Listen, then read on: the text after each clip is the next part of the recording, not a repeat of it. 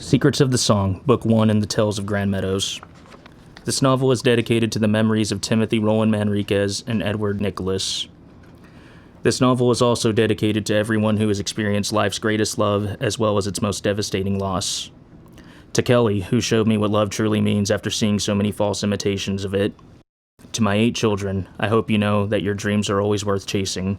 To my mom, for always encouraging my dreams, thank you all for going on this journey with me. Between Cypress and College Station, northwest of Houston, Texas, lies a small town called Grand Meadows. Surrounded by gorgeous rose fields, the town is home to a number of dreamers just like you. In your hands lies one of the 5 tales of Grand Meadows. I hope you enjoy reading it as much as I have enjoyed writing it.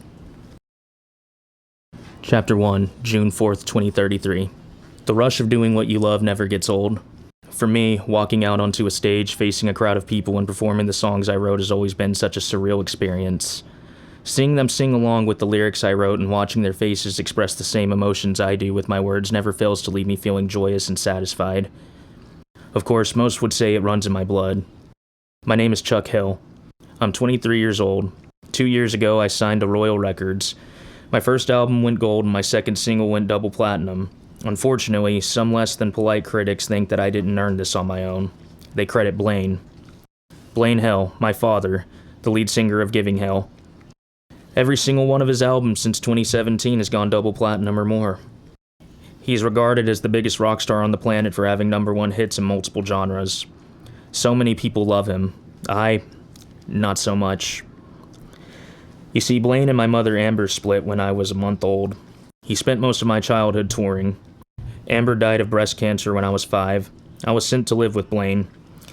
You'd think that he'd be there for me after just losing my mother, but dear old Blaine couldn't bear giving up music and touring for his son. The thought is laughable. Instead, his mother, my grandmother, took care of me while Blaine did his thing. He was always financially responsible for me, don't get me wrong. I had everything a kid could want, plus the things they don't think to ask for. Except for Dad's affection, that is.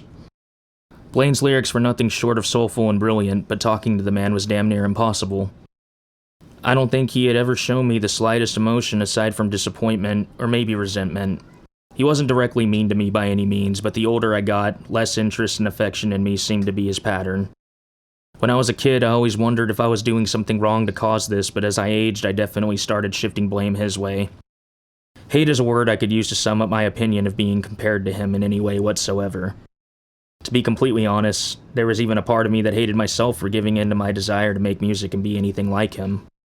But I digress.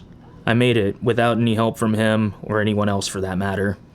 Regardless of what critics and Blaine's fans say, I made a name for myself. My set was going to begin in just a few minutes. My live band was already on stage building up the audience for my entrance. I looked into a mirror by the stage exit, examining my reflection.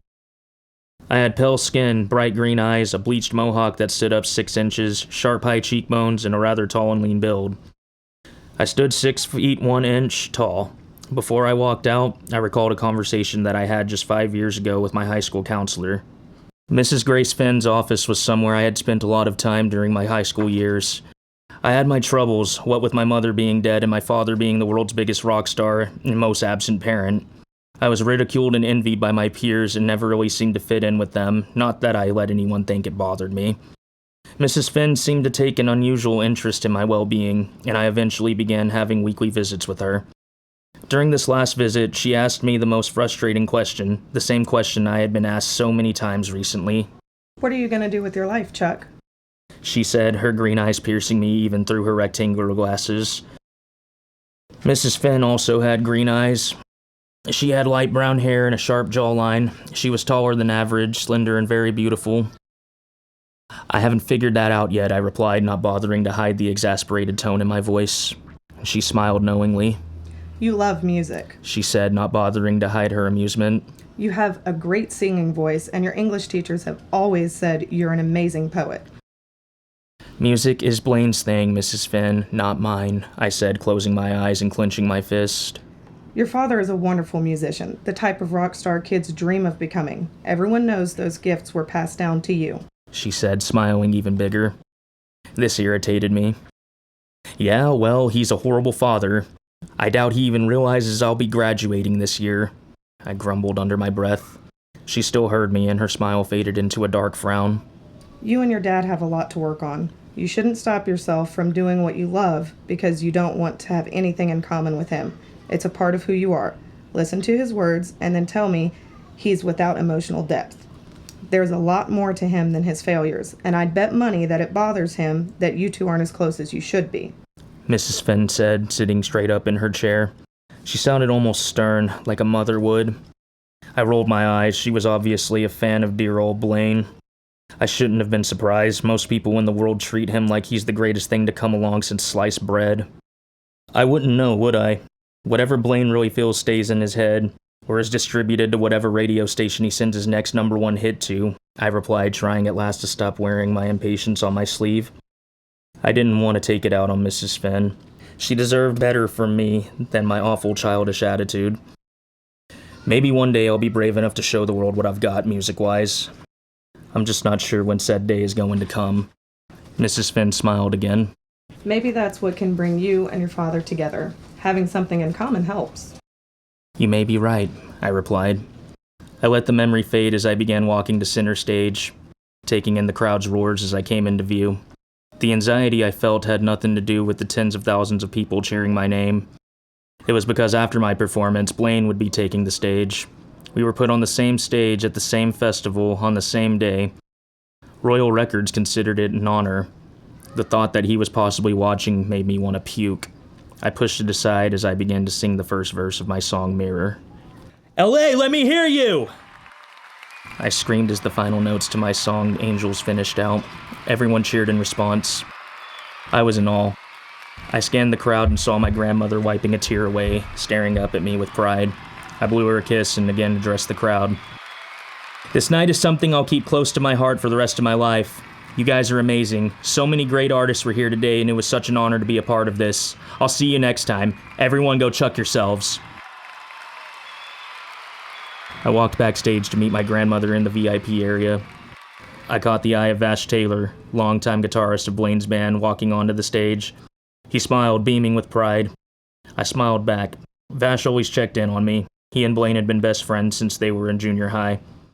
He was like an uncle to me. I only held slight resentment towards him because he'd never reveal anything about Blaine. I wondered if he even knew.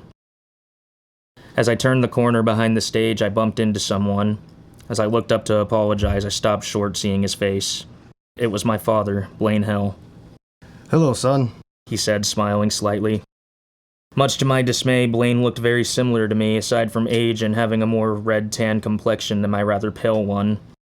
He stood in an impressive 6'3". He had cold green eyes, slightly thicker than average lips, and sharp cheekbones. His slightly graying black hair still covered his right eye. He was covered in tattoos from the neck down. He wore a plain black tank top over ripped jeans and checkered Vans. Despite his rather punk rock appearance, he also had the demeanor of a small-town Texan. Many women constantly went on about how handsome he was. Dad, I said stiffly. you did well out there. I'm very impressed. I'm sorry we haven't gotten to talk about your music.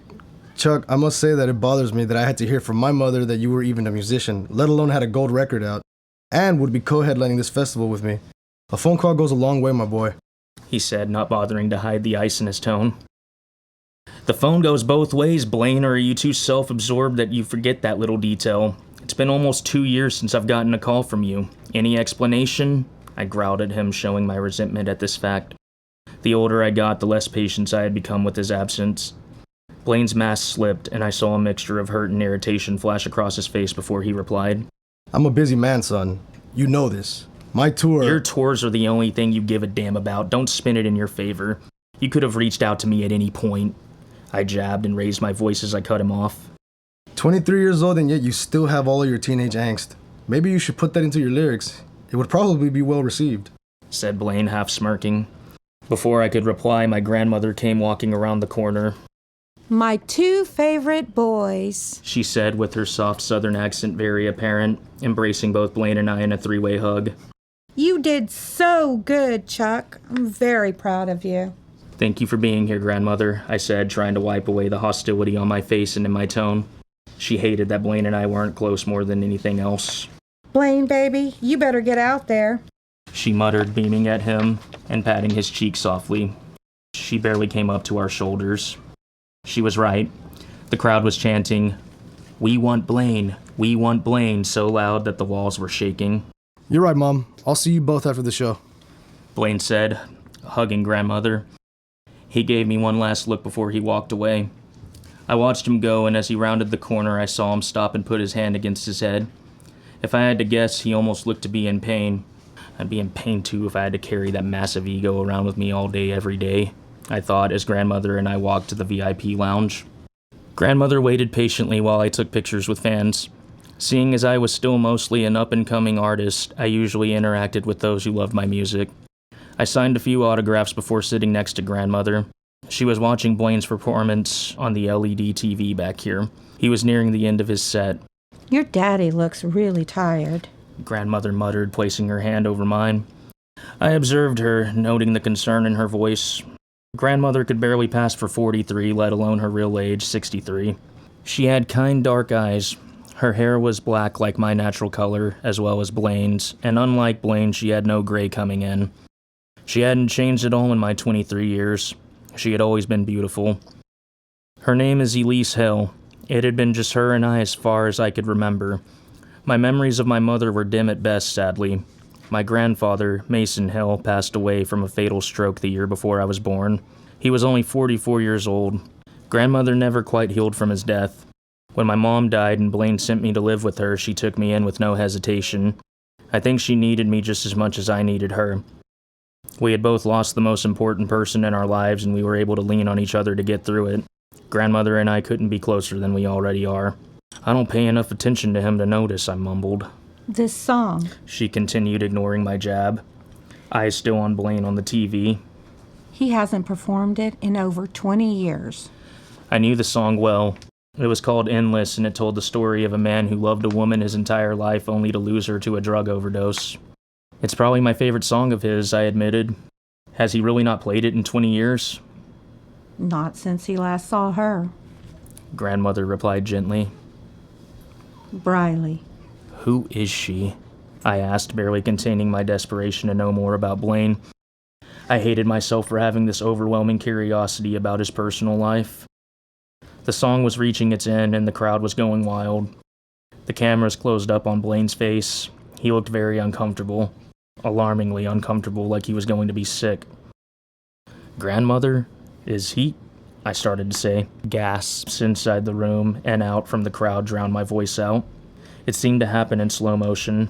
Blaine had once again placed his hand over his head as if in pain, but this time I could see his face. He looked scared, unable to comprehend what was happening to him. He closed his eyes and collapsed to the ground. Without making the decision in my head, instinct took over and I ran to the stage with no other feeling but concern for my father. I burst through the side door, running onto the stage. Vash was leaning next to Blaine, propping his head up. Blaine was unconscious and not moving. Somebody get the paramedics! Vash screamed at no one in particular. Vash, what the hell happened to him? I demanded as I sat on Blaine's other side, taking one of his hands into my own. I don't know, Chuck. He's been getting headaches the past few weeks, but... Vash trailed off. The crowd hadn't moved and were strangely silent. I used my free hand to check Blaine's pulse. His heart was still beating, which gave me temporary relief, but he wasn't stirring. Chuck, what's going on? My grandmother was suddenly behind me. She looked horrified and tears were forming in her eyes. I don't know, Grandmother. Vash said he's been having headaches. I trailed off. And you know how he is, Miss Elise. He doesn't ever go to the damn doctor. Vash exclaimed, looking pained and panicked. Clear the way! An unfamiliar voice shouted. I turned around to see 3 paramedics carrying a stretcher rushing to my father's side. Grandmother, Vash, and I moved to the side. What's gonna happen to him? I asked, my voice shaking. Are you family? The paramedic who wasn't checking Blaine's vitals asked me. I'm his son, she's his mother. I said, gesturing towards Grandmother. We're bringing him to Dignity's Health's ER. You two can ride along. He needs to be seen immediately, he said while strapping Blaine to the stretcher. I'll be right behind you two. Go! Vash yelled, running behind the stage. Why does he need the hospital? What's wrong with him? I yelled in panic. There's no time, son. We need to move. The paramedic snapped dismissively. I looked at Grandmother, meeting her eyes with my own. She nodded. Let's go, I said, taking her hand and following the paramedics carrying Blaine away. Chapter 2, Diagnosis. It was 7 a.m. and Blaine was still unconscious. I stared at his sleeping form, listening to the machines beeping. He looked as helpless as I felt. I had been pacing since grandmother and I had been allowed into the hospital room. Grandmother was sitting in a chair next to the bed. Her eyes were heavy and worry radiated from every inch of her body. Vash was sleeping on the floor, curled into a ball similar to how a dog would lie down. I couldn't imagine he was actually comfortable, but he was out like a light, looking perfectly content. He was always doing such strange and childish things despite being 43 years old, just like Blaine. We hadn't gotten any information from the doctor since we arrived. All we had been told was that Blaine had undergone a CAT scan or X-ray of some sort, that several blood tests had been run, and apparently results would be here in a matter of hours. Celebrities clearly got top treatment in Los Angeles, but I was grateful that something was being done. Whether or not Blaine would wake up anytime soon remained a mystery. As I paced, I reflected on my feelings throughout the night. I felt guilty for all of the resentment I had towards Blaine, despite truly feeling that he deserved it. I was wishing that I had been just a little bit nicer to him. He was, after all, my only living parent. I couldn't shake the feeling that I would regret holding on to my anger as long as I had. 2 knocks interrupted my thoughts, and a grandfatherly doctor entered the room. Mrs. Hill, can I speak with you outside? The doctor asked using a gentle tone. His voice felt oddly soothing. I guess he had good bedside manner. Grandmother nodded her head and followed the doctor to the hall. I could see them through the blinds, but couldn't hear a word they were saying. The doctor was showing her a chart that caused grandmother to cover her mouth, and the doctor gently placed his hand on her shoulder. I stood up, intending to go see what was going on, when a slightly raspy voice stopped me. Chuck, Blaine said, staring at me with a confused expression on his face. what happened? Dad, I'm so glad you're awake.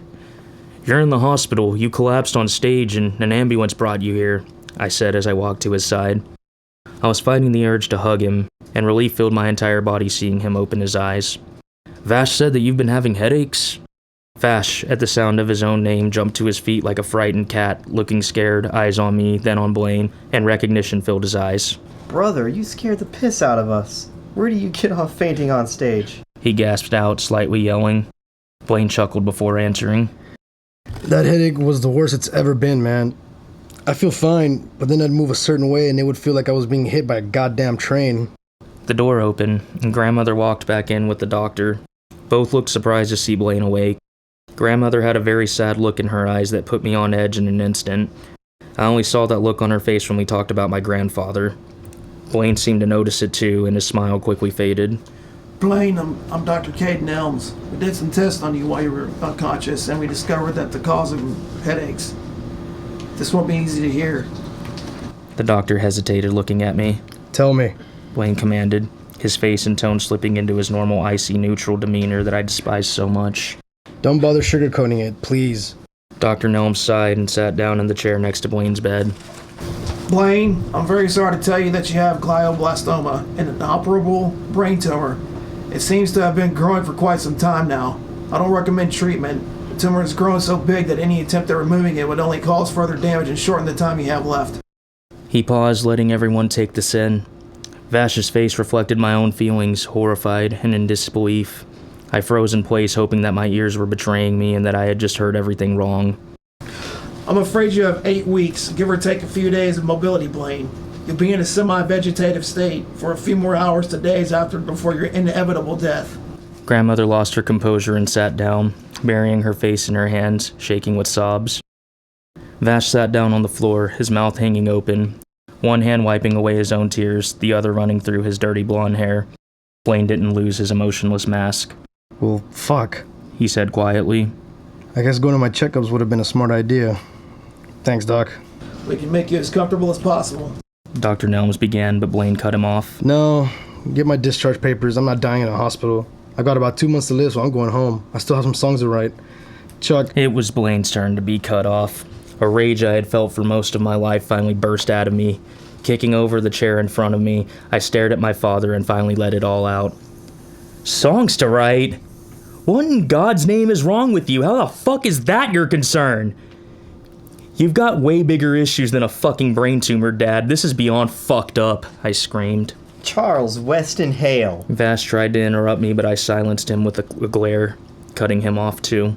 My mother has been dead for 18 years and you spent one day with me before sending me to live with grandmother.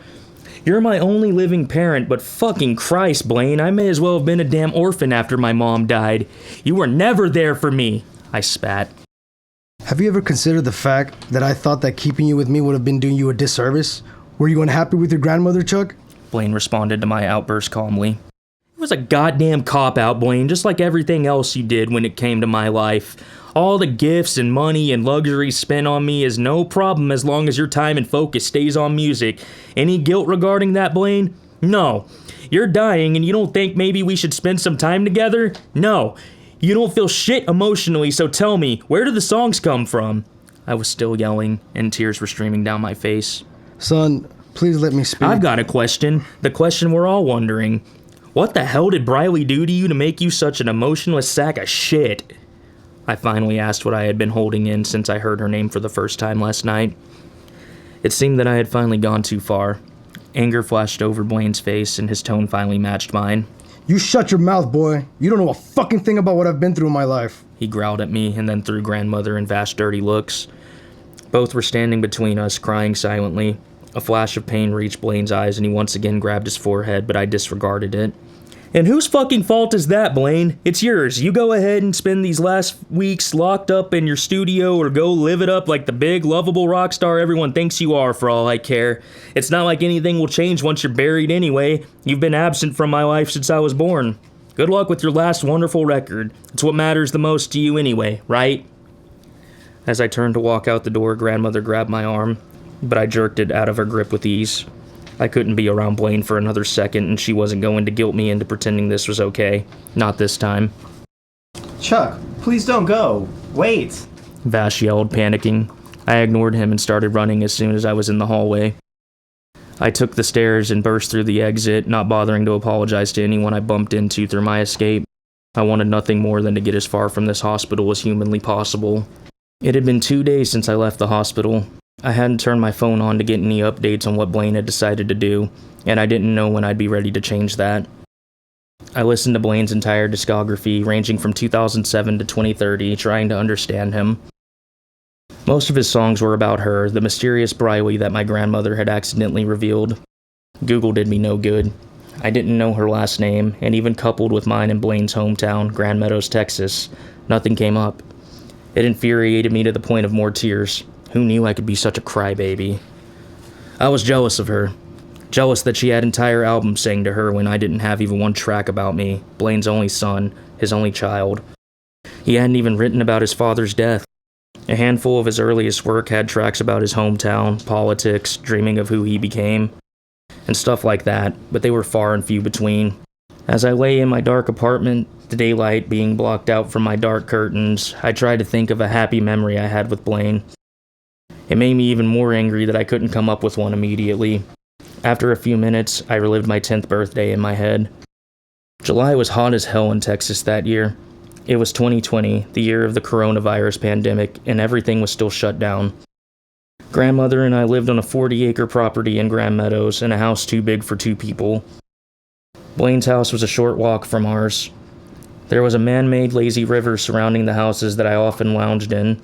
Blaine may have been absent, but he certainly took care of any want or need grandmother or I had. I was lounging in the lazy river when I heard grandmother's voice. Chuck, come inside. I want to show you something.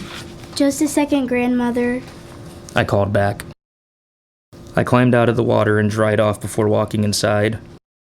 Surprise! Happy birthday, Chuck! An unexpected chorus of voices shouted as I walked through. I was completely shocked. Blaine, at the time rocking a full-on emo hairstyle, freshly 30 years old and looking genuinely happy to see me, was the first person I noticed. His band members, Rob, Spencer, Ryan, and of course Vash, were standing behind him in the kitchen. Vash's niece, also my classmate Emily Jackson, or as I called her, Jack, was also there with a coy grin on her face. Even when I was 10 years old, I thought she was gorgeous. She had naturally dark red hair and the bluest eyes I had ever seen. Before I could say anything, Blaine had walked up to me, bent down, and wrapped me in one of the only hugs I could remember getting from him in my life. After ruffling up my hair, he grinned ear to ear at me. 10 years old, man. he exclaimed, his smile reaching his eyes. How the hell did my boy get to be 10 years old? Time flies when you're out living your dreams, sweetheart. Grandmother said, beaming at us and holding a homemade double chocolate cake with a number 10 candle already lit. Thank you, everyone. Dad, I didn't think you'd be able to make it because of the virus. I said excitedly as we sat down. Your daddy was hell-bent on seeing you, kid. Spencer said, clapping my shoulder.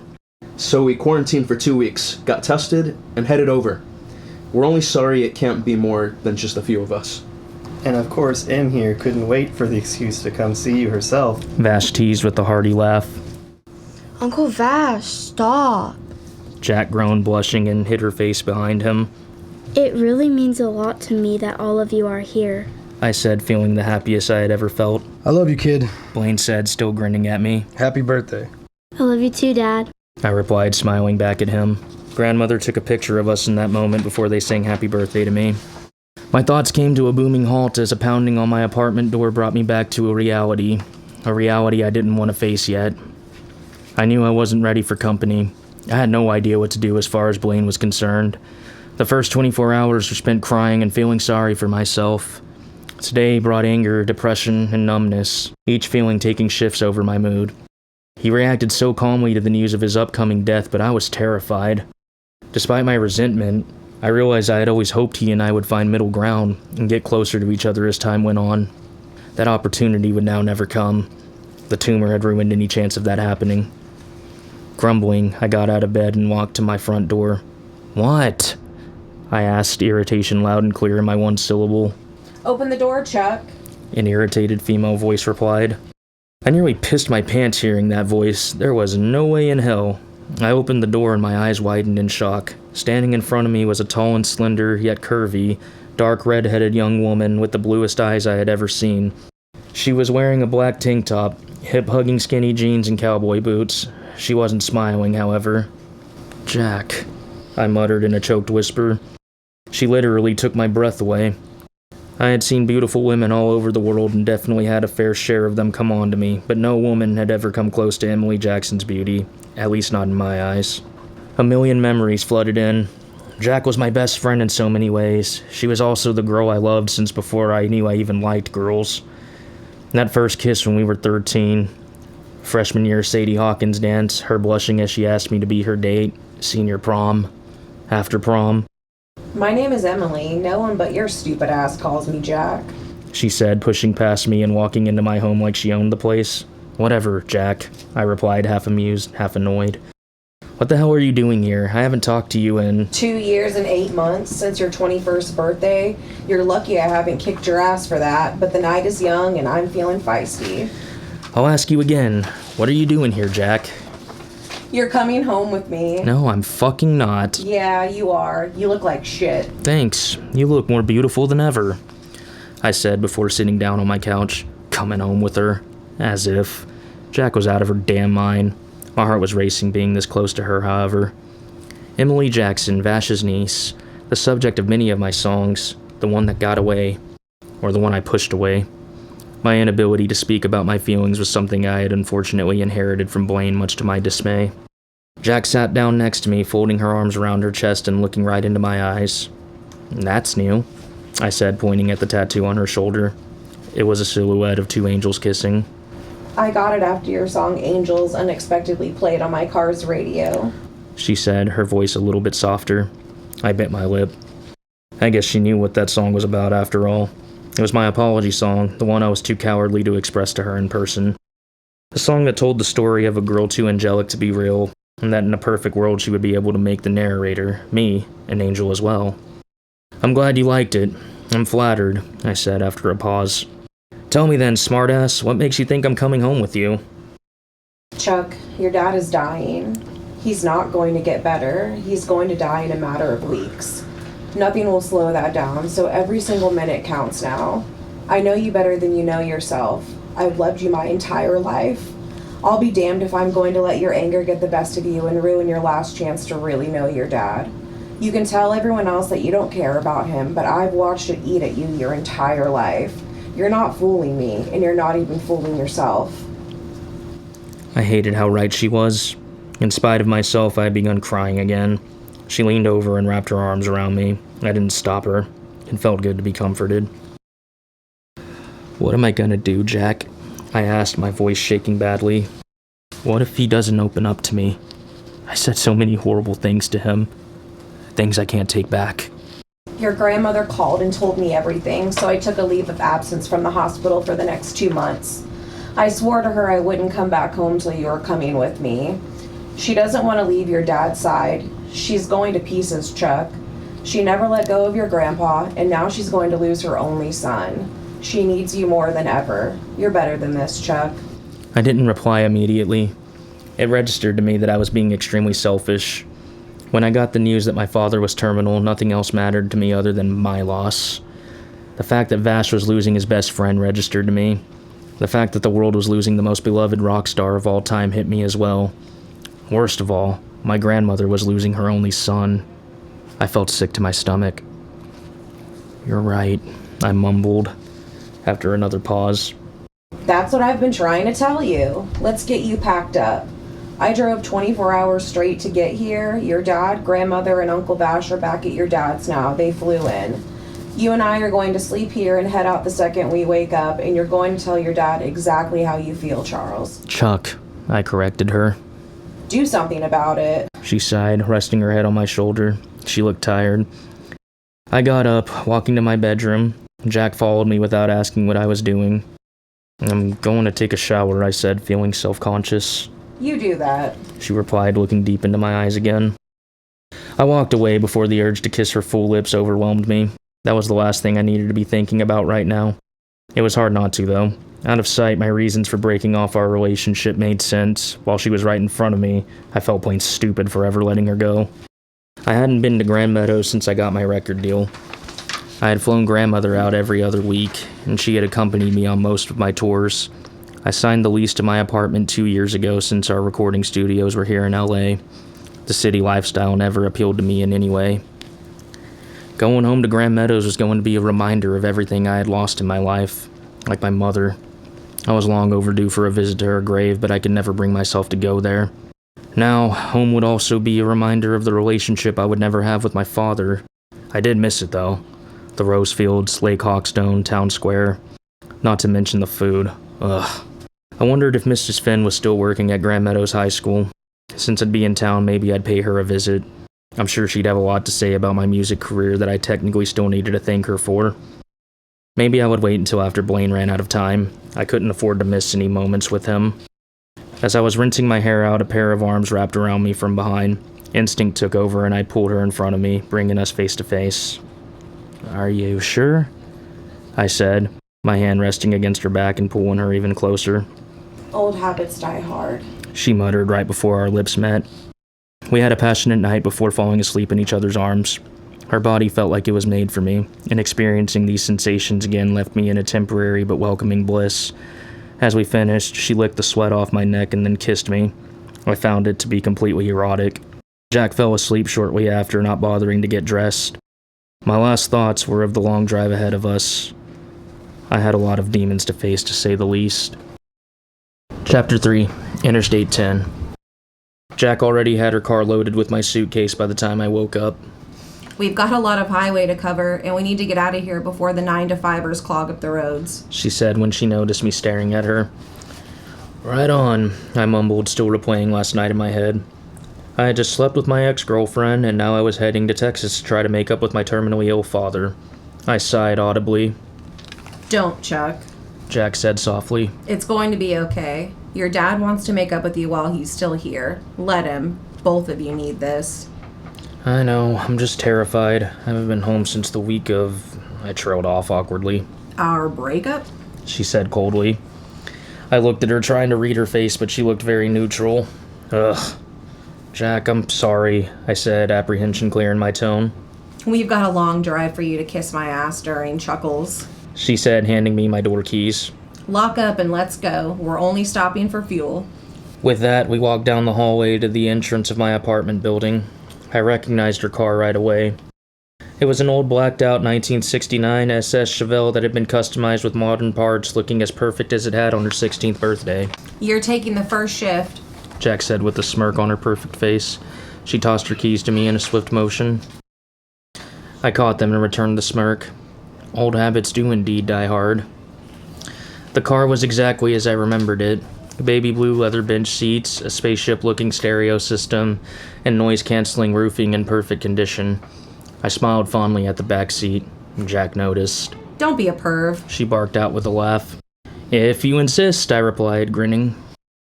I caught a glimpse of my reflection in the rearview mirror. My eyes were heavy, my roots were peeking through my bleached hair, and I had a 5 o'clock shadow.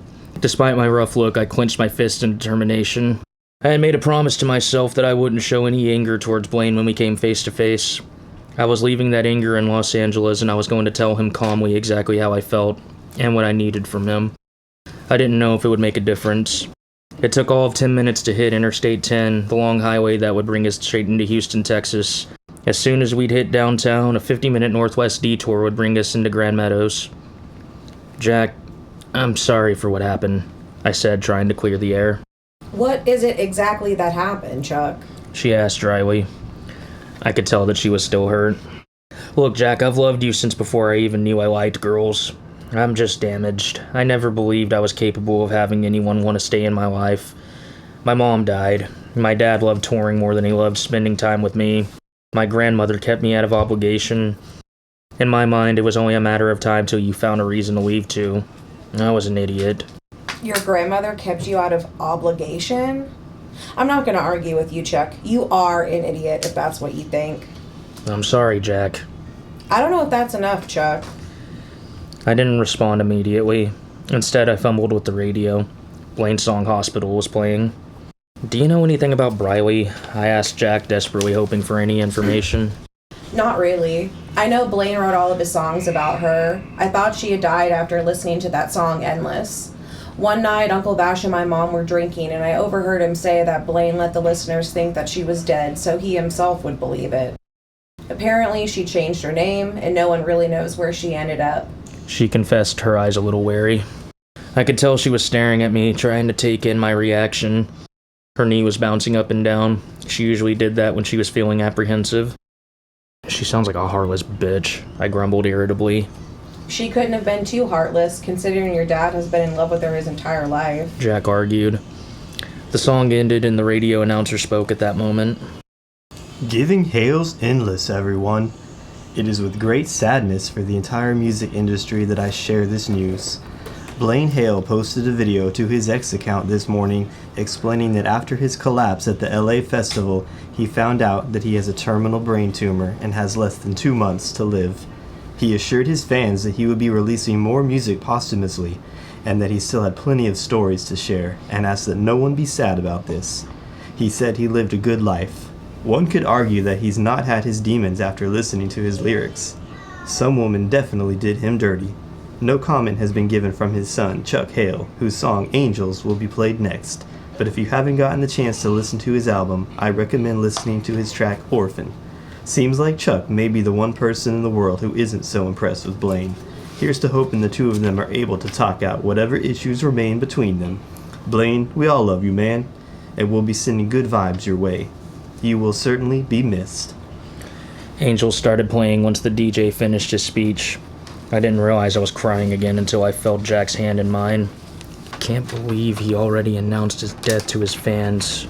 To the whole fucking world at that, I whispered. I'm so sorry. Jack said quietly, wiping her own tear away. I don't know how, but I'm gonna get you through this, Chuck. You're not facing it alone. The stuff between us doesn't matter. We've known each other forever, so I'm here for you, no matter what. Jack, if I could go back in time, I'd have asked you to marry me instead of leaving for LA when I got signed. I let my musical dreams consume me. I should have brought you with me, I blurted out and then cleared my throat. My emotions were getting the best of me and I needed her more than I realized originally. Marry you? Yeah. Jack didn't respond to me. She looked thoughtful as she twirled a strand of her hair in her fingers. At this point, we were passing through Phoenix. I looked at the gas gauge. It was almost empty.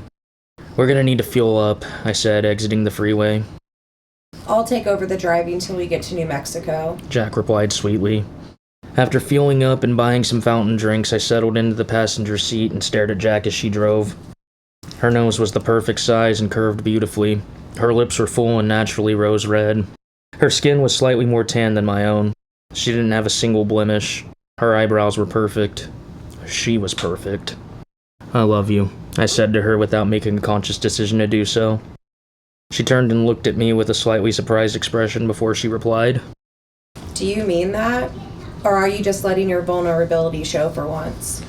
I'm not gonna be like Blaine anymore and repress all of my feelings, I said. And you think you can change that lovely trait about yourself in just one day? She asked. Give me the chance to prove it. I love you too, Chuck, but I want you to focus on your dad. I'm obviously not going anywhere. We have our whole lives to fix things between us, if that's what we decide we want. Your time with your dad is severely limited. You didn't get the chance to say goodbye to your mom, not really at least, but you do have the chance to do so with your dad. You have to take advantage of that. She was right. I took her hand and she thankfully didn't protest. I thought of my mother and slumped down in the seat. It saddened me that I didn't remember her very well. Amber Lang was a 19-year-old super fan of Blaine Hill. He was headlining a show in a town called Cypress, Texas. The band's song Hometown Harlot had just gone viral on streaming platforms, and he was taking full advantage of the fact that he was in his last year as a teenager. Or maybe he was 20 at this point, accomplishing things that most musicians didn't have a prayer of doing. Amber had hung out till the very end of the show to meet Blaine. They traded life stories, and apparently Blaine had just gone through yet another breakup with the girl he had been on and off with. Amber didn't miss the opportunity to console him. I was conceived that night. When they found out, Blaine tried to do the right thing, so they moved in together. Amber didn't take well to his rock and roll status. She began to resent the very thing that drew her to him, as it had become the same thing that kept him from being with her all of the way. By the time she was 3 months pregnant, she and Blaine knew they wouldn't last. I guess I should give them credit for even bothering to try.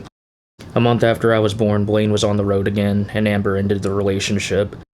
Blaine would take me when he wasn't touring, and he was great about financially supporting me.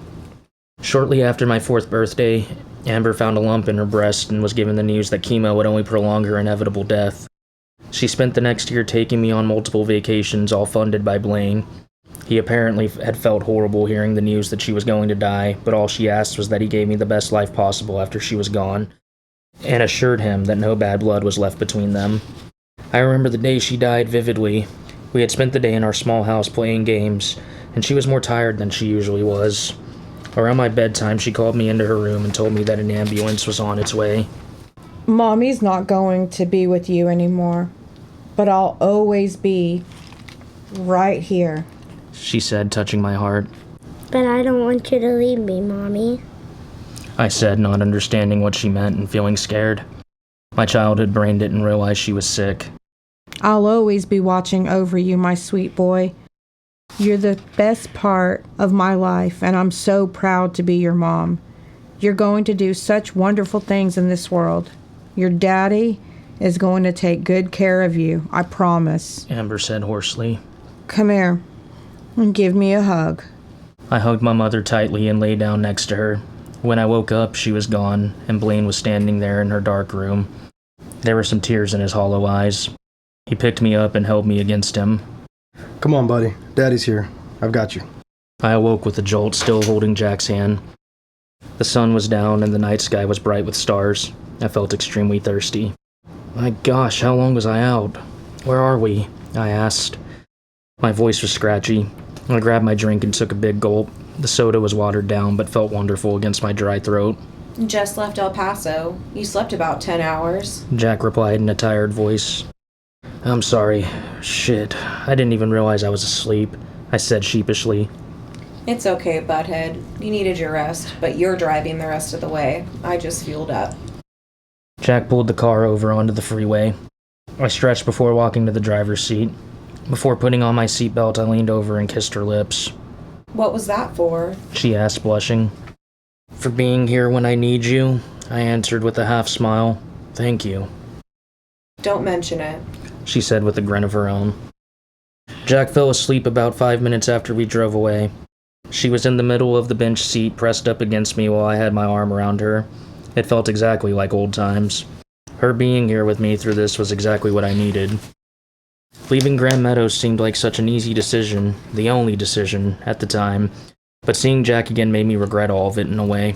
She had just graduated from nursing school the week that I got signed, and I knew she loved being a nurse at Grand Meadows Memorial Hospital now. She always wanted to take care of everyone. The only leave of absence she had ever taken was now, and it was so she could take care of her ex-boyfriend, her childhood best friend, however you want to put it, I guess. I was determined to do right by her if I was given the chance. The drive from West Texas to Houston was very boring. There wasn't much to see other than deserts. I kept myself busy by thinking of what to say to Blaine when I saw him, but I could never stick to a decision. I guess it would have to wait till I was there. About an hour after the sun rose, we were passing through the western outskirts of Houston. I exited onto the 99 tollway to cut over to 290, the northwest freeway that would lead us into Grand Meadows. Avoiding Houston traffic was an absolute must. Jack woke up as I pulled into a gas station to fuel up. We're nearly there, she said sleepily, straightening herself up after kissing my shoulder. How are you feeling? Nervous, I answered, being completely honest. Don't be. It's gonna be okay. I just know it. He needs you as much as you need him. I hope you're right. I stepped out to fuel up the Chevelle for the last time. When I was done, I saw that Jack had scooted into the driver's seat. I silently thanked her. Apprehension was taking over as I knew we'd be at Blaine's property soon. The last half hour we were silent.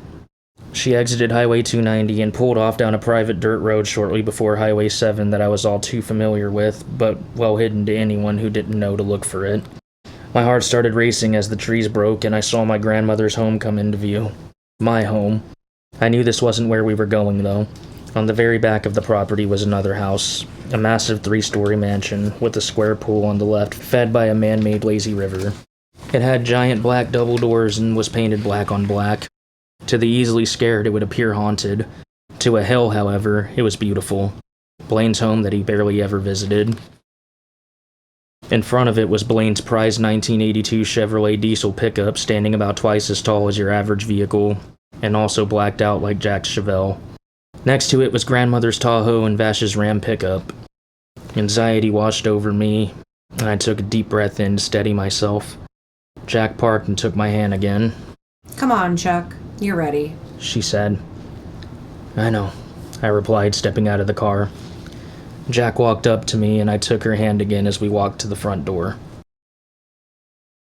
Chapter 4. Overdue Apologies. Without knocking, I opened the door to Blaine's house. I was taken aback by how normal everything looked. The leather furniture still was where it had always been. The glass wall overlooking the back of the property had the late morning sun bringing natural light into the house. I looked at the staircase and finally saw a difference. Blaine had hung copies of his vinyl records, and next to his latest release was my first album. I was surprised to see this. I don't know what I expected.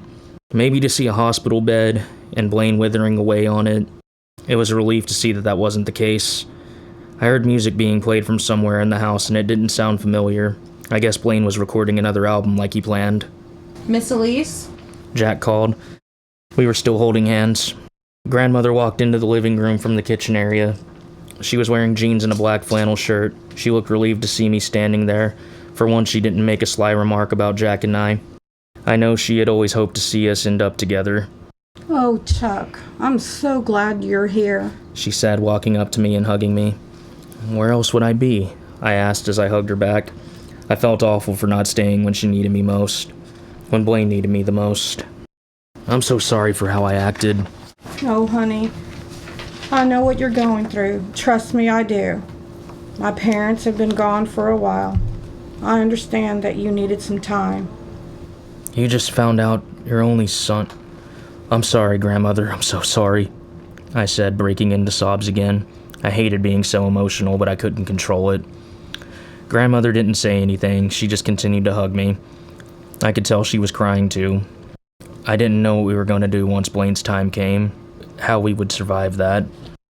Jack walked to the fridge and grabbed 2 Cokes, handing one to me. Thanks, I muttered, taking it after wiping my eyes. The music had stopped and I heard a door shut, followed by footsteps. I tensed up, realizing that Blaine was on his way downstairs. Grandmother, how's he holding up? I asked apprehensively. Your dad has music on his mind, as always, she answered, smiling, but her tears were still apparent. He doesn't know that I sent Emily to bring you home. You didn't tell him? I asked her, my apprehension turning into full-on panic. Chuck, You've been angry with your daddy for a long time, and no one has done anything to fix it. No one would have blamed you if you chose not to be here. I would have never forgiven myself if that was the last conversation Dad and I ever had, I muttered. I felt irrevocable shame for how I had acted at the hospital. A low gasp from behind me stopped Grandmother from responding. I turned around to see Vash standing there with his eyes wide and his mouth hanging open, shadowed by Blaine, who looked tired but otherwise normal, aside from the glimmer of relief in his eyes as they focused in on me. Chuck, He said quietly. Dad, I'm so sorry, I said as I walked up to him, half pushing Vash out of the way as I wrapped my arms around my father, hugging him for the first time in years. Blaine hugged me as tightly as I hugged him. I'm sorry too, Chuck. I'm sorry I've let you down, He said in a choked voice. I could see Vash wiping away his own tears as he watched us, and I heard Jack let out a sniffle too. Grandmother had come up to Blaine and I and had joined our embrace. I think you boys need to spend some time talking, so Vash, Emily, and I are going to pick up some food. Chuck, it's been years since you've had Tex-Mex. I'll bring your favorite. Grandmother said, one hand on my shoulder, the other hand on Blaine's. Thank you, Grandmother, I said, trying to smile at her. I'm sure it looked more like a grimace. Vash came up to us and gave me a quick hug. It's good to see you, kid. He said brightly. He still had tears in his eyes. He moved to follow Grandmother out of the kitchen. You too, Vash, I replied, clapping his shoulder as he walked away. Jack walked by me and kissed my cheek. Our fingers interlocked briefly as she followed Grandmother and Vash. Blaine smirked at me, and once they were gone, he started in on me.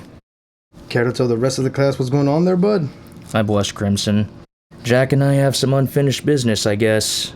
I stuttered out, hardly believing I was being teased by my father about a woman for the first time in my life. I'll give you details on us when you explain to me who the hell Briley is. Blaine's smirk faded as he sighed, but he didn't turn icy. Briley and I haven't seen each other since you were a little over 5 years old, Chuck. She's been gone for a while. Does that mean she's dead? I asked. It doesn't matter. How do you even know her name? Grandmother accidentally said it out loud when you were performing Endless at the festival. Said you hadn't sang that song in over 20 years. Well, I'm sure you can imagine why. First time I changed my mind about it, I collapse on stage and find out I'm terminal. That song is a curse. Blaine said, letting out a humorless laugh and an eye roll. Follow me upstairs. I nodded and we walked up the stairs to the 3rd floor where the home recording studio was set up. We sat down at the control booth and looked at each other. Dad, I'm sorry for how I acted in the hospital. You didn't deserve that, I muttered. That's the thing, Chuck. I think I did. Blaine sighed. Why though, Dad? I asked. Because I've never been there for you the way I should have been. When your mom died, I should have given up touring, gotten a day job, and taken care of you. I should have been a father rather than letting your grandmother do all the hard work in raising you. You have to understand, giving you up wasn't my first instinct. I wanted to bring you on tour with me. Really? I asked him, taken aback. It kind of irritated me that no one had ever pointed this out to me. Grandmother knew how much it bothered me that Blaine was never around. Yes. I asked your grandmother to join me on the tour so she could tuck you in while I performed. She told me that you deserved better than growing up on a tour bus, and she told me I shouldn't have to give up on my dreams after losing my father. She said it was best that you stayed in Grand Meadows with her while I continued doing what I did. I was scared to get emotionally attached to anything or anyone, including you, son.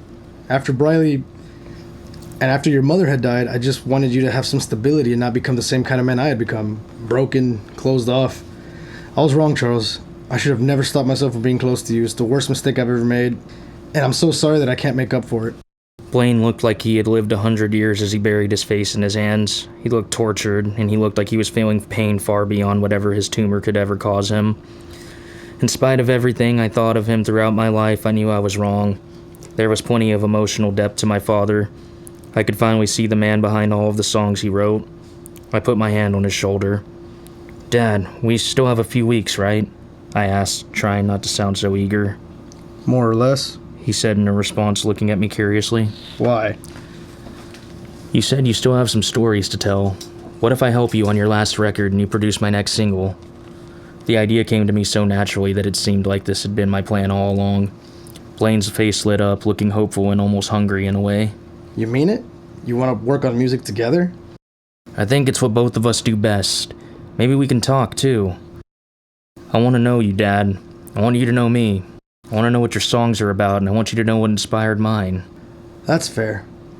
That's very fair, son. Blaine said, a single tear streaming down his face. For the next hour, Blaine showed me the music he had been composing in the 4 days since his diagnosis.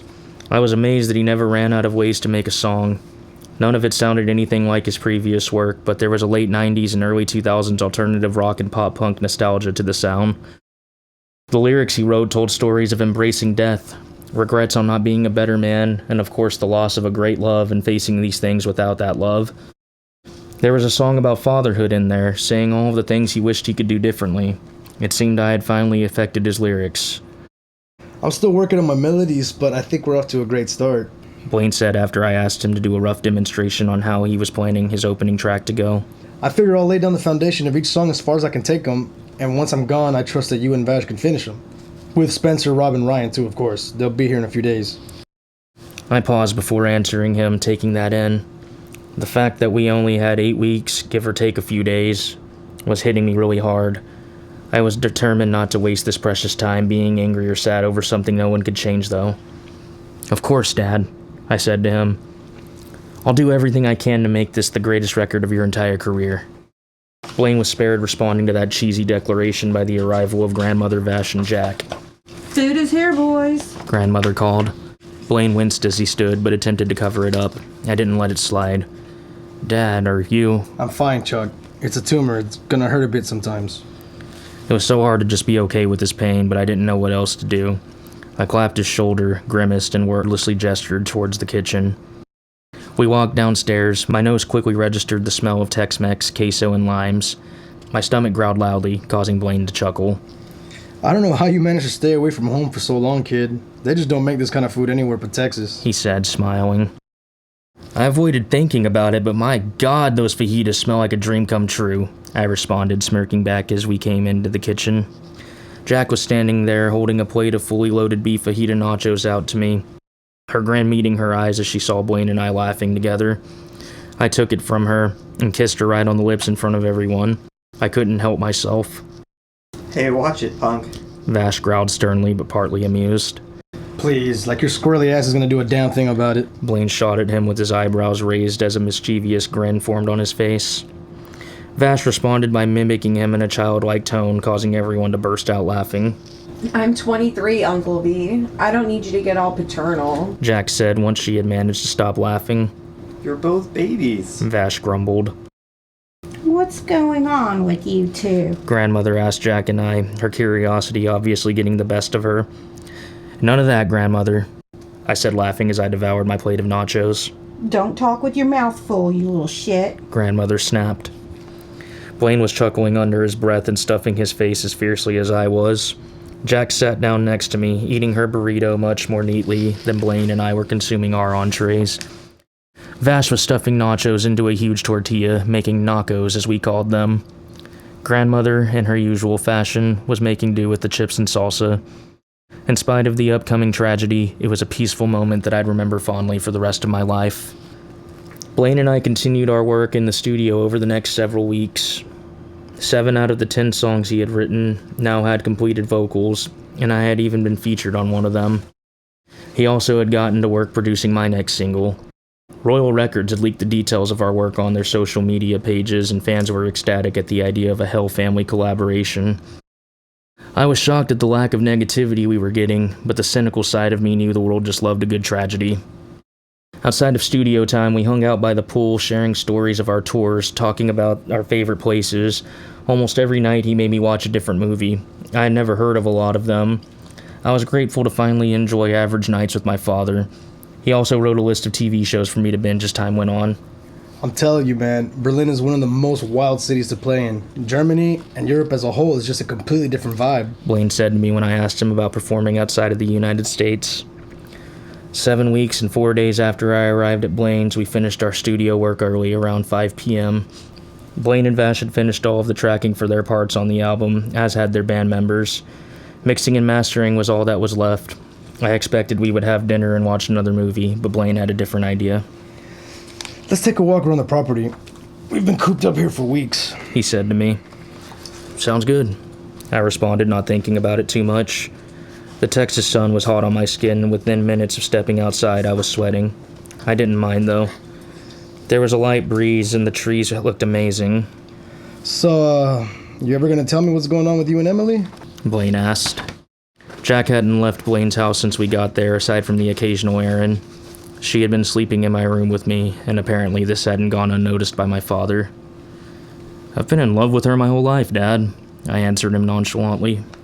No shit. He laughed and gave me a light punch on the shoulder.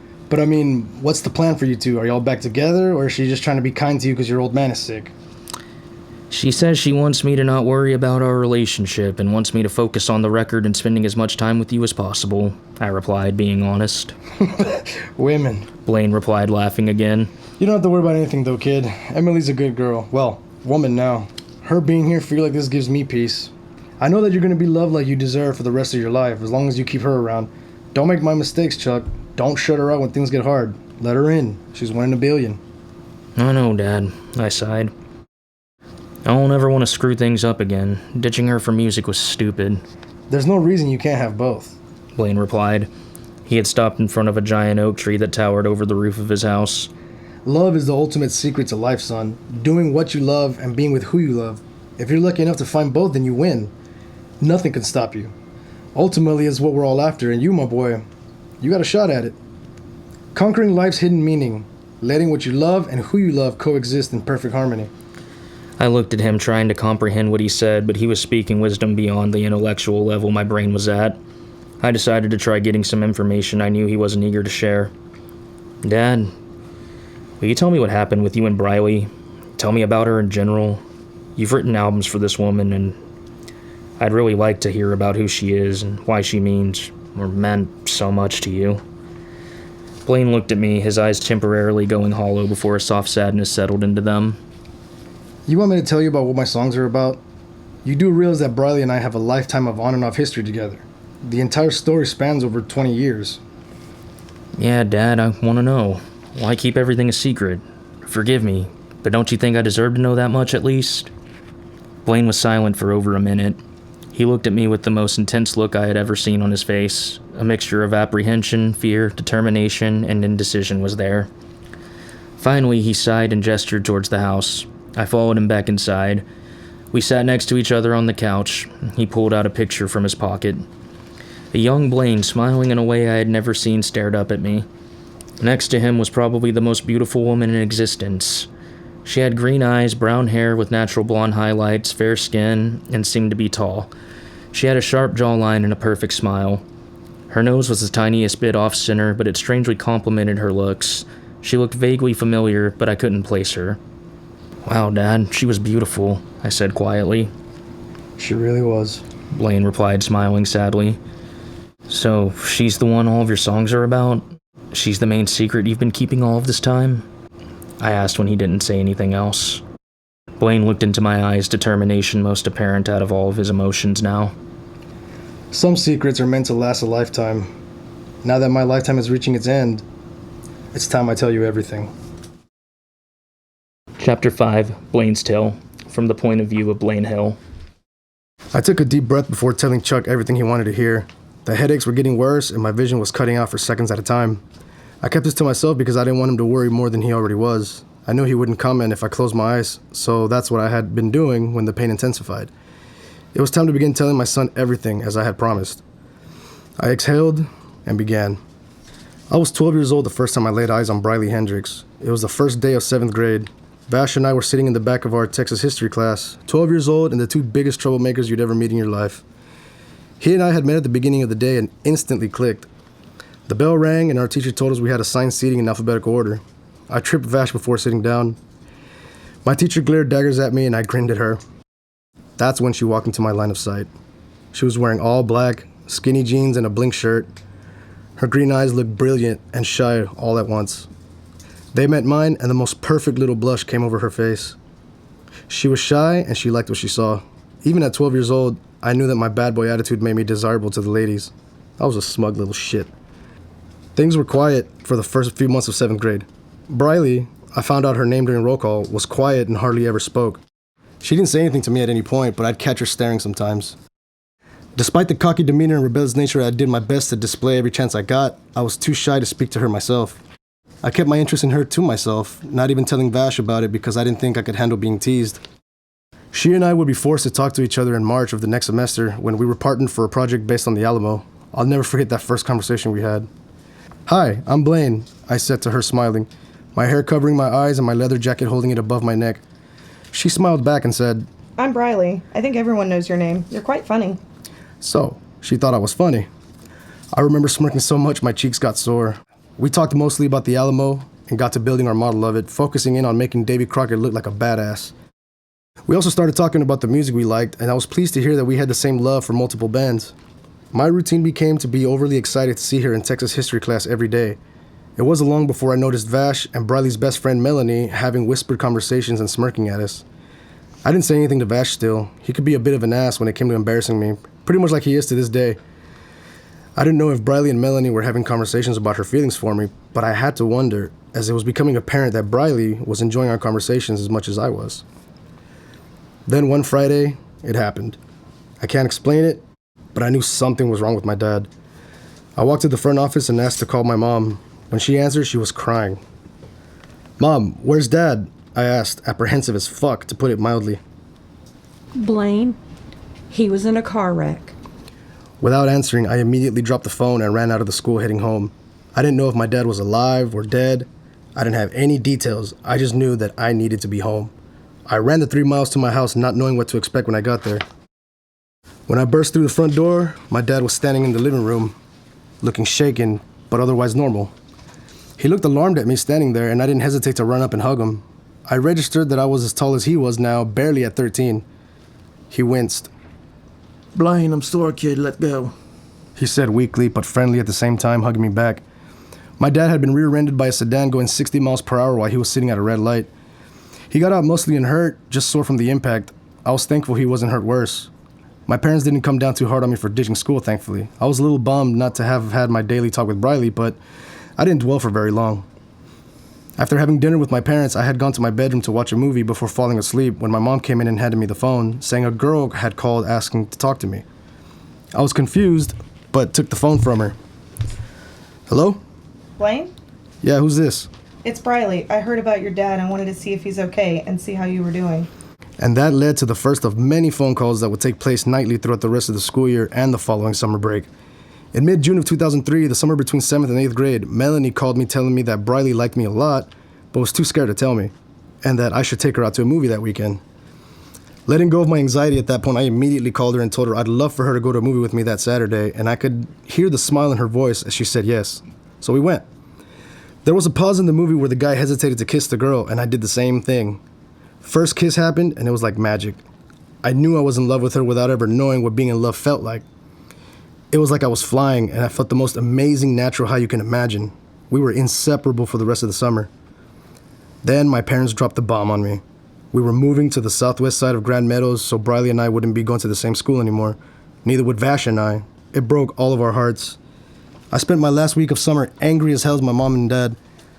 Slowly but surely, Briley stopped returning my calls. By October, Vash told me she had a new boyfriend, and I did my best not to let it crush me. First love and all that nonsense. Plenty of songs get me through it. I picked up guitar to cope. I got pretty good, too. I joined choir at school to learn how to read music, and I eventually met a girl named Allie Winter. She became my next girlfriend, and it seemed like we had a good thing going. Then winter break came, and her parents wouldn't let her call me. Shit happens, whatever, right? Vash and I had gone to the mall to spend some of our Christmas money. There was a tap on my shoulder, and who do you think was standing behind me outside of the Hot Topic store? Briley Hendricks, looking as perfect as ever. I gave her the cold shoulder, but by the end of the night, we were making out like teenagers do behind the Grand Meadows Mall. Nothing came of it. I eventually stopped attempting to call her again and continued my relationship with Allie into my freshman year of high school. We fell apart when her parents threatened to make her move schools if she didn't stop seeing me. I didn't want that for her, so I sadly let her go. I turned to my friends I had made that year, Spencer, Rob, and Ryan. We started a band, went into the studio, and became local rock stars amongst our peers. The recordings still exist, they're awful, but they never fail to make me smile. In the middle of my sophomore year, just after the second semester had begun, it was 2006, I had just turned 16, Vash got expelled from his high school for taking a shit on the principal's desk.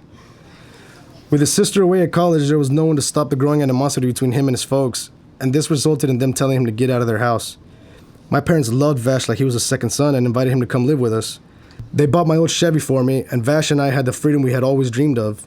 He eventually joined my band as a rhythm guitarist, and I switched to just singing. Life was going well. Our first big break happened when we were asked to play at a festival in Houston. Vash and I wanted to look good, so naturally we went to the Grand Meadows Mall.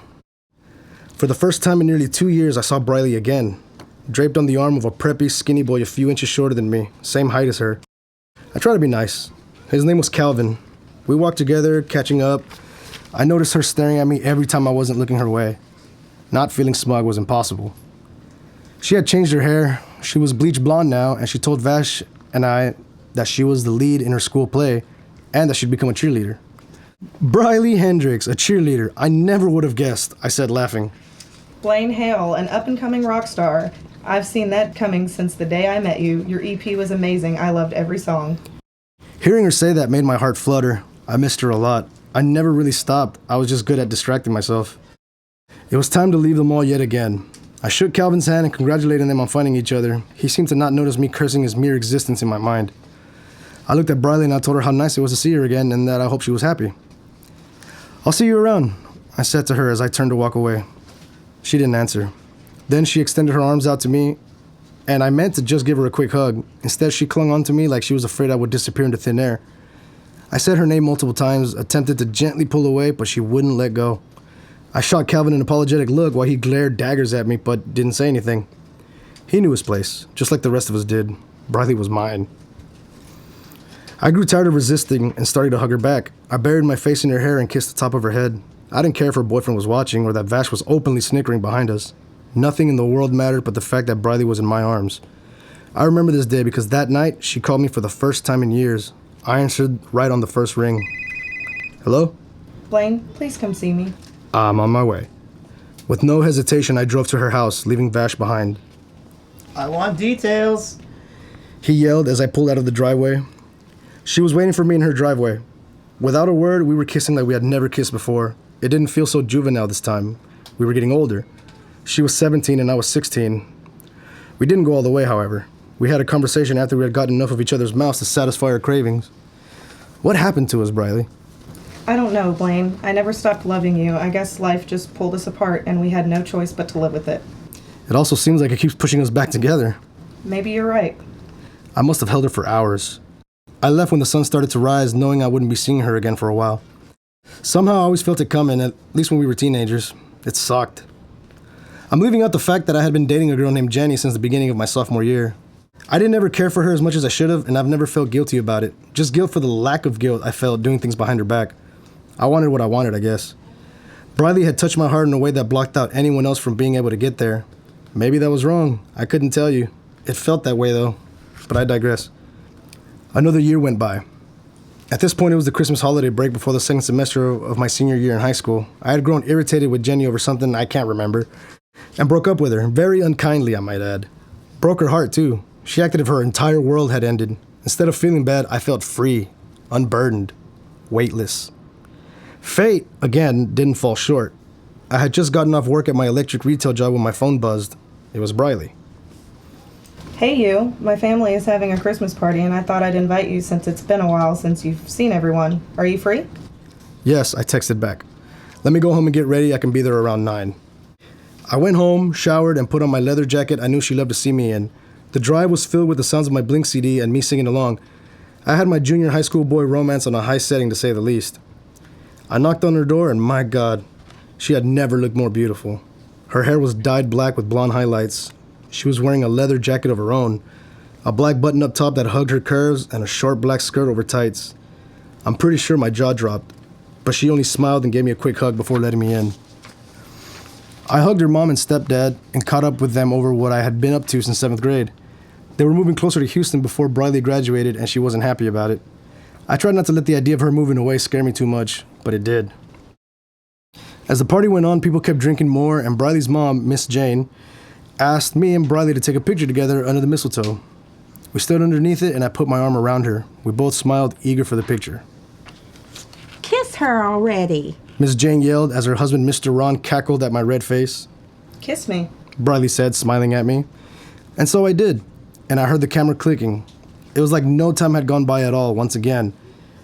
As the party guests left, we decided to go to Sonic for a soda. We parked and got to talking about what we planned on doing after high school. She had dreams of going to LA for acting, and I mentioned my plans of taking my band on tour and seeing what became of us. It's been 6 years since we met. Can you believe it? I asked her. I really can't. It's gone by so fast. I still feel the butterflies when you're near me, Blaine. I don't think that'll ever change. We began kissing again. I'll spare you the details, but long story short, our first time was that night. It was magical beyond anything I could ever imagine. Sorry, son, don't puke. I paused to laugh. We spent the rest of the winter break acting like a couple. Movie dates, dinner dates, walking trails, playing guitar together. It was amazing. For the first time in a long time, I was growing confident in our ability to really be together. We brought in the new year kissing under the fireworks.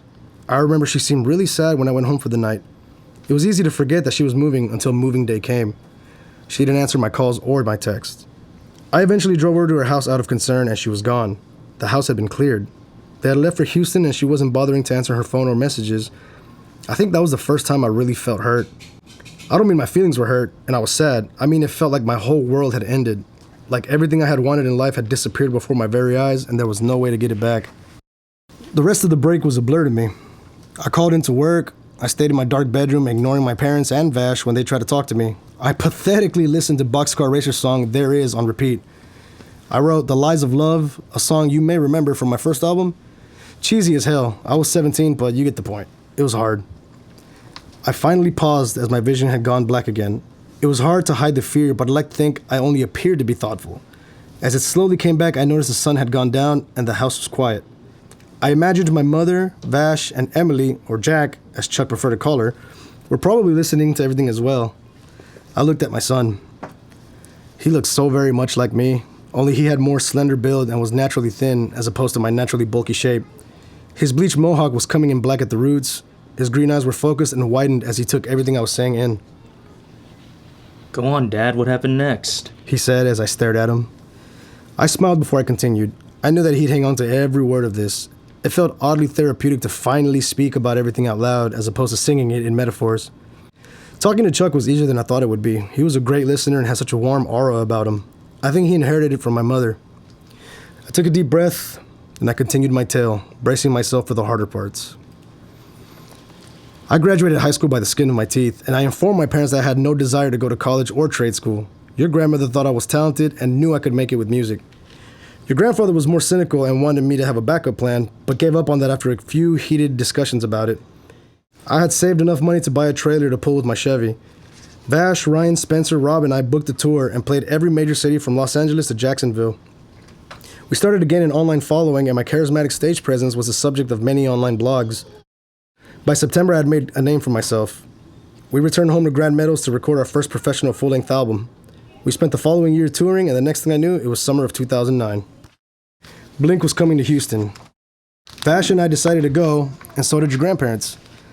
The band had just gotten back together from their first hiatus, and the excitement and energy was insane. I was 19, getting tattoos, full of confidence, and I was an up-and-coming artist getting recognition in the music community. Frankly, I'd never been more full of myself. After going through the gates, it didn't take long for Vash and I to venture from my parents. The opening bands put on great shows, and Vash and I mingled with many different people. Some we knew, some we didn't. It was a great time. But of course, she was there. Briley was staring at me, and I just had to have caught her eye. She tried to wave at me, but I gave her a cold look and turned away. I hadn't forgotten how much she hurt me the year and a half before. Vash had noticed her too. Are you gonna go talk to her, bro? He asked me. Not if I can avoid it. I really don't care to hear shit she has to say, I replied in a defiant voice. Don't be a butthurt jackass, man. I know you miss her. He teased. Shut up. Okay. I preoccupied myself by staring at the screen on the stage that had personalized messages. Many were simple statements such as Blink 09 or We love you, Travis. Just typical shit like that. After about 10 minutes of this, I nearly pissed my pants. A message flashed across the screen that was personalized to me. Blaine, Eric Hale, I love you and I'm sorry. I know I screwed up. Please come sit with me. Love, Briley. I immediately felt guilt.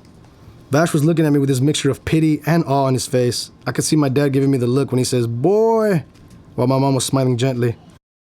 I looked back to where I had last seen Briley, and she was sitting on a blanket with another girl, who I quickly realized was Melanie.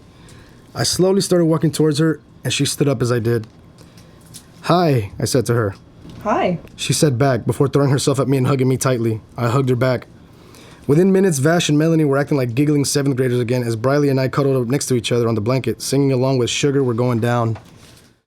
Blink came out, and as they played, it felt like the soundtrack to our lives was being performed for us. I saw them just completely enjoying themselves and seeing all of the people singing their songs, and knew that was what I wanted to do with my life. I also knew that it would never be enough if I didn't have Briley by my side.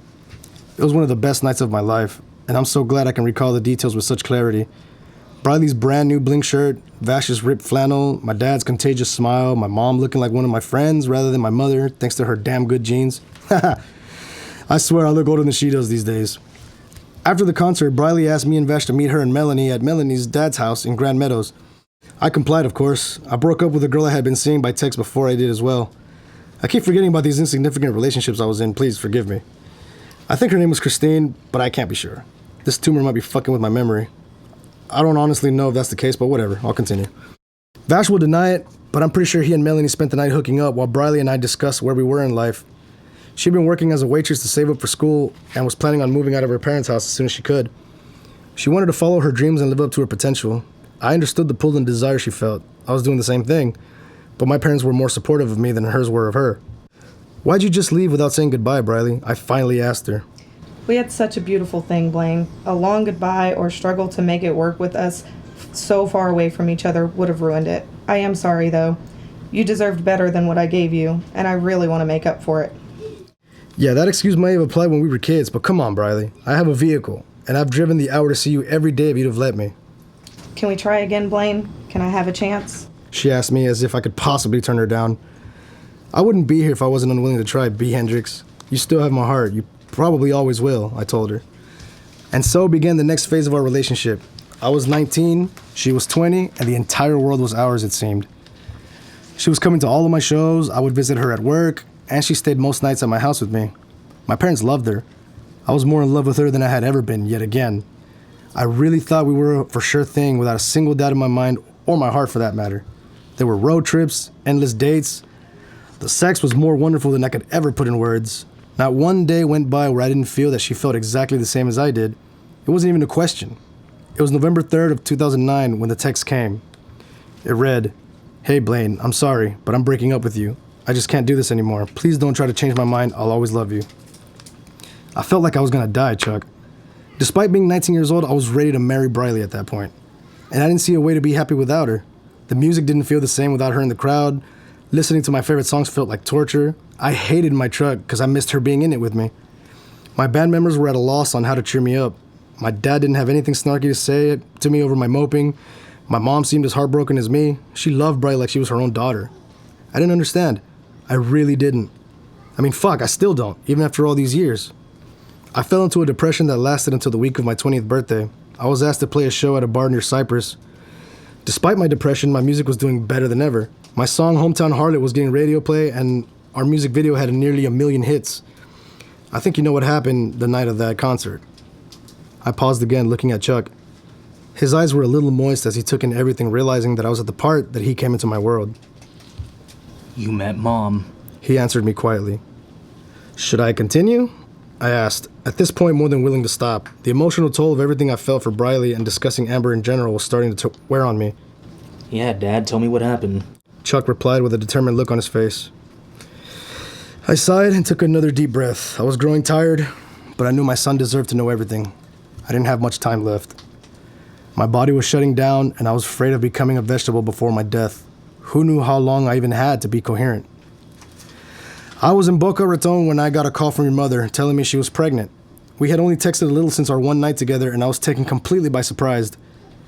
I canceled the remaining dates on my tour and raced home. My bandmates were shocked, but understood my urgency. My parents freaked out on me. I was going out of my mind trying to explain everything. My dad yelled at me a lot, but stopped when I broke down crying in my mom's arms. I was terrified at the idea of being a father. I had no idea what being a dad would entail. Your mom and I decided to get an apartment. She enjoyed buying things for you, and we discussed names. I told her I wanted you to have a classic name, not some bullshit douchey name most people my age gave their kids. And she asked how I felt about Charles. I loved it. It stuck instantly. She chose Weston as your middle name because it was her mother's maiden name, apparently. I never interacted with her family much. They've never reached out to me since she passed away, and I've never bothered with them either. I'm sorry for that, and I'm sorry that you have no relationship with your mother's family. That was never my intention, but please understand that I never did anything to keep you away from them. As for Amber, your mom and I were different, Chuck. We got along for the most part until it came time for me to play a show or write my music. She grew resentful of the women who were at my shows. She would badger me on about what my songs were about and make snide comments such as, "You're obviously not over that bitch Briley. Why don't you go find her like we both know you want to? Why are you even here?" Things got worse for me. My depression hit its all-time high when my mother called me in the middle of the night, letting me know that my father had just left in an ambulance after having a stroke. He didn't make it. My dad was my hero, and I miss him every day. He was a hard worker and a badass engineer. He was my inspiration as a father. I'm so proud to be his son, and I miss him every day.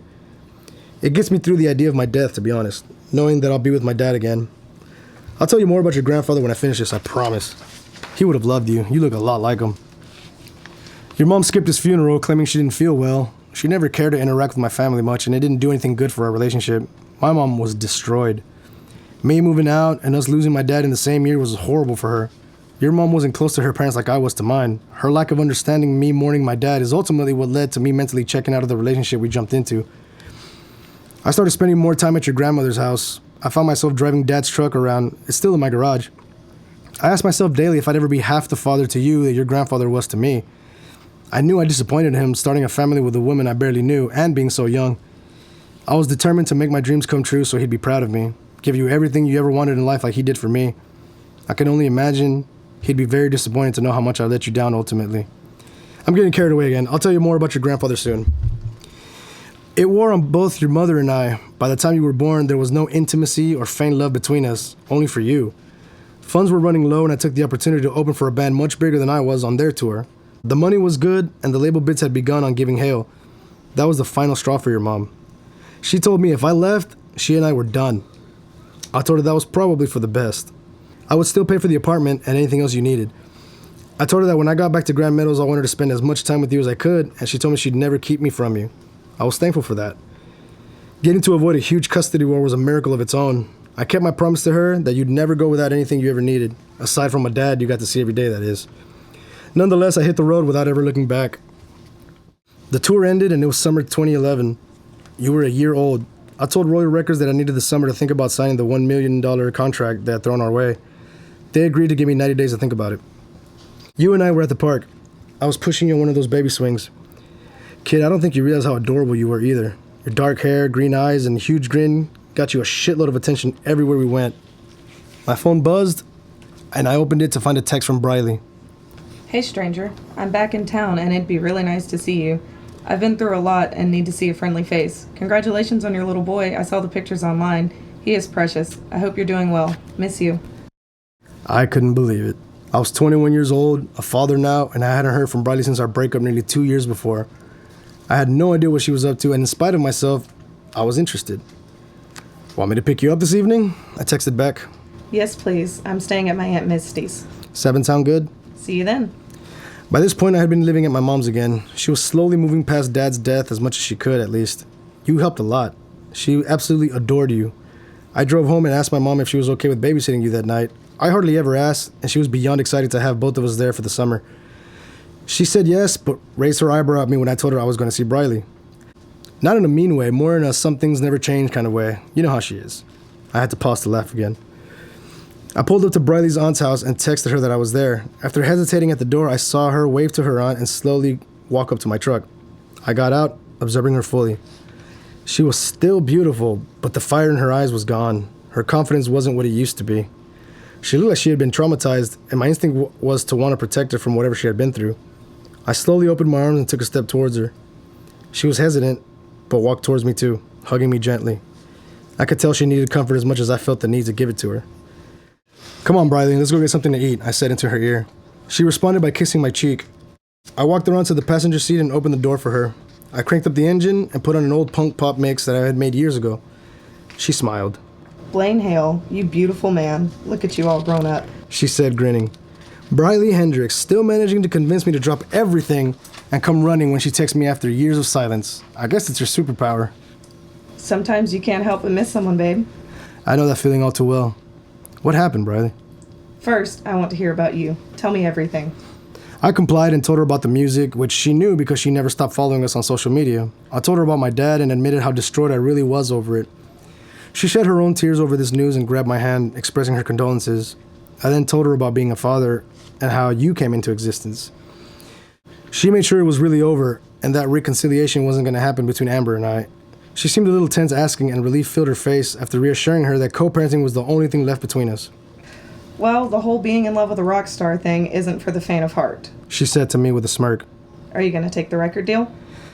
I want to, I think. I also want to see little Chuck grow up. I'd miss my mom a lot too, but I know she wants me to follow my dreams. What do you think? I think I'm going to kick your ass if you pass up the opportunity to live your dream, Blaine. Careful, I might enjoy that. She was slowly but surely becoming the Briley I knew, rolling her eyes, smiling more, laughing real laughs. It was great to see that. We arrived at a bar that I'm sure you know by now on the outskirts of Grand Meadows called Halfway There, and took a seat on the patio. After ordering our food and 2 beers, we chuckled a little over the fact that we were now old enough to order legal alcoholic beverages. So, are you going to tell me what happened to you? I asked her. Yes, it's hard to talk about. Blaine, please don't think less of me. I just got out of rehab. I swallowed hard.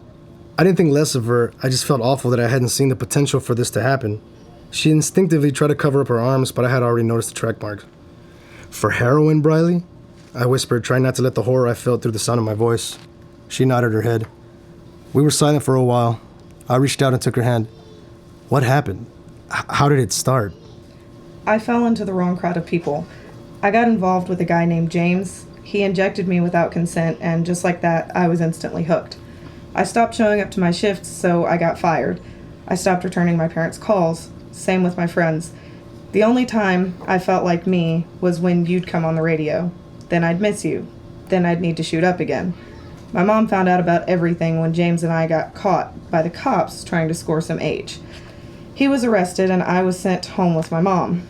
She put me into a facility to get clean. The program's over, and I'm staying with Misty while I try to figure out what to do with my life.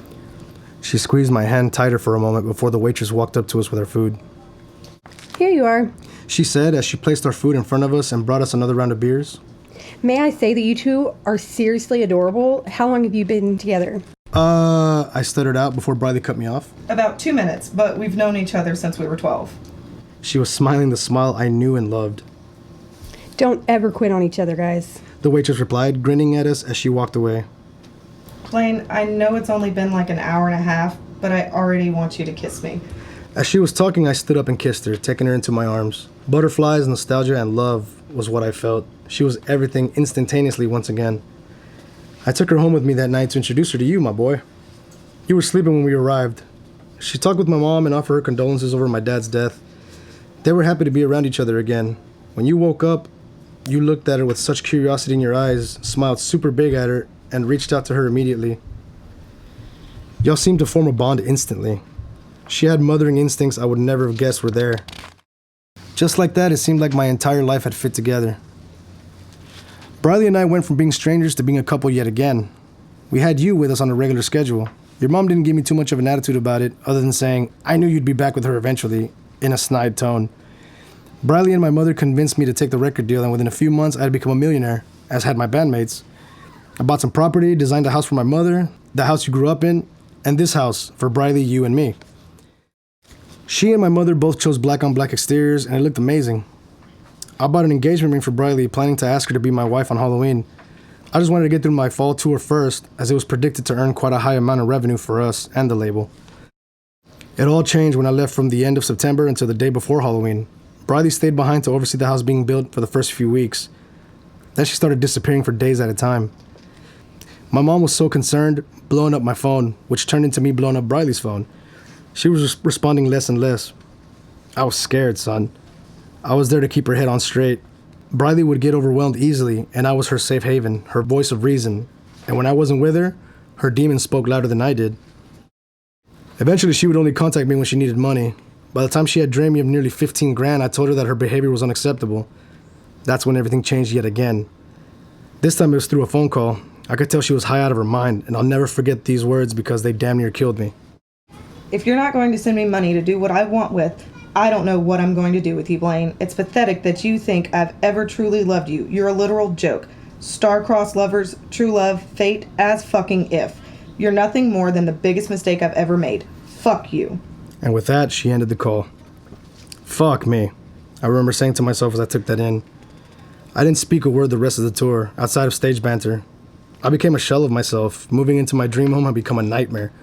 The house felt haunted, and I hated being there. I even had trouble enjoying my time with you. You seemed to know something was wrong. You constantly babbled her name, which made me feel even worse. On one hand, I had everything I ever wanted, just not the person I wanted. I was now a celebrity, my songs were blowing up worldwide. Vash and the others encouraged me to send a private investigator after Briley so we could help her, but I refused. I spent most of my time staring at the engagement ring I had bought for her. I still carry it with me to this day. I had to stop to dry my eyes. Chuck was sitting in the same spot looking awestruck. I pulled the ring out and showed it to him. Is that the last time you saw her? He asked me, staring at the ring even as I put it back in my pocket. I saw Briley one more time. Not exactly a happy occasion either. It was disturbing, more disturbing than I care to admit, honestly. However, it's late, and I'm very tired, son. I'm not feeling very well, and I need to get my rest. So do you. I'll finish tomorrow or the day after. I'll let you know that this period of time I just told you about is what inspired most of my albums, aside from the one we just completed. I guess it's safe to say that there aren't secrets to your songs. It's merely one secret, which is Briley. Chuck said as he stood up. I want to hear the rest, Dad. I'm finally beginning to understand you for the most part, but I want to understand you all the way. I also stood, trying to ignore the dizziness I was feeling. I know, Chuck. I will tell you the last part, I promise. For now, I'm gonna get some sleep. You should get some too. I started to walk towards my bedroom, desperately wanting to be alone and to not break down in front of my son. Dad, I had no idea she knew me as a baby. Chuck muttered with ice in his tone. He looked like he was agitated and stunned. It was disturbing seeing him try to be emotionless. He looked exactly how I must have looked through his eyes throughout all these years. I'm sorry, son. I clearly have more regrets than I know what to do with. Good night. Good night, Dad. He grumbled as he walked towards the opposite side of the house. I sighed, knowing Chuck was upset again. I knew he would be, but I was sticking to my promise. My vision went out by the time I lay down in my bed. It lasted a little over a minute before I could make out the outlines of my dark room again. My time was running short. I knew that. The last thoughts I had as I drifted off to sleep were about the fact that despite not seeing her for over 20 years, I wished more than anything that Briley Hendricks was here, comforting me when I needed her the most. Some dreams never come true, though. I knew that better than anyone, didn't I? Chapter 6, Chaos and Peace. I walked slowly to my bedroom, running through everything Blaine had told me about Briley Hendricks. Hearing the first-hand account had a strange effect on me.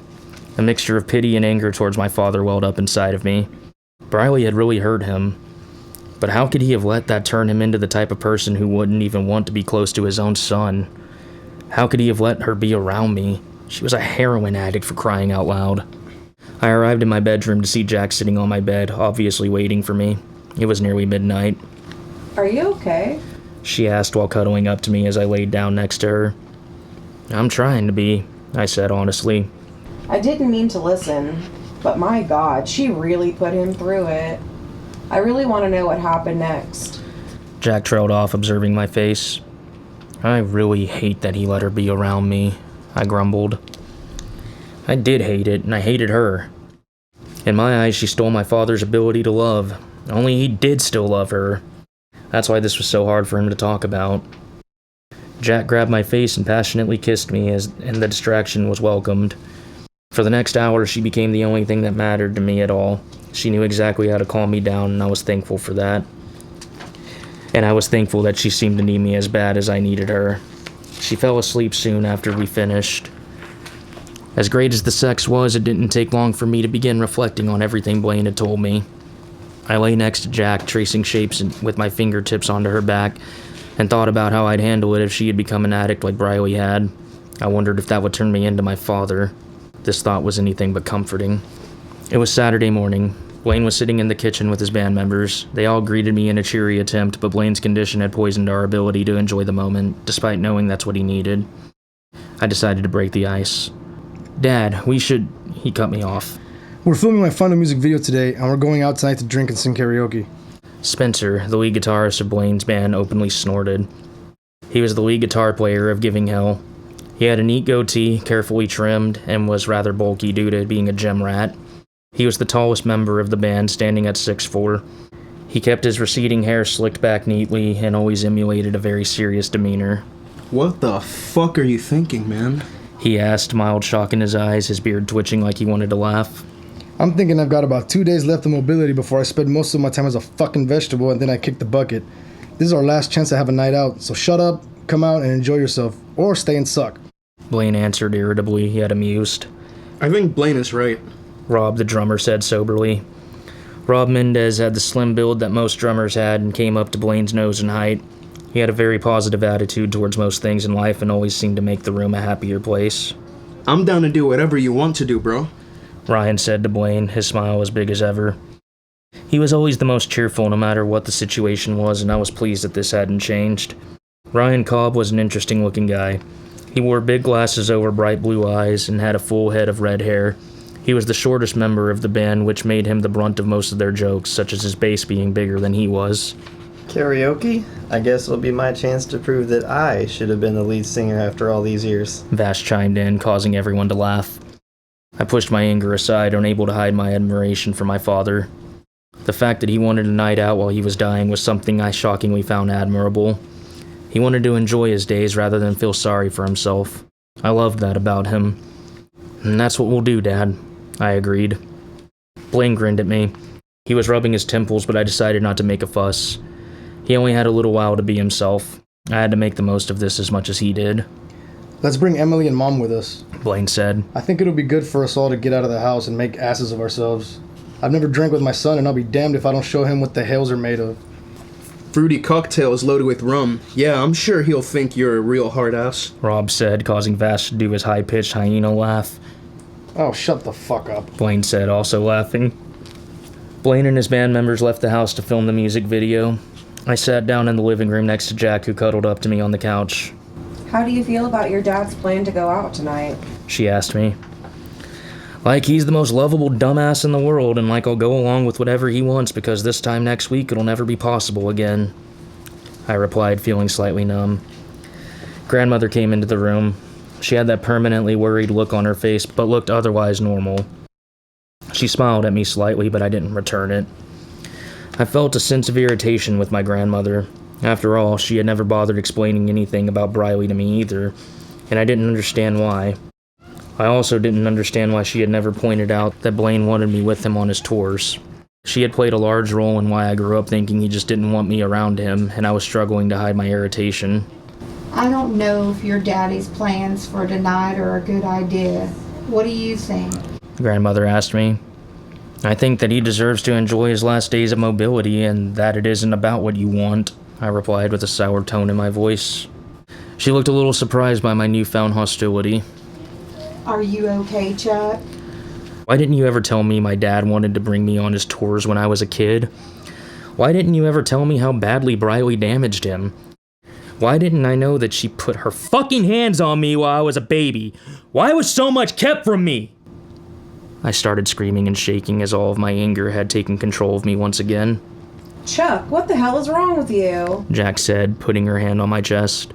I love you, but I'm not going to let you lose yourself to anger or ever let you talk to your grandmother like that again. Emily, it's okay. Grandmother said sadly. I knew I'd have to answer these questions someday. Chuck, can you please listen without interrupting? I know you're angry, and I get it. I just want you to understand why. I looked at Jack, then I looked at Grandmother and forced myself to take a deep breath. After a few moments, I answered her. I'm sorry, Grandmother. Of course I'll hear you out. I grumbled somewhat stiffly. Chuck, when I lost your grandfather, it felt like my life was over. I lost my best friend, my other half, without any preparation. The only thing that kept me alive was your father. A few months later, you were born, and you filled part of that void that I felt. Taking care of you became the second phase of my life, and my instinct was always to put your needs first. I never meant to make you feel alienated from your father. I just didn't want him to give up his dreams that he worked so hard for when I was capable of making sure you had the love and care you needed after your mother passed away. I never considered the fact that this would damage the way you see your daddy. I was selfish. I see it now that I'm looking back on it. I thought I was being magnanimous, as my only wish was to make sure my son got to live his dreams. But a lot of the choices I made should have been up to you. Seeing how angry you've been with your dad instead of being proud of him, it just breaks my heart. Especially when we're both about to lose him for the rest of our lives. Chuck, I can't put into words that accurately capture how awful it feels knowing that I can't save my son from this damn tumor, that I can't go through this for him, that I can't protect him from this. I'd do anything to trade places with him. The only thing that's going to keep me alive is you, my grandson. You're going to be the only part of him and the only family I have left. I understand that you're angry.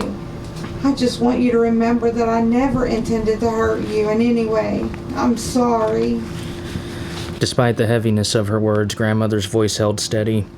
I felt awful again. In reality, I had a better upbringing than any of my peers. I had never faced poverty or any of life's real struggles. I had deluded myself into being pissed off at my father for living his dream and allowed that anger to be directed towards my grandmother, who selflessly dedicated her life to raising me. I was the one who needed a serious reality check. Without a word, I stood up and walked over to my grandmother and gave her a hug, kissing the top of her head. I couldn't let my anger control me anymore. It's always been you and I who get the worst part of this beautiful life, isn't it, Grandmother? I'm gonna lose my dad right as he and I truly get to know each other. You're gonna lose your son, which isn't the natural way of life. Of course, it's right after the three of us finally start acting like an actual family. What are we gonna do? You'll take care of each other like you have since your mom died. Jack said with a melancholy tone in her voice. It may not seem like it, but you'll get through this, Chuck. So will you, Miss Elise. She put her arms around Grandmother and me. We sat in silence for a while. Eventually, a call from my father made us all stand up. Dad? I said after putting the phone on speaker. Hey Chuck, get down to the chute. We're in the clearing in our woods. We changed our mind about it in my final video. Last words is gonna be the song. We need you in it. He hung up without waiting for my reply. Grandmother and Jack looked at me questioningly. The song they featured me on, I explained, feeling shocked. I guess I'm filming a music video. The video shoot was intense and emotional. The storyline behind it was a visual representation of Blaine walking through the forest to embrace death, with myself and his band members walking behind him. They were filming parts of the video when I arrived. There were cameras everywhere, and Blaine's personal stylist all but shoved me into a chair to begin working on my hair. You've let your roots show far too much, said the stylist slightly condescendingly as he began shaving my sides off and gesturing for his assistant to prepare the bleach. Yeah, well, I've been a bit preoccupied, I snapped irritably. I hated people messing with my hair, even when it needed to happen. Yes, I'd imagine so, the stylist replied sadly. It's hard to think about Blaine's fate, and that's just from a fan who has had the honor of working with his hair for over 15 years. As his son, well, I can't begin to fathom how you're feeling. I didn't bother replying to that. Once my hair was done being cut, the bleach was set in and my facial hair was shaved off. I quickly realized that he must have been using some Hollywood-level products. My roots were matching the rest of my already bleached hair within 20 minutes, but it burned like hell. As my hair dried, I tried to remind myself not to show my own pain and fear, and to live in the moment so I could really enjoy the small amount of time my dad and I had left. It felt damn near impossible, though. I got dressed into a black suit with checkered Vans to match my dad. The scene I joined him in was supposed to represent me taking his place amongst his band members as he walks into the abyss. Of course, special effects would take place before we could see exactly how this would look. Despite the excitement, it was hard for all of us to hide our somber moods. It was no secret that this would be the last music video Blaine would ever film, and that reality hit us harder with every passing minute. The scene we were filming brought out some real emotion. He was staring directly into my eyes with his hand on my shoulder, singing the words of his musical bridge, and I was staring right back into his, preparing for my verse to start. I believe both of us shed real tears at the same time as he guided me into his own spot for me to take over the vocals on the song, as he backed away slowly into the forest, singing his own part. Vash walked up to me as Blaine began filming his solo scenes. How are you holding up, kid? he asked, his tone shakier than he probably intended. I'm just desperately trying to hold it together for Dad's sake. I mean, this time next week he'll most likely be... I trailed off. He told you about Briley? Vash stated, watching my face intently. Yeah, he did. At least partially, I replied. I tried to search his face for answers I didn't think he would give away. If he doesn't finish giving you all the details, I'll fill you in. After. He said in a somber tone. It clashed with his usually cheerful voice. Have you considered reaching out to her? I asked, not wanting to let on that I didn't know whether Briley was even alive. Briley isn't exactly reachable nowadays, Chuck. Vash replied, giving no indication of her fate and thus irritating me further. What's with the vague responses, Vash? Is she even alive? I doubt she'd even care anyway. She sounds selfish as fuck, I vented. I mean, everyone in the world knows that my dad is dying. If she gave a shit, I'm sure she'd reach out to him, or my grandmother at least. I'm not arguing against that, Chuck. She lost my respect a long time ago. There's nothing for me to tell you right now. He said to me. His eyes were cold, but I could tell it was because of Briley, not me. He paused before changing the subject and switched into his unusually stern side. So, what's going on with you and him? Y'all seem quite comfortable nowadays, and I know she didn't take that breakup very well. No. She and I seem as close as ever, but she doesn't want to talk about our future, or lack of one, until I get through Dad's troubles. For what it's worth, I love her and I don't want to hurt her ever again, I replied earnestly. I'm watching you, boy, Vash said, punching my shoulder as the director unexpectedly piped up. That's a wrap. Blaine approached us. The sun was finally starting to set, and he looked rather excited and energized, more so than he had in weeks. Let's go home and change. I figured we'll go to halfway there, maybe get into some trouble. Vash and I nodded in agreement, both forcing ourselves to match his excitement. The extent of the trouble we'd get into was beyond any of our knowledge. Chapter 7, Halfway There. With Blaine shutting off his social media, the hope was that we wouldn't get bombarded once we arrived at Halfway There. It was a Saturday night, though, so we knew that privacy was a luxury we probably wouldn't get. We all piled into Grandmother's Tahoe. Grandmother was driving, and Blaine was riding shotgun. Spencer, Rob, and Ryan rode in the middle row, leaving Vash to annoyingly sit between Jack and me in the third row. He looked smug, while Jack's expression was torn between mild irritation and amusement. It took us around 30 minutes to get to Halfway There. We lived on private acreage on the southeast corner of Grand Meadows, so getting off the property took up half the time. The drive was full of everyone chatting and singing along to a local rock station made up of mostly 90s alternative songs. Despite the heaviness of Blaine's awaiting fate, everyone, including Grandmother, seemed to have a happy face on. Blaine seemed simply elated, endlessly yapping on about how cool he figured the music video for Last Words would turn out. I was simply happy that I finally didn't look like a bum now that my hair had been freshly bleached and my sides were shaved. As we parked, I took note of how presentable everyone looked. Grandmother was wearing a long black dress and a pearl necklace my grandfather bought her long before I was born. Jack had truly outdone herself, her dark red hair and low pigtails, and wearing a tight skirt with fishnets and a black tank top with the name Hell in blood red letters. Her lipstick matched the lettering. Blaine, Vash, Spencer, Rob, and Ryan were all sporting casual black suits with black t-shirts underneath them. I, being the obnoxious ass that I was, wore a white suit with a black t-shirt underneath it. Jack took my arm as we walked into Halfway There. Someone was doing an awful karaoke of Livin' La Vida Loca, and lots of people were dancing. Heads immediately began turning as well as jaws dropping when recognition of who had just walked in registered to the patrons. What? Vash said in a snarky tone to no one specifically. Ryan and Blaine both snorted. We all headed towards the bar. I'll have a tall double rum punch. White rum, please. Blaine said to the wide-eyed bartender who hurriedly started mixing it for him. He looked to be in his mid to late 30s with cropped wavy brown hair and a slight lazy eye. His eyes were a bit bugged as well, and I assumed quickly that he had a cocaine habit. His name tag read Stefano, which I thought was an odd name. What can I get you, Chuck? Stefano said in a cheery voice that didn't match his bugged-out eyes. I'll have the same as him, thank you, I said, smirking at his reaction to us. Jack and Coke for us actual men, Rob said, chuckling and gesturing to Spencer and Ryan.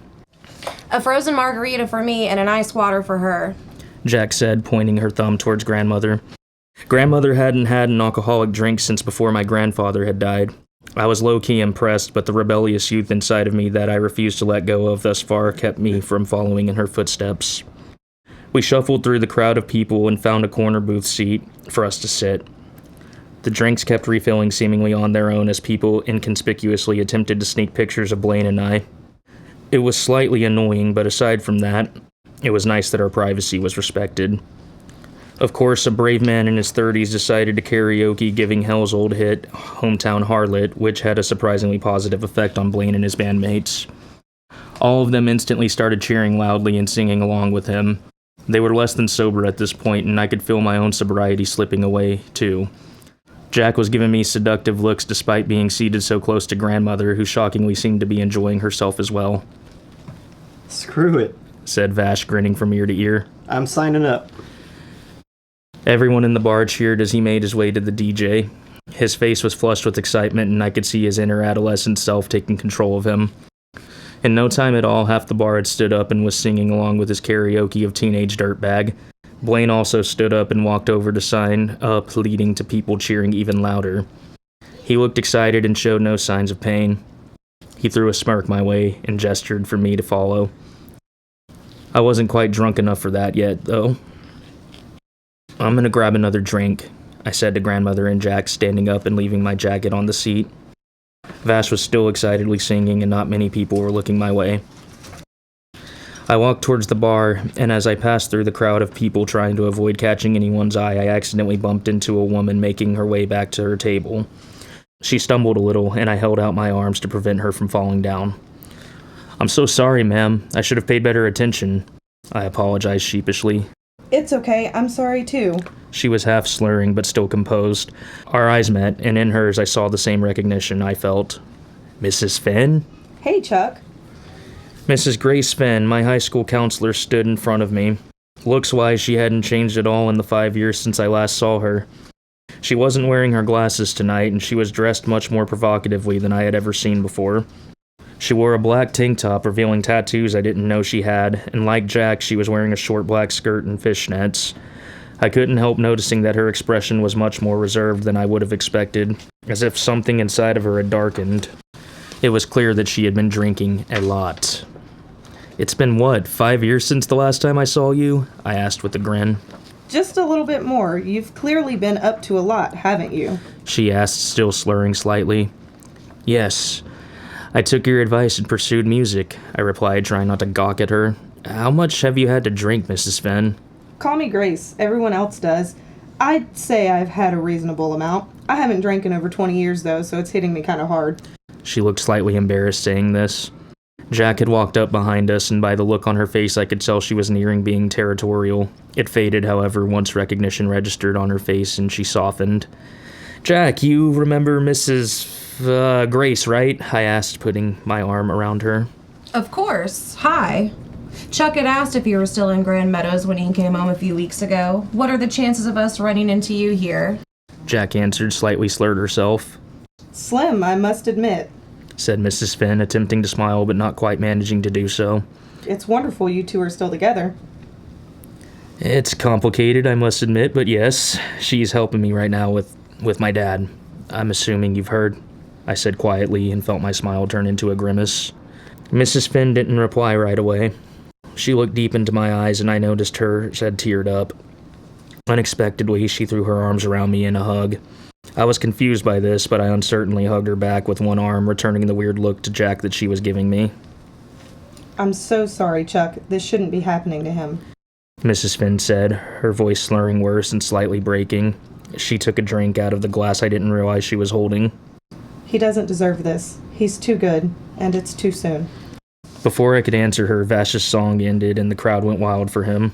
He was laughing, bowing, and then took a big swig of his whiskey and coke. He scanned the room, nodded to Blaine, who was set to come up after the next singer.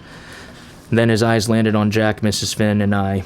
His eyes grew wide, and then he suddenly looked outraged. I worried momentarily that the alcohol he consumed was going to make him get mouthy with me about Jack and I being so loose with each other. Oh, hell the fuck no, he said into his mic, throwing it down and making a beeline for us. The crowd seemed to disperse as a random woman took the stage, most eyes on Vash or ogling at Blaine, who was also staring at Mrs. Fenn, Jack, and I with a shocked expression. I noticed grandmother standing next to him, holding onto his arm. Spencer, Ryan, and Rob all walked up to Vash as he stormed towards us, flanking him. At first, I thought they were getting ready to stop him, but I was wrong. "Jack, go get us another drink. I'm sure your uncle is about to tear into us, and something tells me I'm going to need it," I muttered, preparing myself for a shitstorm. As Jack walked away, the four of them made it to where Mrs. Finn and I were standing. I registered that my arm was still around her. "Where the hell do you get off being here?" Vash asked angrily in a tone I had never heard him use before. To my shock, he wasn't directing his anger at me. It was at Mrs. Finn. "Vash, what the fuck, man? This is my high school counselor, Mrs. Finn, and she got me through a lot of shit when I was a kid. Don't talk to her like that," I yelled angrily as well. "Oh yeah, like father like son, her personal knight in shining armor." Vash spat at me. I flushed and jerked my arm away from Mrs. Finn, angrily stepping up to his face. Spencer, the biggest of the group, taller and more broad than even Blaine, pushed me back gently but firmly. "Stay back, Chuck," he warned me in the most hollow tone I'd ever heard him use. "Where the hell do you get off being a counselor?" Rob asked nastily. It was very unlike him to ever be impolite, but he seemed almost as angry as Vash. Mrs. Finn stared wide-eyed, but didn't look angry or scared. She seemed to feel a mixture of guilt and sadness. Look, I understand why you think it would be inappropriate for me to counsel students, especially Chuck, but... She started to say, but Vash's rage wasn't going to allow him to politely listen to anything she had to say. "You gave up the privilege to know Chuck 20 years ago, Briley," he said through gritted teeth. I stumbled and did a fast turn on Mrs. Finn. "Briley? No, Vash, her name is Grace," I said, sounding more stupid than I've ever sounded to myself. "Tell them, Mrs. Finn, tell them who you are." Even as I spoke, I knew it was true. I recalled Jack's words to me during the drive to Grand Meadows. Not really. I know that Blaine wrote all of his songs about her. I thought she had died after listening to that song Endless. One night, Uncle Vash and my mom were drinking, and I overheard him say that Blaine let the listeners think that she was dead so he himself would believe it. Apparently, she changed her name, and no one really knows where she ended up. Mrs. Finn stared into my face, tears streaming steadily. She took a deep breath before responding to me. I'm sorry, Chuck. She said, although it was more of a whisper. I guess your father must have told you about the girl from his past, judging by the shock on your face. My name is Briley Grace Hendricks Finn. This isn't a case of mistaken identity. And of course here you are, in a goddamn bar, drinking your sorrows away. Ryan shot nastily in an uncharacteristically rude tone I wasn't used to from him. Let me guess, in your mind you are coping with your own loss regarding Blaine. Blaine, who you've broken so many times. Blaine, who's standing there across the room, yet you're too chicken shit to face him, as you should be. We've put up with his shit for too long. That's enough, boys. Blaine had walked up now, as had Jack with the drinks. I took mine and took a sip before addressing my father. His eyes were on me. "Dad, this is Briley?" I asked, my voice shaking, looking from him to Mrs. Finn. "Yes, Chuck, this is her." "Hello, Briley," he said, his eyes focusing on her. He was composed, but I was surprised to hear his voice lack the icy tone it normally had when confronted with an unpleasant situation or conversation. They stared at each other with the most intense longing in both of their eyes. It almost felt intrusive to be standing so close to them. Hello, Blaine, she said, showing the first hint of a smile. Despite the hostility Blaine's friends were showing, she seemed unable to help herself. "Listen, I'm about to go up and sing. And then I owe my son a conversation. Afterwards, it'd be great to catch up with you. This is the last chance we'll have to make this happen, so please don't run for it once I turn around," Blaine said, his charm turned up to full capacity. I had never seen this side of him. I won't leave. Briley said, fully smiling. Go do your thing, Rockstar. "Chuck, you go sit at our table. Emily, keep him calm. Spencer, Rob, keep a leash on Vash. Vash, chill, man. You too, Ryan," Blaine commanded before nodding his head and walking through the crowd of people surrounding us.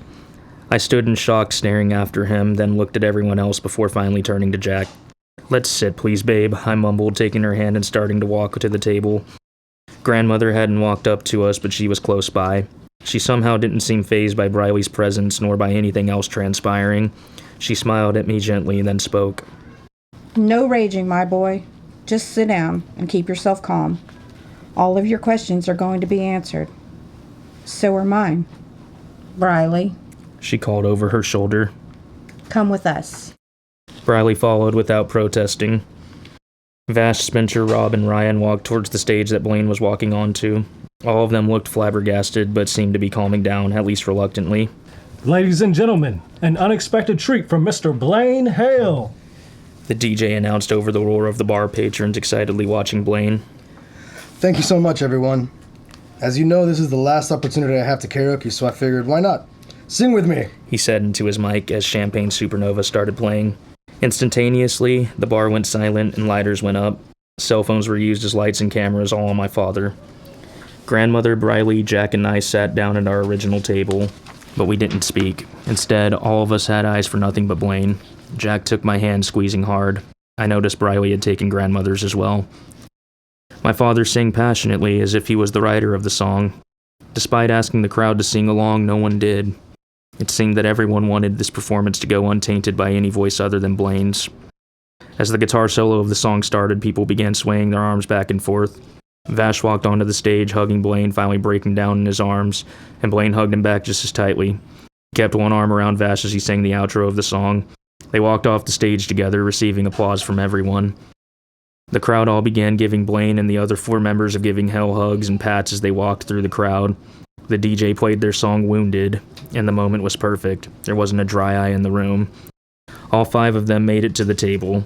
Vash, Spencer, Rob, and Ryan sat down, but Blaine stayed standing.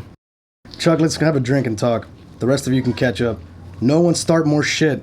We're gonna fucking enjoy this night, he said firmly.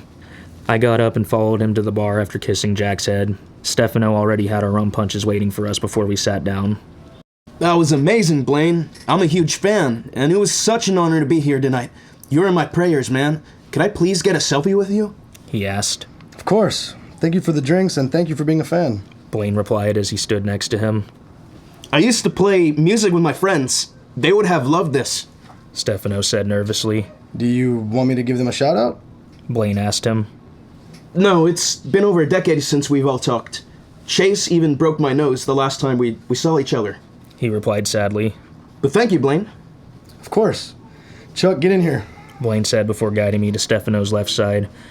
We took the picture and he thanked us before going back to serving other patrons. Are you okay? Blaine asked me somewhat nervously. I processed everything that had happened tonight. Briley Hendricks and Grace Finn were the same person. It seemed impossible to me, as if everyone had planned a prank, but I knew that wasn't the case. I finally knew the truth about who she was. I understood why my father loved her so much, because I knew her kind heart and beautiful nature firsthand.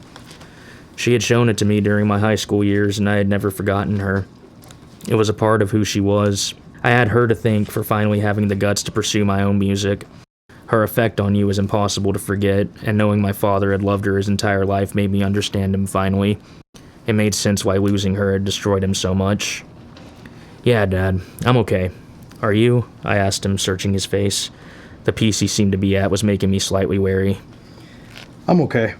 As okay as I can be given my situation, he replied, smiling. Mrs. Finn, huh? Briley was the counselor you were so fond of? The same woman your grandmother told me encouraged you to pursue music and tried pushing us together? He laughed loudly. It would certainly seem that way.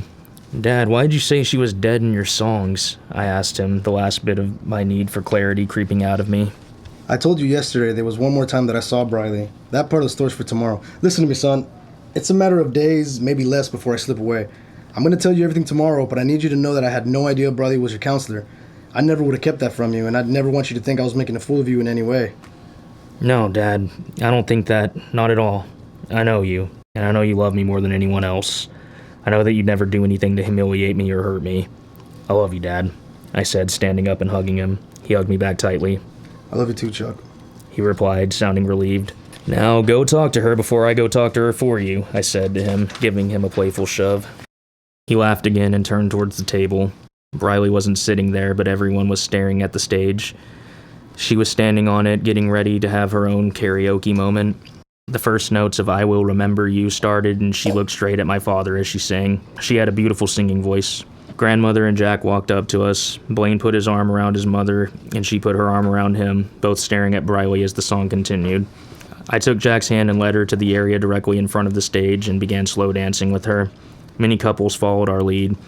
She was staring at me intensely, as if trying to make a decision. Thinking of my father and Briley, I knew that there wasn't anything more important than having Jack in my life. I didn't want to waste another day. She seemed to be thinking along the same lines. Chuck, I love you, and I want to be yours for the rest of our lives. Jack said to me as we swayed lazily. Will you finally forgive me? I asked her, my lips twitching. Yes, I will. She said, biting her lip. Then kneeling down on one knee, she added, If you'll marry me. My mouth dropped open as I stared back at her gorgeous blue eyes. Everything around me seemed to cease to exist in that moment, despite the flashes of people's cameras, despite realizing the song had nearly ended, despite feeling everyone's eyes on us. A full smile broke out onto my face, and there was no hesitation in my reply. Yes, Emily Nova Jackson, I'll marry you, I assured her and kissed her lips, wrapping my arms around her and lifting her off the ground. There was applause all around us. I'm sorry. I didn't know I was doing this tonight. Jack said, smiling tearfully and blushing. Blaine had walked up with his hand out. I reached out to him, and he handed me the ring he had bought for Briley over 20 years before. He had tears in his eyes too, but I had never seen him with a bigger smile on his face. Here you go, kids, he said, wiping his eyes, and then hugged us both. I slipped the ring onto Jack's finger, and it was a perfect fit. It was a 10-carat diamond princess-cut ring that looked beautiful on her finger. Her face was now as red as her hair. Grandmother walked up and hugged us both, as did Vash. I couldn't keep track of all the people offering their congratulations, but as they ended, I heard Briley's voice speak over the microphone. Ladies and gentlemen, it looks like Chuck Hale and Emily Jackson are engaged, so let's hear it for them. She was answered by even more applause. Welcome to the family, kid, Blaine said to Jack. Welcome to ours as well, Chuck, said Vash, misty-eyed. Of course, you've always been my family, but now it's official. More drinks were ordered, and everyone toasted to Jack and I. Briley stared longingly at the ring on Jack's finger, but kept her composure very well, leaning against Blaine every chance she got. Grandmother seemed simply elated, and I hadn't seen her smile this big since before the night of the LA festival. Eventually, Blaine and Briley stepped outside. I felt a slight urge to follow and listen, but I knew they deserved a moment to themselves. Instead, I had my arm around my fiancée as we celebrated and began discussing wedding plans with our family. She had texted her parents, and they were due to come to Blaine's home the next day to celebrate with us. Everyone was as excited as we were. When Blaine said trouble, I didn't predict Chuck would be taken off the market officially. Spencer laughed, downing another whiskey and Coke. We finally have something good to look forward to. I've been thinking about this, you guys, I said, making another decision I had been pondering the past 8 weeks. After it happens, would you four be my new live band members, as a way to keep him with me, The four of them looked at me, eyes wet, all smiles. Rob picked up his glass, followed by Ryan. Spencer grabbed his, and Vash did the same, then they gestured for me to pick up my own. There would be no greater honor, Chuck, Ryan said as we all toasted. Chapter 8, Stories and Endings, from the point of view of Blaine Hill. As Briley and I walked to the semi-deserted outside patio of Halfway There, it registered me that just over 22 years ago, she and I were doing the same thing. They say your life flashes before your eyes as you die, but this was a moment I never expected to relive, despite wishing so deeply to see her one last time. That was another inner battle all its own. A part of me wanted to isolate myself away so no one would remember me in this weak state. I wanted to keep as much of my dignity as I could. I knew the surge of energy and strength I felt over this weekend was merely my body's way of telling me that this was it. I had a matter of days, if that, to say everything I had left to say to everyone. My son, my mother, my best friends, my future daughter-in-law. We came to a stop at the same table we sat at the last time we were here. I pulled a chair out for Briley before sitting down myself. I tried to inconspicuously wipe my eye, but it didn't go unnoticed by her. What's wrong, Blaine? Are you hurting right now? Should I get... Briley started to say it, but I cut her off. No, I'm surprised to say that for once my head isn't hurting. It's just hitting me that I won't be here to see Chuck and Emily get married. I'll never meet his children. I know what it's like to go through adulthood without a father to go to for advice. I hate that he's gonna know what that's like just as well as I did. If I had my dad, I might have been able to change things, do things differently, I lamented. It's not your fault, Blaine. This is beyond your control, said Briley, wiping her own tear away. It wasn't my dad's fault either. It just sucks. It really fucking sucks, I replied, hating everything, and then became desperate to change the subject. So, it's been 20 years since I saw you last. You were in a hospital bed, mean and mouthy, I said, smirking at her a little condescendingly. Blaine, I'm so... She started, but I interrupted again. I'm sure you are, but let's not waste our time on apologies. Tell me how you've been, Counselor Grace. Well, I don't know how to begin without sounding like a complete bitch or like I'm blaming you, because that's not the case. When you told me I was dead to you, I decided the best thing for me was to be dead to myself as well. I started introducing myself as Grace. It was easier to combat Briley's longing for heroin by becoming Grace, and learning to find new goals and desires. That intern doctor, Freddie Finn, really helped me through everything, and we ended up dating and getting married. He pushed me to go to college, and I decided that guiding kids was my calling. I love it. Briley said, her tone almost sad. Then why are you drinking tonight? I asked, gently so I didn't come off as insensitive. Briley paused to look at me, taking me in like she always did. It was amazing to me how much she still looked the way she did when we were younger. Age hit me in my mid-30s. My hair was naturally graying. I had laugh lines and pains in my body long before this tumor came along. My gut was slightly protruding, no longer the abs I showed off in my 20s, and heartburn had become a regular companion to my heartache. Briley, on the other hand, looked as beautiful as ever. She wasn't wearing her glasses and she hadn't gained any weight that I noticed. Because, Blaine, despite what you think, you are the love of my life. You've always meant exactly the same to me as I've meant to you, and I don't know how to face a world without you in it. I forced myself to move on because you were okay.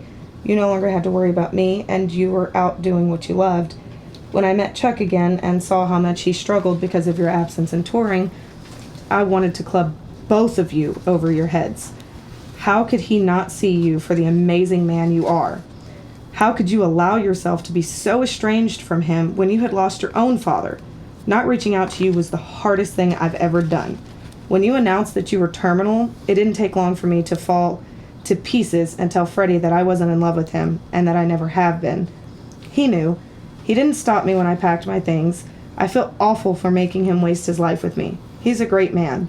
Since I left, I've been staying with my sister Haley. I should have reached out to you, I know, but I didn't think you'd want to see me. How could you think I wouldn't want to see you, Briley? I've always let you in no matter what happened, I said quietly, reaching across the table and taking her hand. Do you maybe want to stay with me till the end? Is it okay for me to ask that? Yes, I don't want to miss another second, she replied, standing up. I stood up too and wrapped my arms around her. We stayed like that for a long time until Chuck, Emily, my mother, and my bandmates came outside. We're sorry to interrupt, but we need to get home, Dad, Chuck said, a gentle tone coming out of him. Briley, would you like to join us? We're in one car, but you could follow. I'll ride with her. Let's get going, I said, reaching out to Briley's hand with my own and taking it. All right, Dad. By the way, Jack's parents and sister are coming to the house tomorrow. Is that okay? They want to celebrate with us and see you before they miss their chance. Of course. I've still got another day or so in me, I replied with a grin. It would be good to see them.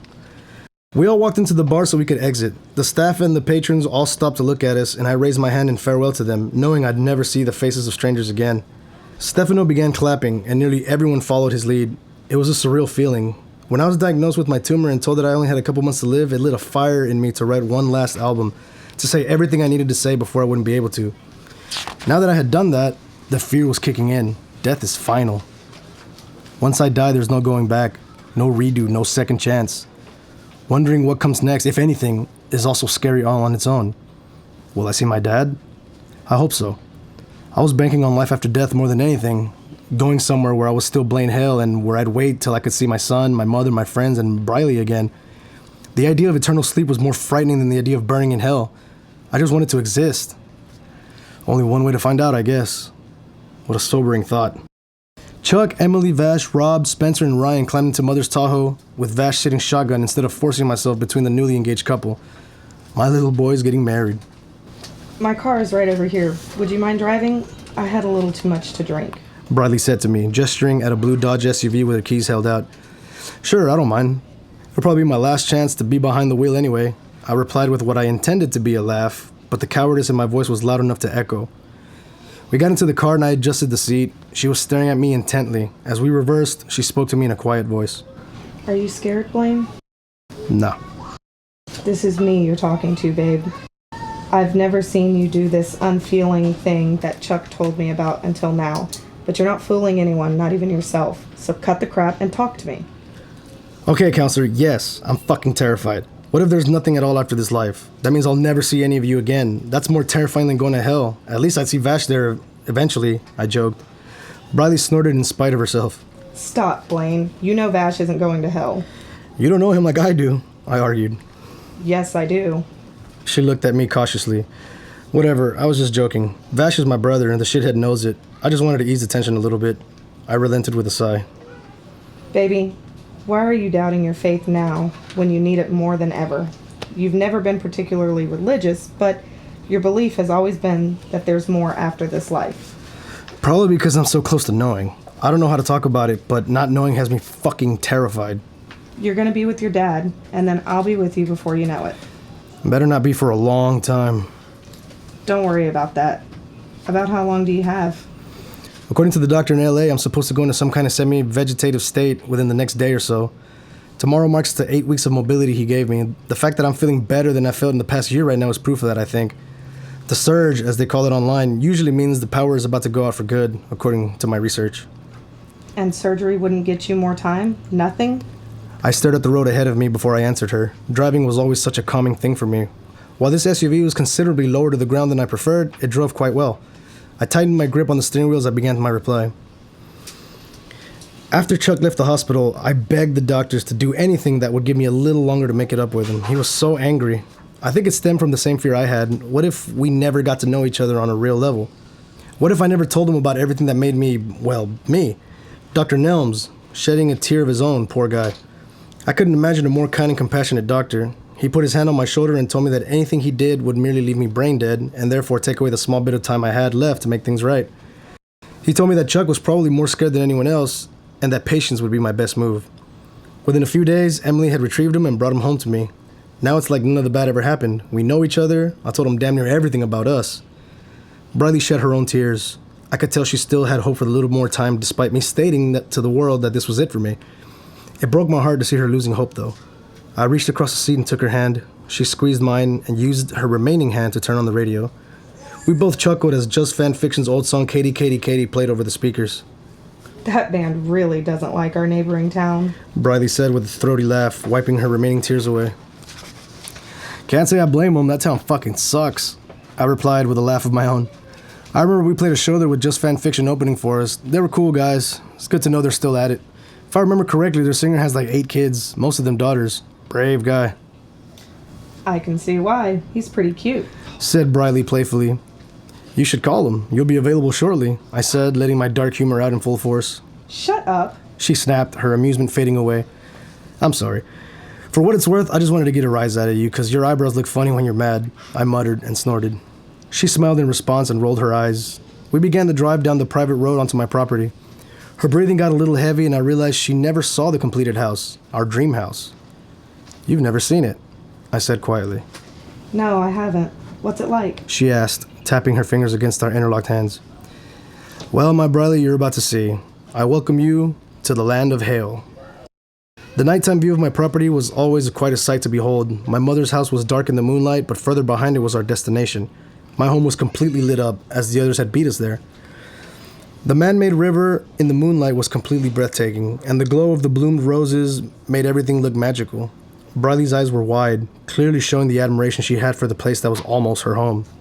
Blaine, it's beautiful, she whispered as we parked. I got out and took her hand as we walked up to the front door. It is indeed. It reminds me of you, Briley, I said, looking deeply into her eyes. The green, piercing eyes that seemed to be begging me to kiss her already. For once, I didn't give in to the urge, and instead led the way through the front door.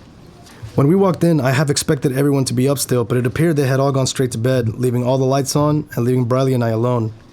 She stared at the living room in awe, taking in the beauty of it.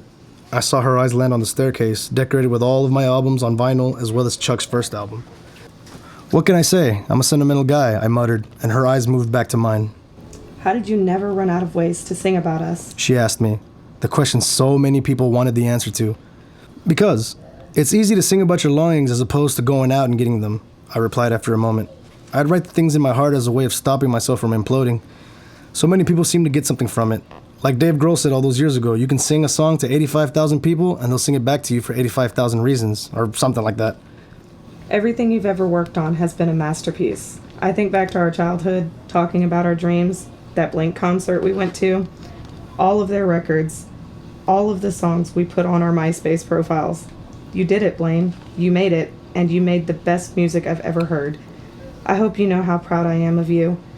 I also hope you know that because of all of these songs, you'll live forever. Your music will outlive Everyone you know. Briley said to me, and I couldn't help but blush. It's a weird thought to have, given my current condition. The thing I'm most bitter about is that I'll not get the chance to tell the Rock and Roll Hall of Fame to kiss my ass when they try to give me an early entry, I said with a silent laugh. I'll make sure Chuck tells them for you. Briley retorted with another eye roll. Where's your room? You've got to be exhausted. Not to mention, Emily's family will be here tomorrow. I gestured towards the stairs and led the way to my bedroom. I turned on the light as we entered and felt only slight embarrassment at my unmade bed and my full laundry basket. On the other hand, why the hell would a dying guy need to bother with laundry? I had made clear instructions on what to do with my things after my death, and I knew that my mother and Chuck would see to. Without any hesitation, Briley laid down on the left side of the bed, kicking off her heels, and looked at me. I took off my coat and ended up finding myself hesitating. Briley and I had never been able to lay in a bed together without something happening between us. I was having an internal mental battle morally. On one hand, I'm about to die. Why not have one last night of fun and passion? On the other hand, Briley was still legally married, and I was seemingly the reason they had split. I remember that pretty boy doctor husband of hers. I was there when they had met. Ugh. Since when are you shy? Briley asked me, biting her lip. I'm not shy, I just don't want you to do something you'll regret. I responded, feeling a little exasperated. My desire for her was growing to an all-time high. I'm incapable of regretting you, She said, and the next thing I knew, the last bit of clothing I had on was gone, and I had ripped hers off just as fast. Briley, the love of my life, was mine again. Briley, the sweetest sin, the only person in the world who had ever touched my heart. She was my soulmate, my everything. With every touch, I could feel our souls intertwining as they had so many times before. I felt whole again, and I felt such joy. Joy from being one with her. I also felt rage, knowing that my life was over and that I'd never be able to feel this again. I took in her joy, her longing, her pain, her everything, and she did the same with me. This wasn't just sex and lust being acted on. To us, this was the last day on Earth, and we were making it worth our while, getting as much of each other as we possibly could. She fell asleep when we were done, cuddled into me, with me running my fingers along the small of her back, kissing her forehead as she snored lightly. I remembered a single tear falling from each of my eyes as I drifted off into a dreamless sleep myself. I woke up slightly disarrayed and took a moment to replay the previous night in my head. I felt a slight mixture of happiness and guilt. I looked next to me, but Briley wasn't there, and neither were her clothes. I wondered if she had left and if she regarded what we did as a drunken mistake. I smelled the beautiful smell of sizzling steak coming from downstairs and checked my clock. It was noon. Chuck had said Emily's family was coming by today to celebrate his and Emily's engagement, so I supposed I should get ready sooner than later. I stood up, pleasantly surprised that my strength hadn't seemed to wear off yet. My head felt great, and I shockingly wasn't hungover. I took a quick shower, put on a pair of jeans and a black t-shirt, then styled my hair. Despite being 43 years old, my emo hairstyle had lasted over 3 decades. It was never a phase, Mom, I muttered to myself and chuckled before I walked downstairs. The kitchen was full. I was pleasantly surprised to see Briley and my mom cooking steaks and chopping veggies while Vash was setting up drinks throughout the kitchen table. Briley had changed into black leggings and a Giving Hail t-shirt with my face on it, and her hair was pulled back into a high ponytail. She was the first person to notice I had walked into the room. Good morning, sunshine. I was just about to come check on you. She said as she walked up and kissed my cheek. Emily's family will be here any minute now. Good morning yourself, I replied, smiling at her. I thought last night may have been a dream or that you had left. I knew I should have left you a little love note so you wouldn't think I ditched you. She grumbled, narrowing her eyes, but laughing heartily. Hi, baby. Did you sleep well? My mother asked, looking up from the potato she was cutting. She was wearing my dad's old red flannel shirt, which she usually did when she needed comfort. I felt a twinge of guilt for what my mother must be going through. I hated how strong she had to be to continue smiling through the shitty fortunes life kept throwing her way. Yeah, Mom, I'm feeling great still, I answered, walking over to her and giving her a kiss on top of her head. Thank you for handling lunch. It's nothing, Mom said, still smiling. Chuck and Emily walked into the room and both smiled when they saw me. They looked so happy, and I realized how good it must have felt for them to finally not be uncertain about their future. It made me happy to see my son have one less thing to worry about. Good morning, Dad, Chuck said, pushing his bleached hair out of his eyes and grinning. Good afternoon, boy, I replied, returning the grin and lightly clapping his shoulder. How did y'all sleep? More peacefully than I have in years. Emily said, smiling at her ring, then up at me. Thank you for this, Blaine. You really made this spontaneous proposal of mine so much better. I'm glad I saved it after all this time, I said, glancing over at Briley, who was trying to privately wipe her eyes. A knock at the door stopped the conversation. Vash came out of the living room, punching my shoulder as he walked by me. He, Chuck, and Emily went to answer the door. Opening it revealed Emily's parents, Elena and Ethan, as well as her younger sister Sarah. All of them hugged each other, offering congratulations and pleasantries, and Ethan ruffled Chuck's hair. Elena looked in my direction and caught my eye. I smiled at her, and she did her best not to show the sadness she was feeling as she smiled back. Elena was 4 years older than Vash and I, and was always kind to us in spite of how pest-like we were in our youth. Vash never really repaired his relationship with his parents after he was kicked out and moved in with me as a teenager, but Elena was a constant presence in our lives, and they remained close. Hey, punk. She said, walking up and hugging me. Her hair was the same dirty blonde as Vash's, and her eyes were just as crystal blue. She still had a great shape, and her youth was still remnant on her 47-year-old face. Emily definitely inherited her good looks. Hi, Elena, I chuckled as I hugged her back. You're as beautiful as ever. Thank you for coming. I can't believe our kids are getting married, Ethan said as he walked up and shook my hand. He was nearly a head shorter than me and had definitely given into the dad look most men my age embrace.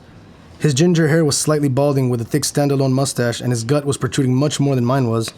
He wore khaki shorts and a plain blue t-shirt that matched Elena's blue sundress. How are you feeling, man? Surprisingly well, all things considered, I replied, trying to shrug off the uncertainty of how long this would last. I couldn't be more elated that we have something good to celebrate. These kids have been in love practically their entire lives. We all sat down at the table tearing into our steaks, discussing wedding plans for Chuck and Emily, as well as my album's release date, and what all to expect. Everyone carefully avoided mentioning my illness, but the atmosphere still had a heavy weight to it, despite it being a celebratory moment.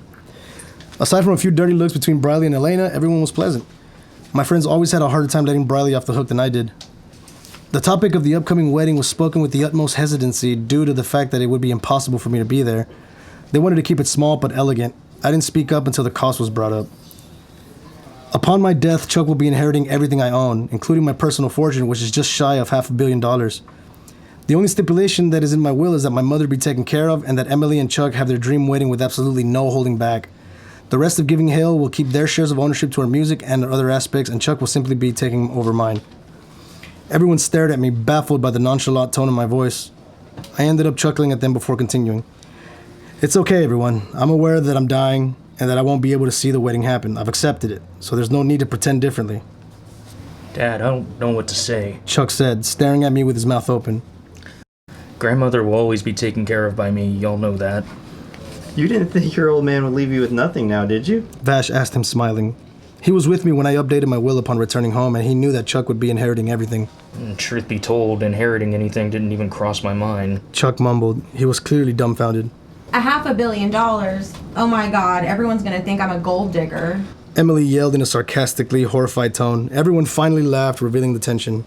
It was just past 7 p.m. when the Jacksons got ready to leave. After giving a hug to Chuck and Emily, Sarah asked me to take a selfie with her, which I happily obliged. Ethan kept his composure while saying goodbye to me, aside from very clear sadness in his eyes. Elena almost pulled it off, but she broke out in sobs as she hugged me. I love you so much, Blaine. You'll always be my other little brother. She choked out as I patted her back.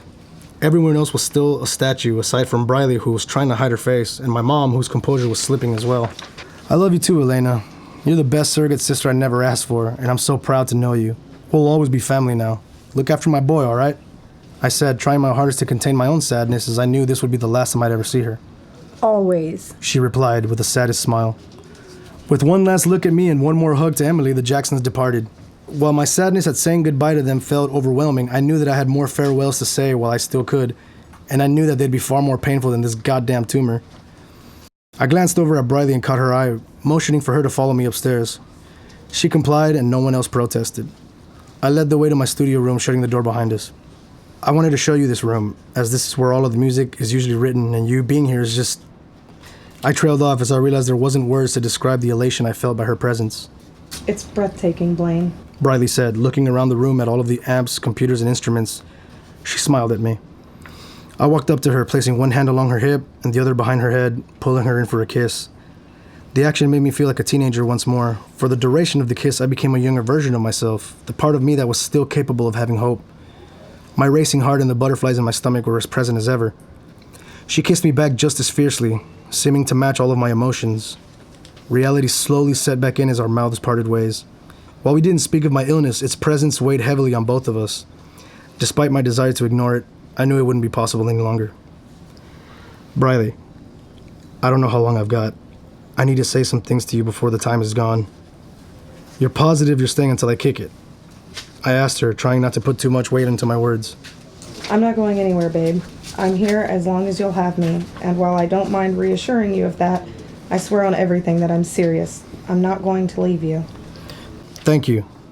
Please understand, I have to prioritize this precious time very carefully. I need to speak with Chuck before anyone else. Well, what are you waiting for, babe? She asked. I guess I need some courage and some inspiration. Any advice on how to talk to my boy without pissing him off, Mrs. Finn? I asked with a nervous laugh.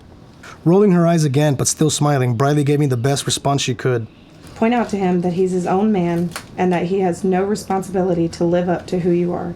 He loves you a lot and he idolizes you, even if he doesn't want to admit it. He needs to hear you say how proud you are of him for making his dreams come true, especially without any help. I nodded my head and took her hand. Together we descended the stairs back to the living room where Chuck, Emily, Vash, and my mom were sitting and talking quietly. I looked at Chuck, catching his eye, and he stood up and gave me a half smile. Hey, Dad, how you feeling? He asked, with slight apprehension in his voice. I'm fine, kid.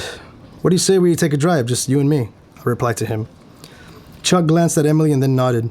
I kissed Briley's cheek before walking to the front door, grabbing my keys, and walking to my old diesel pickup. I climbed into the driver's seat as Chuck climbed in next to me. Are you supposed to be driving, Dad? He asked me with a bit of guilt on his face. One last drive won't hurt us, I replied with confidence. I turned the key and let the engine roar to life. I savored the sound of my truck for a moment before turning on some music. Pressing the button that said CD1 on my stereo, the opening track of Blink's untitled album from 2003 started playing. This album is one to live by, son. When you need inspiration, it's always a great place to start, I said to Chuck. I had never gotten to meet this band, but I owed them so much for making the music I built my life on. I've always thought it was their best as well, Chuck replied before singing along with the lyrics. We drove down the dirt road leading to Highway 290, but I exited it quickly, preferring to drive one of the winding farm-to-market roads nearby instead. We sang along to the entire album, not exchanging a word, and simply enjoying the moment. Instead of dwelling on the fact that we had never gone on a drive without a specific destination together, I was simply thankful that we had the chance. As the album ended, the stereo read CD3, and a mix I had made around 27 years ago started playing. I turned it down so we could have the conversation we needed to have. Charles, I'm running out of time, kid. There's so much to say. I'm sure there's a lot you want to ask. All I need from you is for you to let me go first without interruption, if that's okay, I asked him. Taking a deep breath, Chuck nodded, turning his head so I couldn't see his eyes. I accepted this as I was focused on the road as well. I want to tell you about your grandpa, my dad. It's a real shame you never got to meet him. I meant it when I told you a few weeks ago that he would have loved you. Dad was tough, stubborn. Man, he loved giving me a hard time and getting a rise out of me, just fucking with me to get me riled up. I can still hear his voice clear as day. Boy, I'm gonna kick off in your ass if you don't get them grades up. You need to have a backup plan. You ain't gonna live with me and your mama into your 30s. He loved to hear me play my guitar and write songs though. Shit, he'd mock me for strumming that damn guitar all night, but he always had a big grin on his face when I played or when I reached a new milestone. Dad wasn't musical himself, but he had great taste in music. He bought tickets to see Blink during their first reunion even. He and your grandmother came with Vash and I to that Houston show. He had the coolest tattoos you could imagine, and he was covered from the chest down. I wanted to look just like him. He always said that I had no fucking business getting taller than him. I paused to chuckle and wiped a few tears away. I missed my dad more than anything. His death wasn't something I ever got over. Dad's parents both passed when I was in high school, and he, like me, was an only child. My pappy was hard on Dad, made him go to work at 15 while he was still in school, and pushed him to get his engineering degree. It gave Dad the work ethic that provided everything for your grandmother and me. He passed it down to me, too. For years, I've been called the world's most beloved rock star, whatever the hell that means. My point is, that's something I get from my dad. Be the best, always, whatever it takes. I want you to know that you are the best as well. And that's because of yourself, not because of me. I'm so proud of you, Chuck. I mean, you've gotten where you are without ever asking for anyone's help.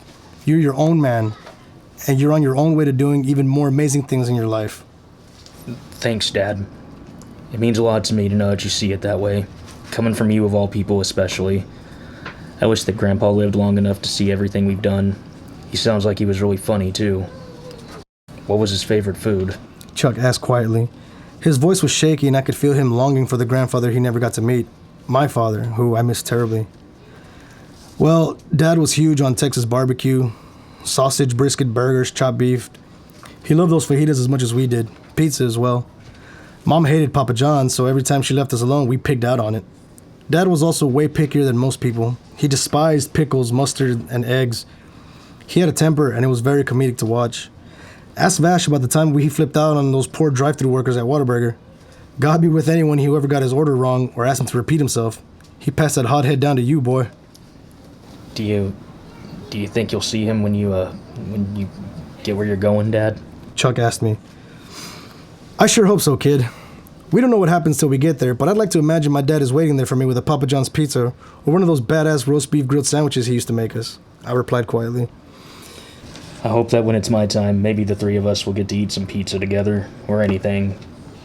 I hope I get to see you again. Chuck said as he looked over at me. I pulled the truck over to the side of the road and killed the engine. After sitting in silence for a moment, I unbuckled my seatbelt, patting the steering wheel as I did, and took in the driver's side view one last time.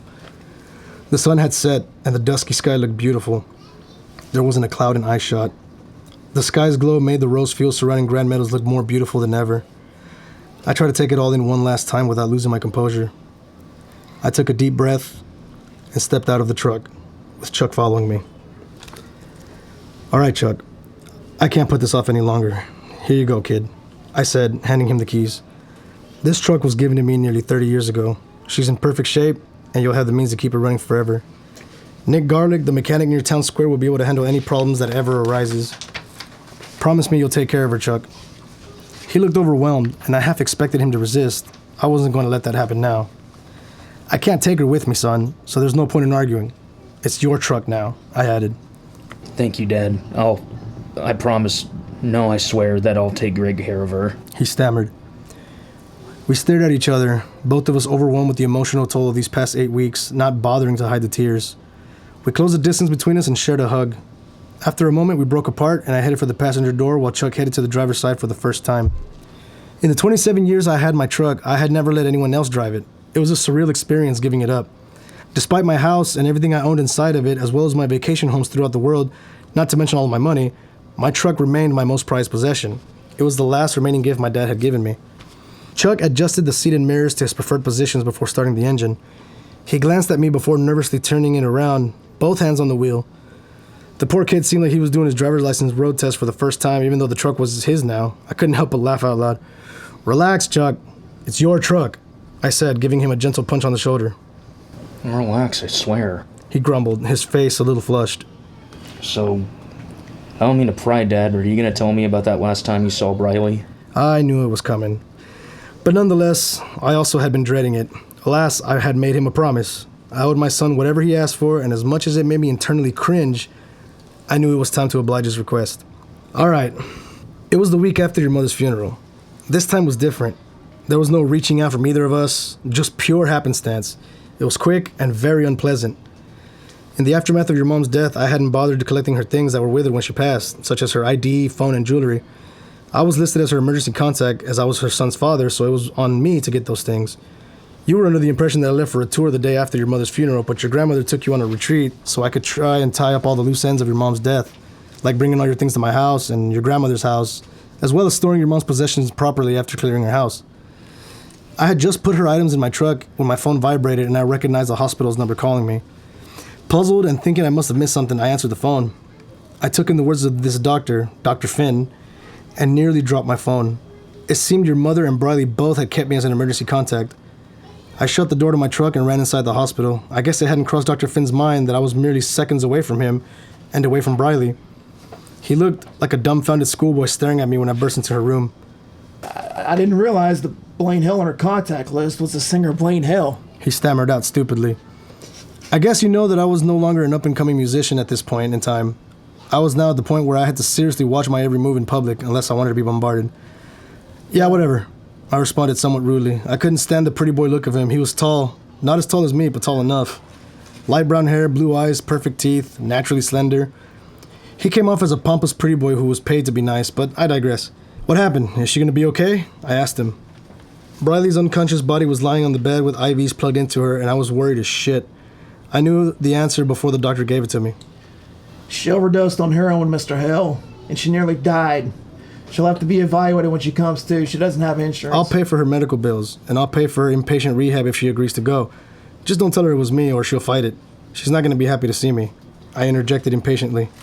Is she the one the songs are about? He asked, seemingly in spite of himself. Dr. Finn, with all due respect, don't ask me about my fucking music. I replied irritably. Where was the professionalism? He blurted out an apology right as Briley started to wake up.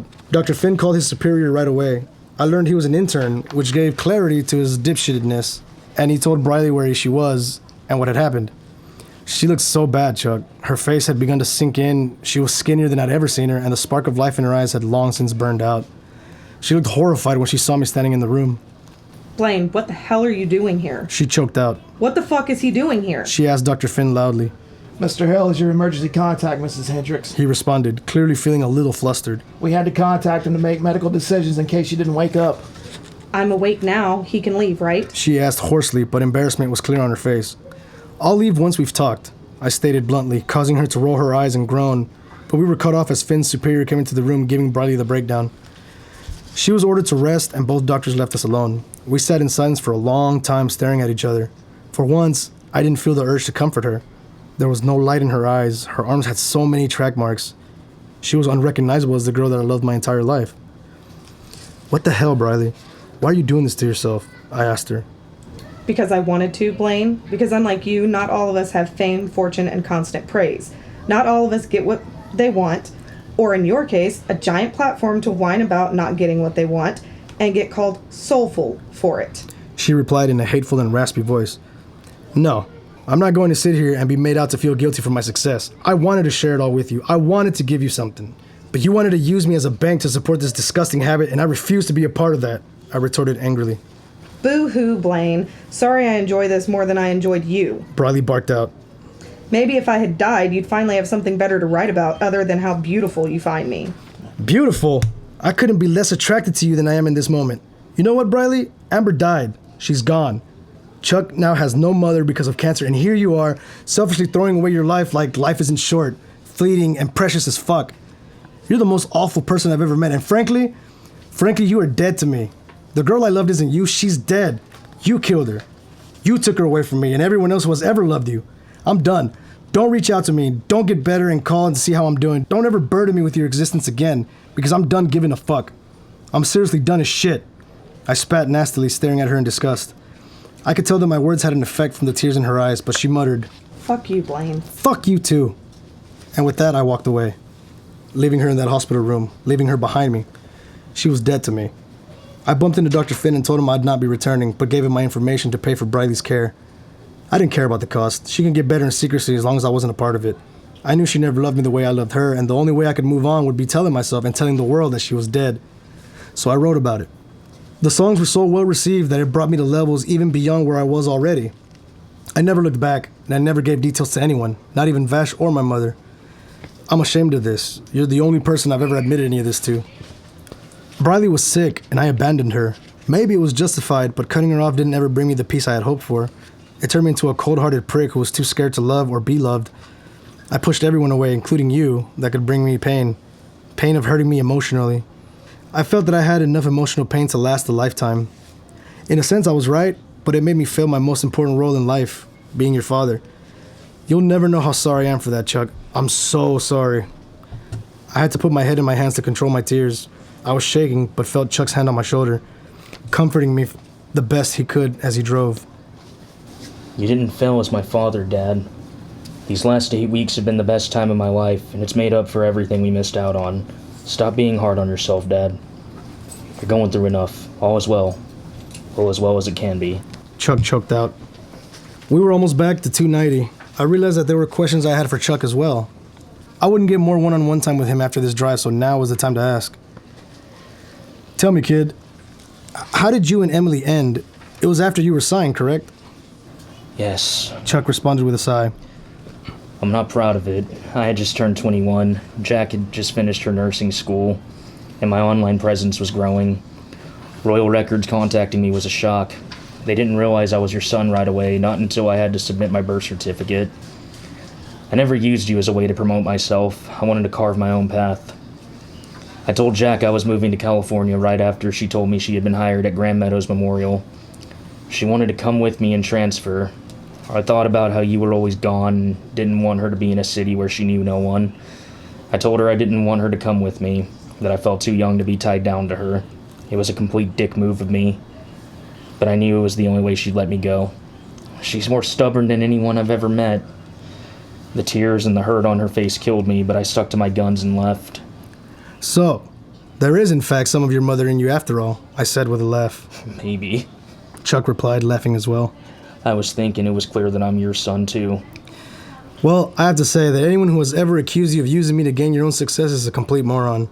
Also, you shouldn't have left Emily behind, but I know you know that now. I'm glad y'all figured it out, really glad. Don't do anything stupid, she's the best thing out there. I know you know that, I said, trying to give him a last bit of fatherly advice as we started down the dirt road to my home. We pulled in front of the house and got out of the truck as I felt a familiar pain in my head come back. I registered myself letting out an involuntary yell as my legs fell out from under me, and Chuck's scared face yelling out words I couldn't hear before everything went black. When I came to, I was in a hospital-like bed, but it was in my living room. I had a single IV needle in my left arm, something on my chest, and my skin seemed to have a blue tint to it, similar to bruising but not quite. I could hear music being played from my stereo and voices coming from the kitchen. It took me a moment to realize that my right hand was being held. I looked over to see my mother sitting next to me with her head down. "Mom," I said, but it came out hoarse and garbled. "Mom, what happened? What happened to me?" Oh, my boy. She said in her slow southern accent, smiling at me despite her watery eyes. Baby, you collapsed after you and Chuck got home yesterday. You've been unconscious, mostly, for a little under 20 hours. We didn't know if you would wake up again. "What is this?" I asked, trying to gesture towards the bed I was laying on. We wanted to respect your wishes not to be taken to a hospital or hospice, so Emily and Briley called Dr. Finn. He brought this bed and these monitors. He and Emily have been administering light morphine to help with the pain. Honey, you won't be able to get up again. Dr. Finn says it's a matter of hours now. He said that hours ago. I could tell that my mother was using every bit of her strength to hold herself together and not fall to pieces. I didn't feel much reaction to her telling me that I'd be dead within the next few hours. It seemed like I was avoiding becoming a vegetable and going comatose, so I guess I should be thankful. The smell of Papa John's pizza kept coming to me, and when I looked around for it, I could almost see the silhouette of someone watching my mother and I. Part of me wanted to call for Chuck and Briley, but I decided to have one last conversation with my mom first. "Mama, did someone get Papa John's? It smells so good," I stuttered out to her. No, baby, no one's had much of an appetite.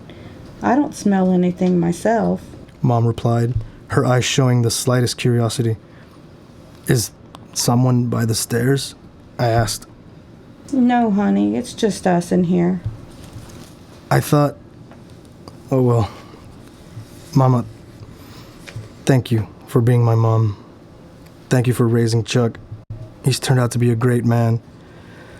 I'm so proud of him. So proud. Please stay strong for him, and please don't be afraid to keep living, Mama. Please try not to cry. I need you to hear me. I'll always be with you, and I'm sure we'll see each other again on the other side, right, Mama? You think Dad will be there, Mom? My voice broke as the fear started creeping in. In spite of my best efforts to hide it, I was becoming a little boy crying for his mom, scared of the boogeyman being death in my case. Yes, Blaine. Your daddy is probably waiting to take you home with him to heaven, where he's been since we lost him. Being your mom was the best thing I've ever done. There's no need to thank me. I'm just sorry that I can't take your place. Don't be scared, baby boy. We'll be okay. Mom replied to me, her tears streaming steadily. Her grip on my hand was strong and her voice was confident. If you see him, you can go with him. It's okay. I love you, Mama, I said. I love you too, son. She replied in a whisper, kissing my forehead. Please tell the others to come here, I requested. One by one, they all walked in. They didn't need my mother to feign calling them in. They were nearby because they wanted to say goodbye to me as well. I looked at all of them, doing my best to give them all a grin. I even managed a small smirk towards the hesitant Dr. Finn, torn between the desire to be a shithead to him and being grateful that he was doing his best to keep me out of pain. Spencer, Ryan, Rob, and Vash stood to my left, while Emily, Briley, and Chuck stood in front of me. Mom was still on my right. I looked at each one of their faces, wishing I could make this moment last forever. "Ryan, come here, bro," I muttered, turning my head towards him. He sat down on a chair next to my IV machine, looking weary for once in his life. "Ryan, thank you for bothering to say you liked my shirt all those years ago, man. This journey we went on, our music, I love you, man," I said, trying not to let my slow voice bother me. Ryan, for the first time in 29 years I had known him, full-on sobbed as he told me he loved me too and leaned over to give me a hug. He gave my shoulder a squeeze as he stood away from the chair. I motioned for Spencer to take his place, and he obliged. "You gonna get sappy on me too, brother?" He asked with a grin, but like everyone else, his wet eyes were full of sadness. "Yeah, I am," my slow voice choked out. 29 years ago, we were stuck in a theater class as the new kids, mid-semester. Man, I'm so glad I kept bugging you to chat with me. We did it, bro. We lived the dream. "We sure as fuck did, bro," Spencer replied, wiping his eyes before grabbing my hand. "Give heaven some hail, dude. Put on the best rock show God has ever seen. I hope I'll see you there. I love you, man." "I love you too, Spence," I said, trying to keep my voice steady. "Come here, Rob." Rob was smiling sadly as well. He seemed to be holding himself together the best, but that was his role in our group, keeping the beat going smoothly and keeping the five of us steady. "Rob, you've always kept me from letting my ego take over, and no one can roast their friends like you can," I said with a garbled laugh. My breathing was becoming more labored by the minute. "Sitting next to you on that bus was one of the best moves I ever made. I love you, brother." "I'm gonna miss you for the rest of my life, Blaine," Rob said, sadness heavy in his usually optimistic voice. "I love you too, bro. We're all here, man. It's okay." Staying awake was getting harder, but it felt different than being tired. It was more like peace. The smell of pizza was getting stronger, and I could once again see the silhouette by the stairs before looking over at Vash. Vash Jonathan Taylor, the closest thing I had to a brother, the person who knew me better than anyone. I knew this would be hard on both of us, evident by the tears already pouring down his face. I motioned for him to come sit by me, and instead of sitting, he leaned for a hug. We stayed that way for a while, and I matched his sobs, patting his back. "You always had to be first, you cocky son of a bitch." Vash said to me, sliding onto the chair. "You always had to be the first to write a song, the first to share a secret, the first to have a secret, the first to be a dad, the first to reach star status, and now the first to fucking leave, man. Who's gonna stop me from fucking up, bro?" "You were the first to become my brother," I croaked out. "You were the first person to show me that blood doesn't make you family. Love does. You'll do the right things, man. And I'll always be with you. I live on through our creations. Look out for my boy. Keep our legacy alive. I'll see you on the other side, Vash. Thank you for being my brother." With his eyes closed and with determination, my best friend let go of my hand and looked at his niece, Emily. I caught her eye as I coughed, and without having to ask, she came to my side. "Emily, I know that you're going to make a great wife to Chuck. I'm sorry I won't be here to see it. And I'm sorry that we aren't going to get the chance to spend more time together. Thank you for driving to California and bringing my son home to me, and for putting your life on hold while we rebuilt our relationship and enjoyed this time together. Don't ever let go of each other. When his hot head gets in the way of his good heart, love him anyway. Promise me." Emily took in each word I said, closing her eyes. I promise, Blaine. She leaned down and kissed the top of my head before stepping away. The smell of Papa John's got very strong while my breathing got heavier, and my vision faded in and out of focus. The silhouette seemed to be right next to Dr. Finn now. I disregarded this as I looked at Briley. I have never seen a more heartbroken expression on her face, and it felt awful knowing she'd have to see me this way. I also felt such acceptance that I didn't feel when I woke up. She walked to me slowly, taking my hand as she sat on the bed next to me. Without a word, she leaned in for a soft kiss, and I stroked the back of her hair. I glanced at Dr. Finn before speaking. He was looking down. Sorry, Doc. I have to say, you're a good man for being here. Bradley could have done worse. I rasped, trying to be sincere. I'm sorry that I can't do more for you, Blaine. We may not know each other, but I admire you and I'd do anything for Grace. He replied with a half smile of his own before looking back down. Anything, huh? I mused. Then promise me you won't hold any of this against her. What's between the two of you isn't for me to have an opinion on. Dr. Finn replied. It sounded like he meant it. I looked up at Briley, staring into those green eyes I loved so much. There was so much to say, but it would never be enough.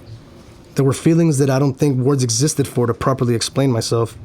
A lifelong love that was coming to an end.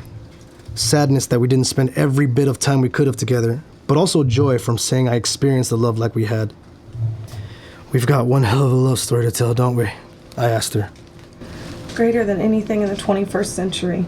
She responded with a choked laugh through her tears. I love you so much. I love you too, Briley Grace. Thank you for spending this time with me. It would have really sucked not being able to say goodbye. The silhouette I had been seeing was standing at the front of my bed now. No one had any reaction to it, but it was still fading in and out of focus. Despite not knowing what it was, the presence of it felt comforting and familiar. I held onto Briley's hand, putting it towards my lips, and gave it a kiss. I'll always be with you. When you're missing me, just listen to the songs when they come on randomly. That's me saying hello to you. I'll see you again, baby. She leaned in for another kiss, and I held her for what felt like forever. Seconds or hours later, I was losing my perception of time. She was away from my side and standing by the silhouette at the foot of the bed. Chuck was now sitting next to my left side. My mother was still on my right. I looked at my son, wishing I could stare into his face for eternity. I was smiling at him despite how hard maintaining my conscious mind was becoming. That pizza smells so good, doesn't it, bud? I asked him, my stuttering more evident. Yeah, Dad. It smells awesome. He feigned, obviously just agreeing with whatever I was saying. He looked absolutely devastated. I thought we'd have a few more days. I'm just thankful we had as many as we had. I'm so proud of you, Charles. I love you. I'm glad I got to be your dad. Oh, Dad, you're here. Next to Chuck, the silhouette I had been seeing had turned into my father, Mason Hale. He looked exactly as I remembered him. Blue jeans, his red flannel shirt with the sleeves rolled up showing off his tattoos. He smiled at me the way he did when he got home from work during my childhood.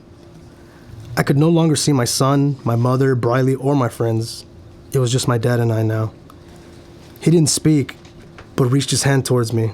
With no hesitation, I took it, and the two of us walked into a blissful light, with shades of brightness I had never seen in my lifetime engulfing us as we stepped into the unknown. Chapter 9. We the Bereaved. Those closest to my father stood at the foot of his bed, while my grandmother and I sat on either side of him. He had been slipping in and out of consciousness, and he had stopped making a lot of sense despite small moments of conversation with each of us saying his final goodbyes. Dr. Finn and Jack assured me he wasn't in pain, but I hated seeing him like this, unable to stay awake, unable to get up for a walk. I knew it was coming. I felt robbed. Just a little under a day ago, Dad and I had went for a drive. He gave me his truck. We talked. We laughed. We were supposed to have a few more days, but that had been taken away as soon as he stepped out of the truck. That tumor came for him, and my dad was on his way to whatever came after this life, but in the meantime, just sitting here wasting away. When he fell, I screamed his name. Then I screamed for Vash, who screamed for Spencer. It was such a blur. Within an hour or two of carrying Dad inside, Dr. Finn and Jack were hooking him up to an IV machine with morphine, as well as a heart monitor. I was shocked that Jack's boss was Briley's husband, and even more surprised by his willingness to be here, knowing his wife was in love with the dying man he was making as comfortable as possible. I guess he was a good person, not that I ever had a reason to think anything different. I thought back to that morning after my last show, when the grandfatherly doctor told us my father was terminal. I'm afraid you have 8 weeks, give or take a few days, of mobility, Blaine. You'll be in a semi-vegetative state for a few more hours, days afterwards, before your inevitable death. He had said. A few more hours to days after 8 weeks of mobility. It was too fast. After getting to know and truly love my father, I realized that no amount of time would have ever been enough. Blaine seemed to be stirring again, as his breathing slightly changed.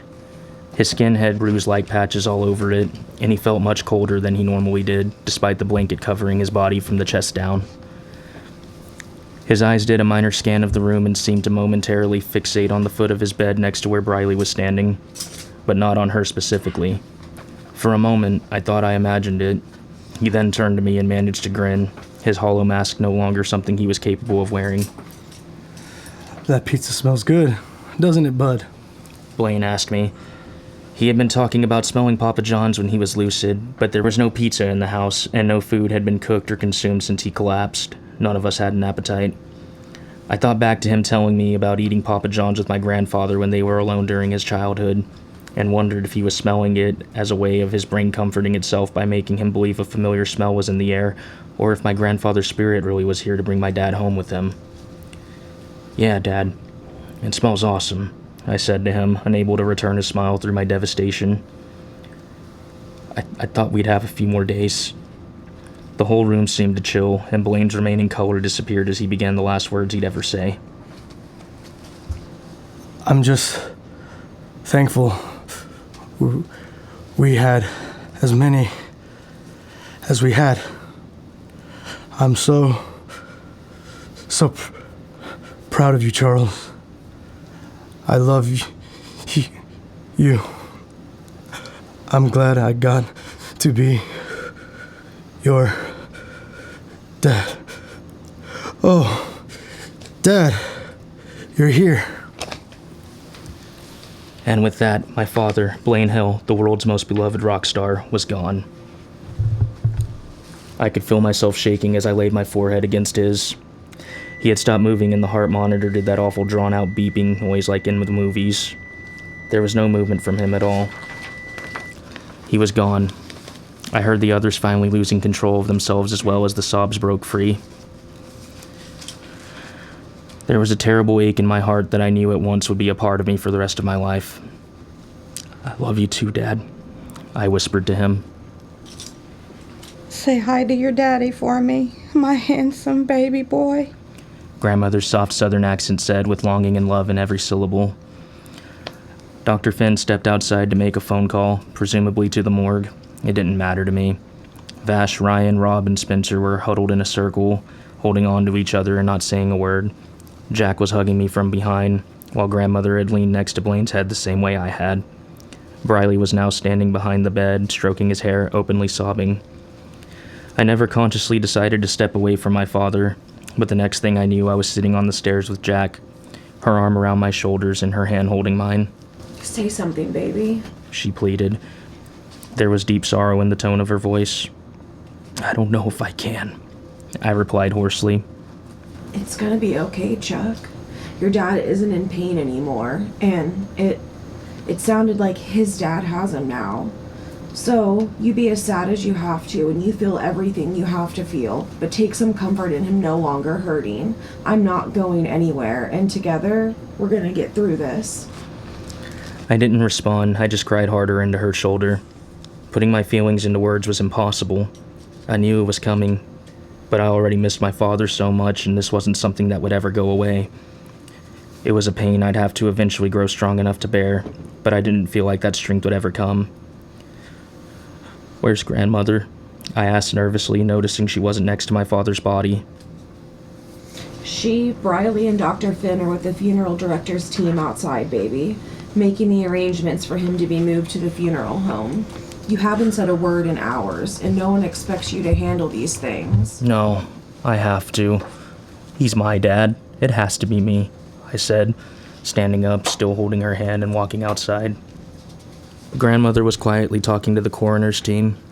They were two average-looking guys who had driven up in a minivan. She stopped when she saw me walk out and met my gaze. Without a word, I walked up to her and gave her the longest hug I think we had ever shared. The directors kindly didn't interrupt us. So, what's the plan? I asked Grandmother. These men are going to take your daddy's body to the funeral home on Montgomery in Houston, sweetheart. His funeral will be Saturday. We'll discuss everything tomorrow, as I think both of us need to process this for a bit. She answered. She was surprisingly calmer than I expected she would be. Before you take him, can I please have a minute alone with him?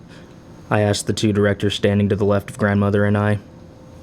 Of course, Mr. Hale. Take all the time you need. One of them said, while the other nodded. Leaving Grandmother, Jack, and the others outside, I walked into my father's, well, now my, house and sat next to his body. He looked so peaceful, as if he was only in a deep sleep. We hadn't changed him out of his jeans and plain black t-shirt after his collapse. We had only removed his shoes. So, your dad came for you after all. That's good, right, Dad? That means I'll see you again someday. These men are gonna bring you to the funeral home. Grandmother chose them, so I know you'll be in good hands. I paused my speech, not sure exactly why I was speaking out loud, but it felt right. Before continuing, I pushed his hair back into his eyes, the way he liked it. There. Now you've got that rock star on stage look that you always rocked. I'll take care of Grandmother, and I'll take care of the house, the truck, and everything else, Dad. I promise. I love you so much. I hope you're up there in heaven getting ready to put on the best rock show they've ever seen. It had been about 4 hours. After Blaine's body was taken away, someone put on his music, making it echo throughout the house. Briley had retreated to his room almost the moment the coroner's team had left the property, and Dr. Finn left after expressing his condolences to everyone. Vash, Ryan, Rob, and Spencer sat in the living room with Jack, Grandmother, and I. We all think that it should be Chuck who makes the announcement that he passed, Rob said after a while. I didn't immediately respond. Part of me wanted to hole up in my own bedroom and keep to myself, but another part of me knew that Blaine's fans deserved to know it was time to mourn his death and celebrate his life. I'll do it now, I guess, I muttered, getting my phone out. Post to your social media, and then I'll contact the label. The album is supposed to be released the same day of his funeral. The music video for Last Words will drop as soon as it's ready. It's what he wanted. Vash said quietly. I can't believe he's gone. He'll never really be gone, Spencer interjected. We all hear his voice singing to us right now. He's gonna live forever through these songs. And we're gonna keep them fresh for the rest of time. Us and Chuck. I couldn't agree more, said Ryan. Since we were kids, I always knew that Blaine was something special, and that his voice would live on for the rest of time. It'll outlive us all. I guess I'm just really gonna fucking miss him, Vash added. He looked emotionally defeated. Should someone check on Briley? She needs time, sweetheart. We all do. Grandmother said quietly. When the person you love passes, nothing can really get through to them. Miss Elise, how are you holding yourself together so well? Jack asked her, concern in her voice. Because Mason was here, and my baby boy isn't in pain anymore. I'm finding comfort in that. Grandmother replied, closing her eyes. I felt his presence as soon as we carried Blaine inside. I could hear his voice telling me to be strong, and that it was his turn to take up. And that it was his turn to take care of our son now. I wished more than anything that I could be at peace the way my grandmother was, but I wasn't there yet. I sincerely was relieved that she was handling Dad's death this well, but I shouldn't have been surprised. Grandmother had to be the strongest person in the world. I logged on to X and typed out the following. Hello, everyone. It is with great sadness that I tell you that my father, Blaine Eric Hill, passed away late this afternoon. He was surrounded by his family and closest friends, and he was very much at peace. His funeral will be this Saturday. I ask everyone to give those they are closest to an extra hug and remind them that you love them. You never know what tomorrow will bring. My grandmother and I appreciate all of the prayers and ask that our privacy be respected until after the funeral. More announcements will be made from Giving Hell's accounts. Chuck. After I finished the post, I shut my phone off. I had no desire to read responses. I'm going to get some sleep, I said, hugging grandmother and kissing her cheek before heading upstairs to my room with Jack. I lay awake for hours, not speaking. Every minute of the past 8 weeks replayed in my mind, and I kept wanting to find somewhere that I messed up so I could be irrationally mad at myself. Other than wasting time lashing out and going back to my apartment rather than staying at the hospital with Blaine, I knew that I was just being unfair to myself. Grief, I guess, is different for everyone. Right now, the depression part of it was heavy. I missed him. I hated that he wasn't downstairs in the living room anymore, or in his bedroom, or in his studio room. Part of me wanted to go into his room, but I was letting Briley grieve in her own way, privately. She didn't get 8 weeks with him like I did, and I couldn't pretend that our grief was the same.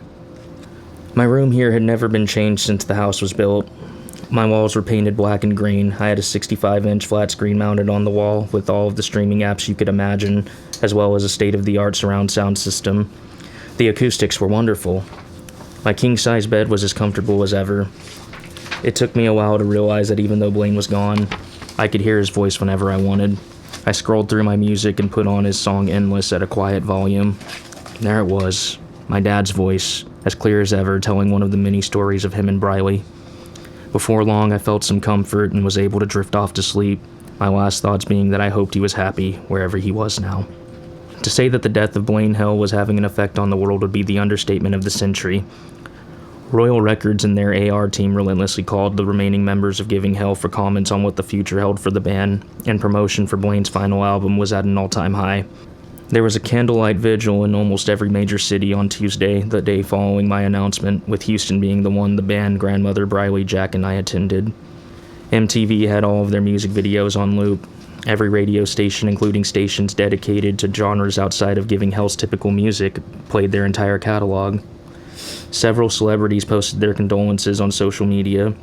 Blaine's manager had been approached by major movie studios to get the rights to make a biopic about his life, the fate of which was now in my hands, as I owned the exclusive rights to everything associated with him.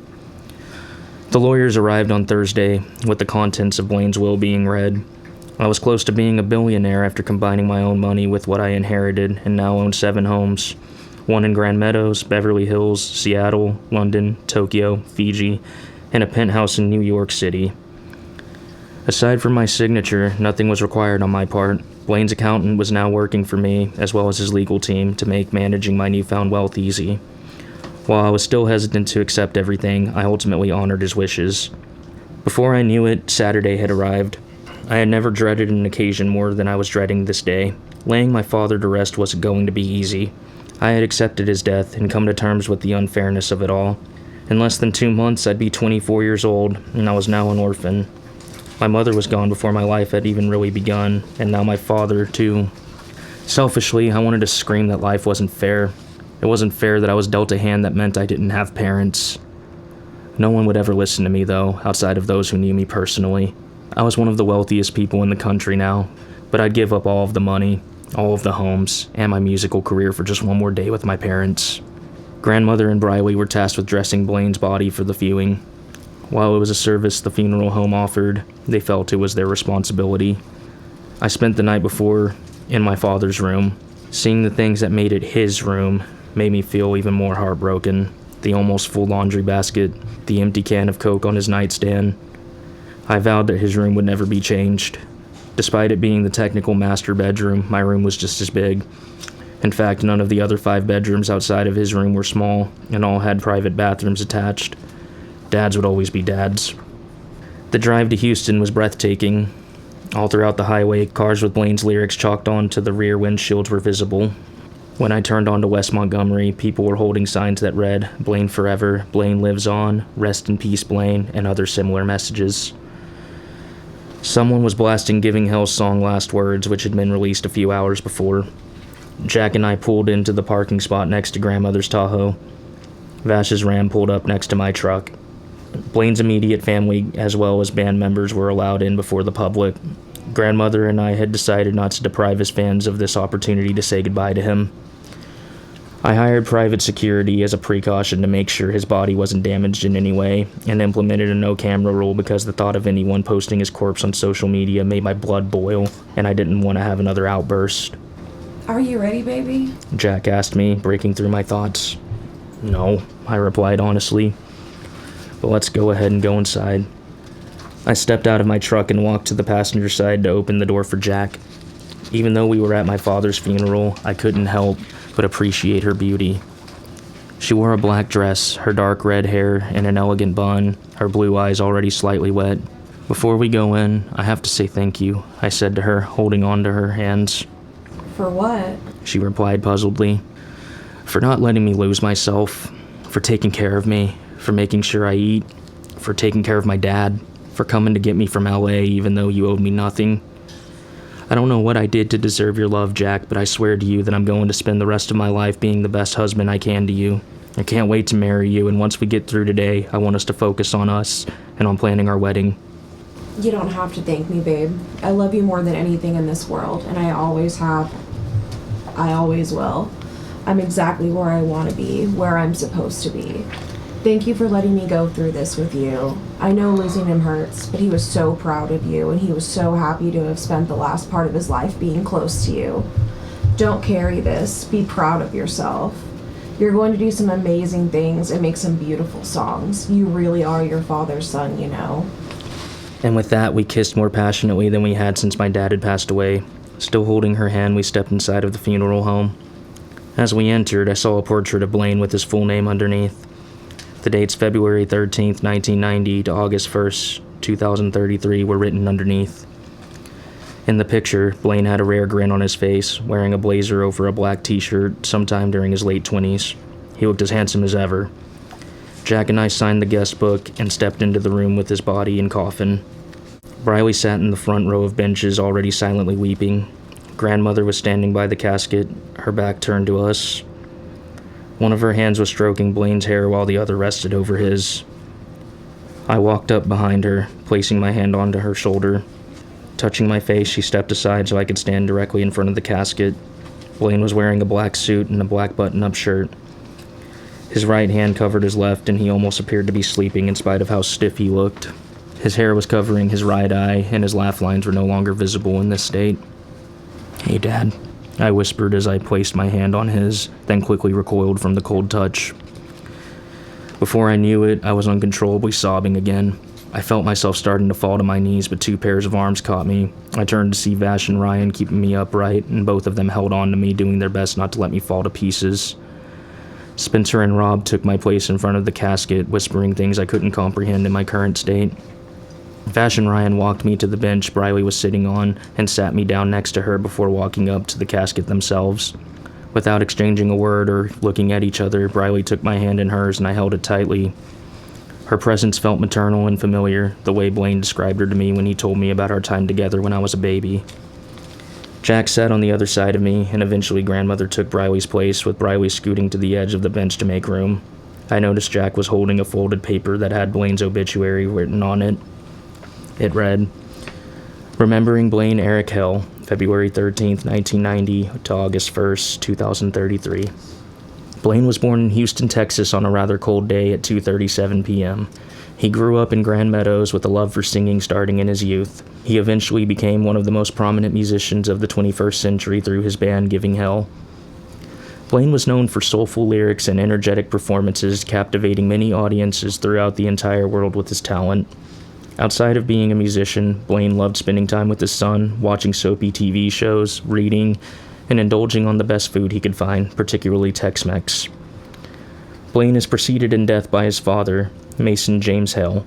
He is survived by his son, Charles Weston Hill, and daughter-in-law, Emily, his mother, Elise Marlene Hill, his longtime love, Briley Hendricks, and his best friends/band members, Vash Taylor, Ryan Cobb, Spencer Dawes, and Robert Mendez. Giving Hell's music was playing at a low volume. Time was moving quickly, and before I knew it, the sound of whispering voices greeting each other were audible. Blaine's friends, associates, and fans slowly entered the room to begin paying their respects. All of the members of the band Just Fan Fiction were there. I also recognized fellow musicians Scott Wilson, Anthony Burns, Tony Lovato, Doug Westcott, Devin Holden, Wilford Johnwell, Zach the Tyrant, Dylan DeMauro, Nick Dees, Rick Stewart, and Cody Edwards, as well as author E.C. Foster and actor Harry Farrell in attendance. The president of Royal Records looked heartbroken and tears were more than present. I saw Dr. Finn sitting in the middle of the room with genuine sorrow on his face. Briley's two sisters and parents had also come to pay their respects, all looking extremely grief-stricken. Jack's parents and sister took the seats behind us after a brief hello and hug. Most people offered grandmother and I their condolences, and we did our best to express our gratitude. Eventually, Vash stood up and walked to the podium next to Blaine's casket. Grandmother and I had asked him to give the eulogy 2 days prior, and he accepted with no hesitation. Hello, everyone. For those of you who don't know me, I'm Vash Taylor, the guitarist of Giving Hail, and Blaine considered me his best friend. He said steadily, in spite of the tears he was already fighting. It was 7th grade, second period on the first day of school, that I met Blaine. We were sat next to each other in our pre-AP English class, a class neither of us slackers had any business taking. Vash continued with a slight laugh that was met with several chuckles, including my own. I loved his boxcar racer shirt and just had to let him know. He was instantly impressed that I knew the band, and we got to chatting, then had lunch together. From that point forward, we were inseparable. We both played guitar, both sang, and both had a knack for pissing off our teachers as a way to impress each other. We eventually joined choir, with him getting all of the solos as I stood quietly envious, but still admiring his raw talent. No one could sing like my best friend Blaine. His parents, Elise and Mason, took me in as a second son when we were in high school, and I joined his band Giving Hail. What was supposed to be a childhood dream quickly became our reality almost immediately after graduation. We were signed, and we released albums that sold in a world filled with streaming, and we somehow became rock stars. It was all Blaine. Man, could Blaine write lyrics like no other. For years, he constantly outdid himself, always writing yet another album full of lyrical and musical masterpieces. So many of you are here simply because his words had an effect on you. Blaine had the ability to touch your soul with his words and make you feel not so alone. As for me, he became my brother. He accepted me in spite of the jackass I was and loved me like family. Everything I have in my life, every good thing, every amazing experience was because I sat next to the one other outcast in my school 31 years ago. I had the privilege of watching Blaine become a father to his son, Chuck, who's now engaged to my niece, Emily. Vash finally paused for a moment to gather himself as his speech was making him, as well as everyone else, very emotional. When Blaine was diagnosed, all he wanted to do was give all of you one more album. Make even more of a mark on the musical world than he had already done, because that's who he was. He lived every day giving these songs his all, and he never felt sorry for himself over the fact that nothing could be done to save his life. Blaine, I'm gonna miss you every single day for the rest of my life, and I can honestly say that I'll never have another friend like you. I'm so proud of you, brother, and I have to thank Chuck and Miss Elise for letting me give your eulogy today. To say it was an honor would be underselling it. Thank you, everyone. With that, the room erupted into applause, and Vash seemed to smile through his emotional pain. Shortly afterwards, the minister had us all bow our heads in prayer, and then everyone from the back of the room rose to pay their final respects to Blaine, ending with Briley, grandmother, Jack, and me taking one last look at his body. I love you so much, Blaine. Goodbye, my love. Briley whispered, kissing his forehead before stepping back. Rest in peace, sweetheart. I love you so much, and I will see you again, Grandmother said as she stroked his face. Jack stood by my side as I knelt by the casket for the final time, taking in my father's face. There was so much I wanted to say, but the lump in my throat was big, and my vision was blurred from the now constant tears. Goodbye, Dad. I love you. I choked out, then stepped away and let Jack lead me out of the room as the funeral director shut the casket for the final time.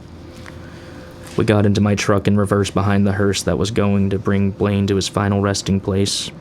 Vash, Ryan, Spencer, and Rob acted as pallbearers, placing the casket into the hearse. Grandmother and Briley got into the hearse, joining Blaine for his final ride. The burial proceeded quickly. I held Grandmother's hand the entire time, even as we stepped forward to pour dirt from our palms onto the casket. It was lowered into the ground, packed in, and his headstone was added. Grandmother and I chose for him to be buried next to my grandfather, as it felt most appropriate. We placed red roses and blue bonnets on both graves before leaving. I raised a hand to everyone still on the street with signs as we drove to the highway. Jack, always knowing what I needed the most without me saying it out loud, turned up the truck stereo to nearly full volume, and I smiled as my dad's voice sang out the first lines to last words. Chapter 10.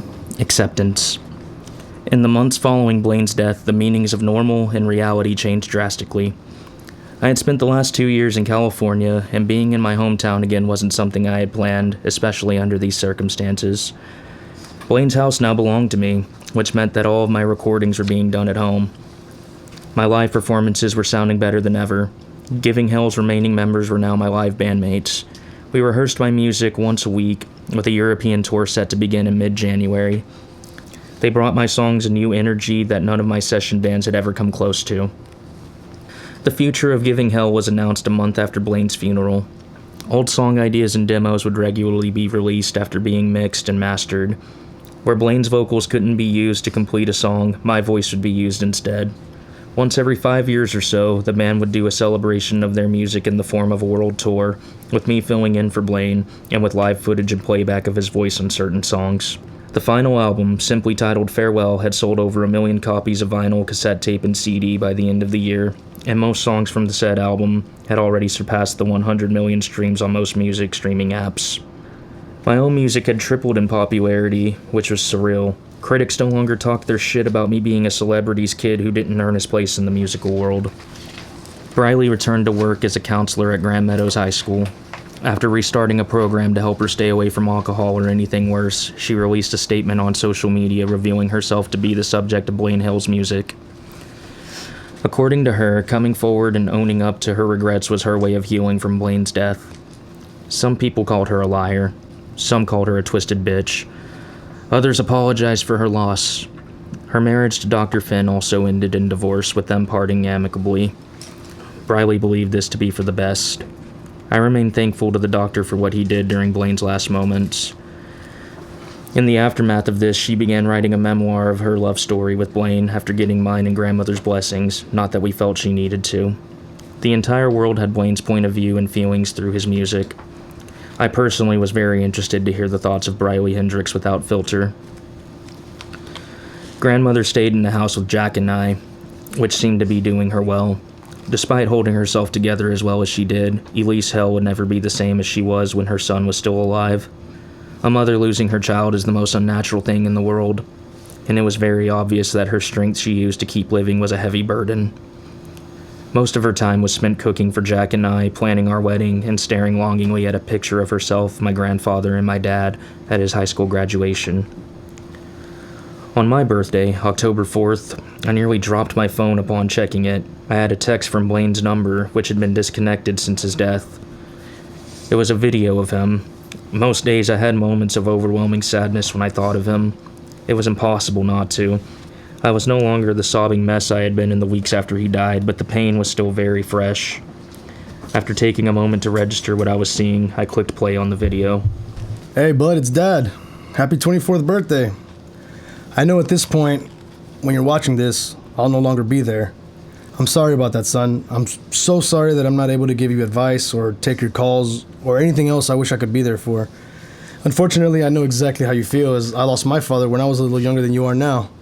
It's not something I ever planned for us to have in common, but I wanted to make this video for you so you know how much I love you. I may not be there physically, but I live on through you, Chuck. Many people praise my music, but my greatest accomplishment in life is being your father. I hope you don't mind me giving you another annoying bit of advice, but here it is anyway. Go to your checkups. I cannot stress that enough. Take care of yourself and love fiercely, boy.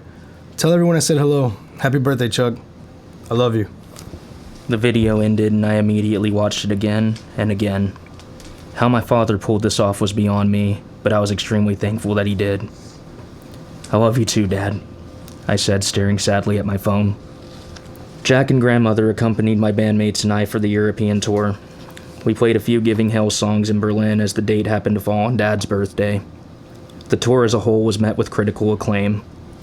Many people were asking when my sophomore album would drop, but I was taking my time with it and releasing singles in the meantime, as my main focus was planning my wedding. The date was set for July 1st. Jack's sister, Sarah, was her maid of honor. Jack had always been my best friend, which made getting married to her slightly annoying as I didn't have a go-to guy friend to be my best man. When I couldn't think of anyone appropriate for the occasion, I asked Vash, and he graciously accepted. Even though he was Jack's uncle, he had now taken on a role similar to a mix of father and brother to me. I knew this would make my dad happy. The wedding took place on my property, which had been decorated in blood red roses, the same colors as mine and Vash's vest, as well as Sarah's dress. I wore a white tux over my black shirt and red vest, while Vash wore black on black. We had decided to keep the wedding relatively small, with only 75 guests in addition to our immediate family. Briley was in attendance, as well as grandmother's best friend Gwen that had reconnected with her after Blaine's death. In spite of being a nervous wreck, I was excited as the first notes of the bridal chorus rang out. Emily Nova Jackson walked down the makeshift aisle on the arm of her father Ethan. I couldn't take my eyes off of her. Her dark red hair matched her lipstick, and her blue eyes met mine as her lips curved into a smile. Unlike most brides, her dress was black as night. She looked like an angel. I had to wipe my eyes as I grinned through them, Vash patting my shoulder and grinning almost as big as I was. In a more traditional fashion, Ethan placed Jack's hand into mine as they reached me, kissing her cheek and gripping my arm before sitting next to his wife. It took everything I had in me not to kiss her perfect lips right then and there, but I knew I had a few steps to get through before that glorious moment. Do you, Emily Nova, take Charles to be your lawfully wedded husband, till death do you part, and whatever comes after? The minister said. I do, replied Jack, looking lovingly into my eyes. Place this ring upon his third finger. Do you, Charles Weston, take Emily to be your lawfully wedded wife? I do, I said, smiling back at her. I now pronounce you husband and wife. You may kiss your bride. I took my wife into my arms, lifting her off the ground as we had our first kiss as a married couple, barely registering the applause. Once we broke apart, we walked together arm in arm down the aisle back to my house where our reception would be. As I walked past everyone, I could have sworn I saw my dad smiling at me in the small crowd of people, but I didn't think much of it. I'd like to think it was his way of saying hello and reminding me that he's still with me. After a very delicious dinner consisting of fajitas and margaritas, it was time for Sarah and Vash to deliver their maid of honor and best man speeches before my living room would act as a dance floor.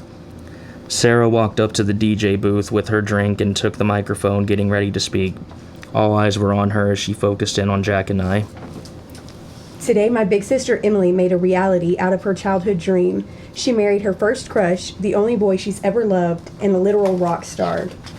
Em, you've been writing Mrs. Chuck Hale on your notebooks and artwork since we were kids. Everyone, aside from you two, just knew this day would come. Sarah paused as everyone laughed, and I leaned over to give Jack a quick kiss. I think that deep down, everyone in life wants what Chuck and Emily have. A best friend who gets you in ways that no one else does, and a connection that you only believe exists in movies and books until you experience it yourself.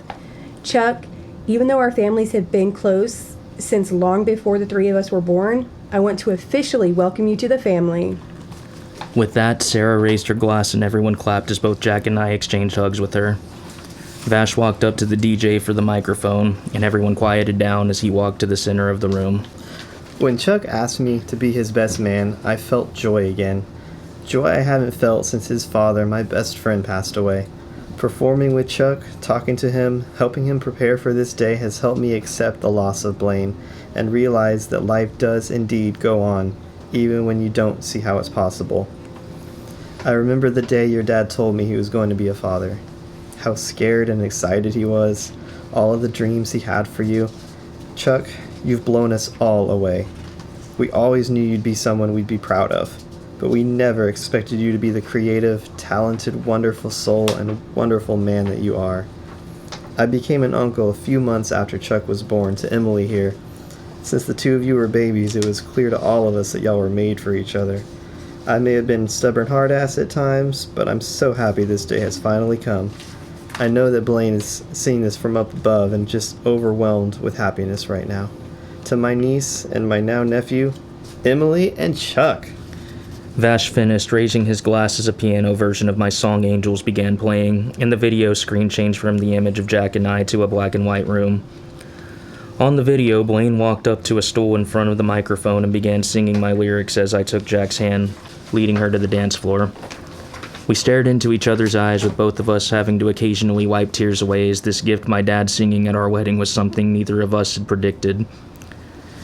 How he had found the time to do all of these things before he died was beyond me, but it made me feel very loved and wish more than anything that I could thank him. As the song ended, everyone once again broke into applause, and Blaine began to speak on the video. Hey there, bud. I made this so I could be with you on your wedding day, which I'm predicting won't be too long from the current time of making this video. Congratulations, and I hope you didn't mind me singing your song Angels, as it's always been one of my favorites. It's time for your bride and her father to dance, and for your grandmother to come up for what's traditionally the mother-son dance. With that, Ethan walked up, taking Jack's hand, and grandmother took mine. Blaine began singing My Wish as we took our places on the dance floor. What do you think, married boy? Grandmother asked me, smiling with wet eyes. I can't believe Dad pulled this off, I replied honestly. He made sure he'd be there for every milestone you ever reached after he was gone. Grandmother said, pride evident in her southern accent swaying gracefully with me. I swear I saw him earlier today, I admitted to her. I'm sure there's no place he, your grandfather, and even your mother would rather be than here with us.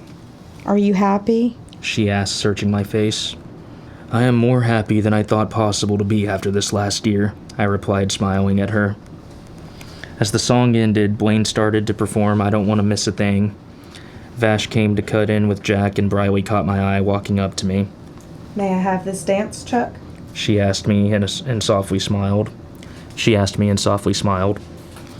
I held my hand out to her after kissing grandmother's cheek. We began a slow dance next to Vash and Jack, keeping our eyes on Blaine as we moved to his tempo. He always knew how much he loved me, even when I doubted it and reacted angrily to his absence, I said to her. Your father never lit up more than he did when he talked about you, Chuck. I don't think anyone's ever loved their child as much as he loved you. Briley choked out through some light tears. Thank you for being here, Briley, I replied to her. It saddens me that you and Dad didn't get the ending we all wished for, but I'm grateful that you still looked out for me in your own way. I wouldn't be where I am if it wasn't for you. I don't agree that Blaine and I didn't get the ending we all wished for. She mused. Seeing him again made all the difference to keep going. My book comes out in a month. I've been approached about movie rights, and I asked them to let me talk to you about it before I agreed to any meetings. I spun her around twice as the song was reaching its end. I think it's a good idea to let the world see this through your eyes as well as Dad's. It'll only keep his legacy alive longer. I'm in, I said excitedly. Oh, good, because I told them it wasn't going to happen unless you agreed to be an executive producer. Briley replied, grinning at me as the song ended.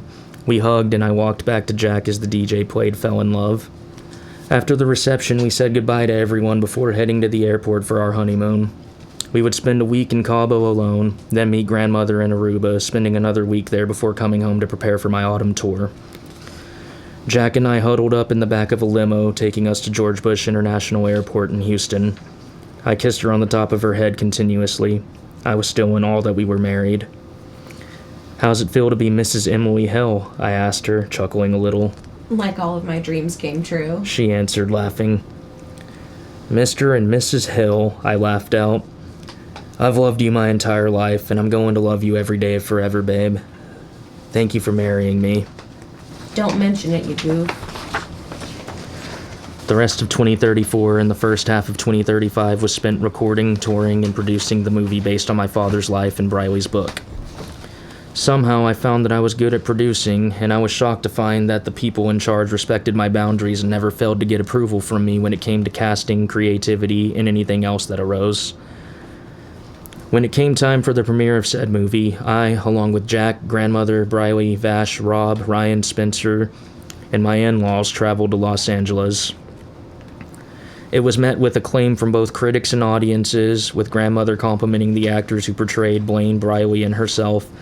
She grumbled a little about how the actor who played my grandfather wasn't Southern enough, but otherwise seemed satisfied.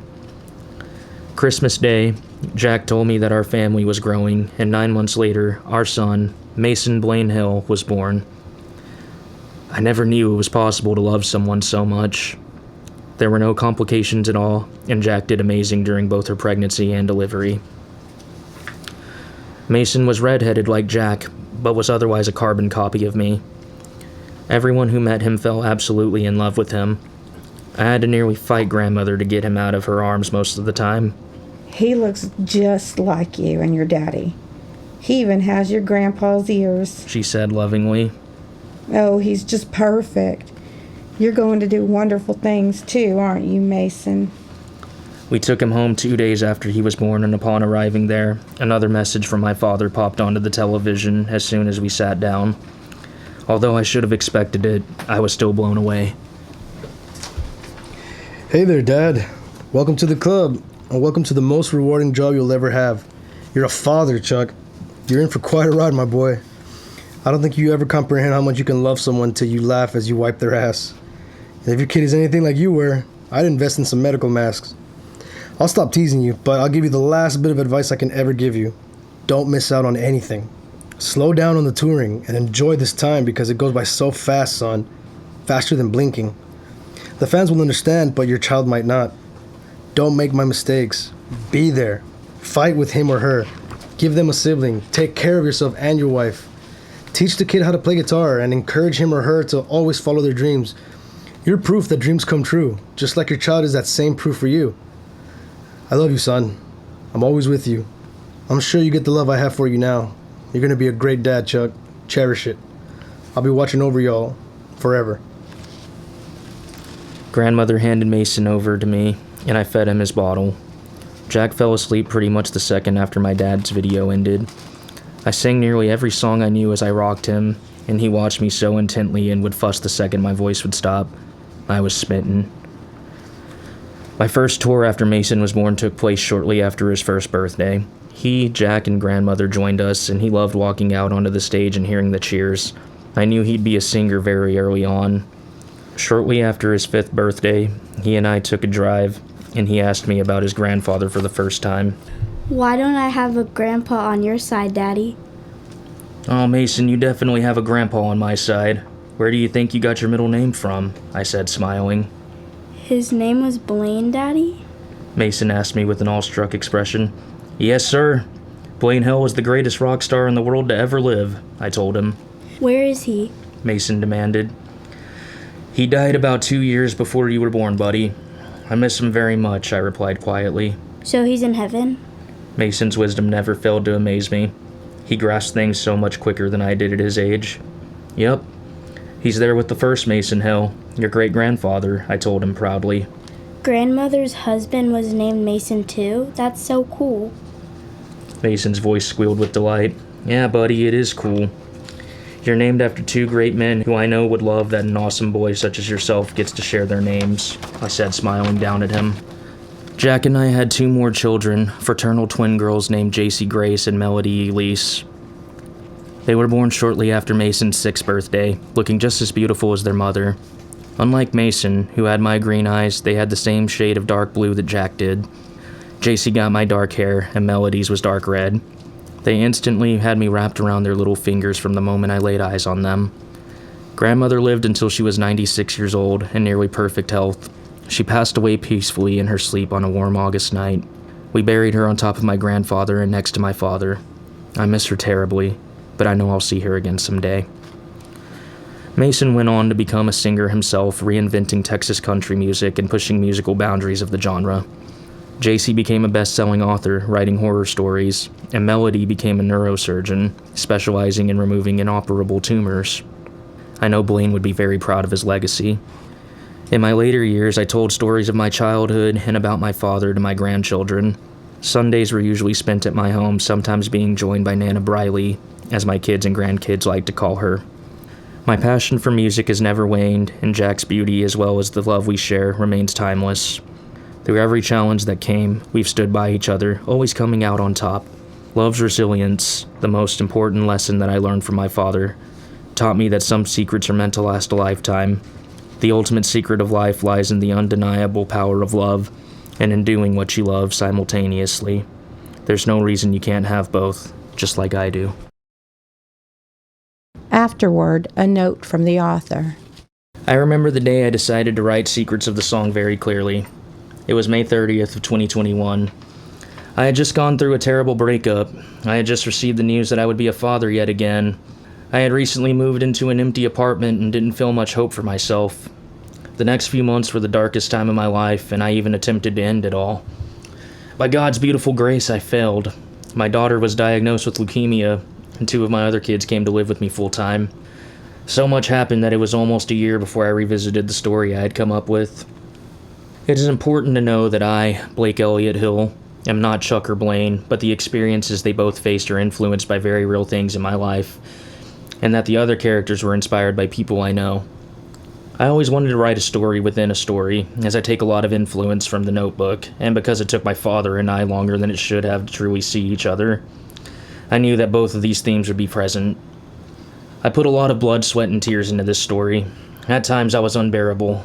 I'll never be able to apologize to my poor wife enough. I felt very close to Blaine throughout writing this.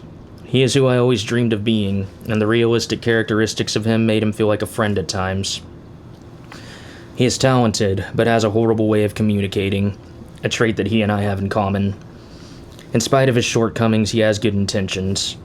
Chuck represents what a lot of us sons feel like when we think of our fathers. We want to impress, but never seem to be able to, and in your adolescent and early adult years, it crushes you. Being both a father and a son, I find that my point of view on the matter of fatherhood and being a son can speak to so many different people. My biggest regret with this novel is how much I put Elise Hell through. I'll never be able to apologize to her in my head enough, and my mother reminds me of this fact every time we talk about it. Thank you for reading Secrets of the Song. Now that it's out in the world, I don't know how to express what I'm feeling other than pure excitement. Until the next time. About the author. Blake Elliott Hill is a multifaceted individual with a passion for music, community service, and family life. In the music scene, he goes by the name Blake Damn Sure. As the lead singer and guitarist of the band Just Fanfiction, he channels his creativity and musical talents into crafting engaging melodies and heartfelt lyrics. Secrets of the Song, his debut novel, adds another layer to his creative endeavors, showcasing his storytelling prowess beyond the stage. In his personal life, Blake spends his time as a devoted husband to Kelly and a loving father to 8 children: Sophia, Kinsley, Lila, Charlie, Juliet, Owen, June, and Evelyn. Together, they call Houston, Texas home, where they share their space with 3 cats, Lucifer, Diego, and Sam, and 3 dogs, Kimber the Pit Bull, Bentley the Golden Retriever, and Buzz the Pomeranian Mutt. Blake's interests range from indulging in the nostalgia of 90s alternative music to relishing the energetic vibes of 2000s pop punk and emo culture. Most weekends, he spends his free time battling out across the boards of Mario Party on his old Nintendo 64 with his wife and kids. Nothing makes him happier than a plate of sizzling, fully loaded beef fajita nachos. He claims this is the way to his heart.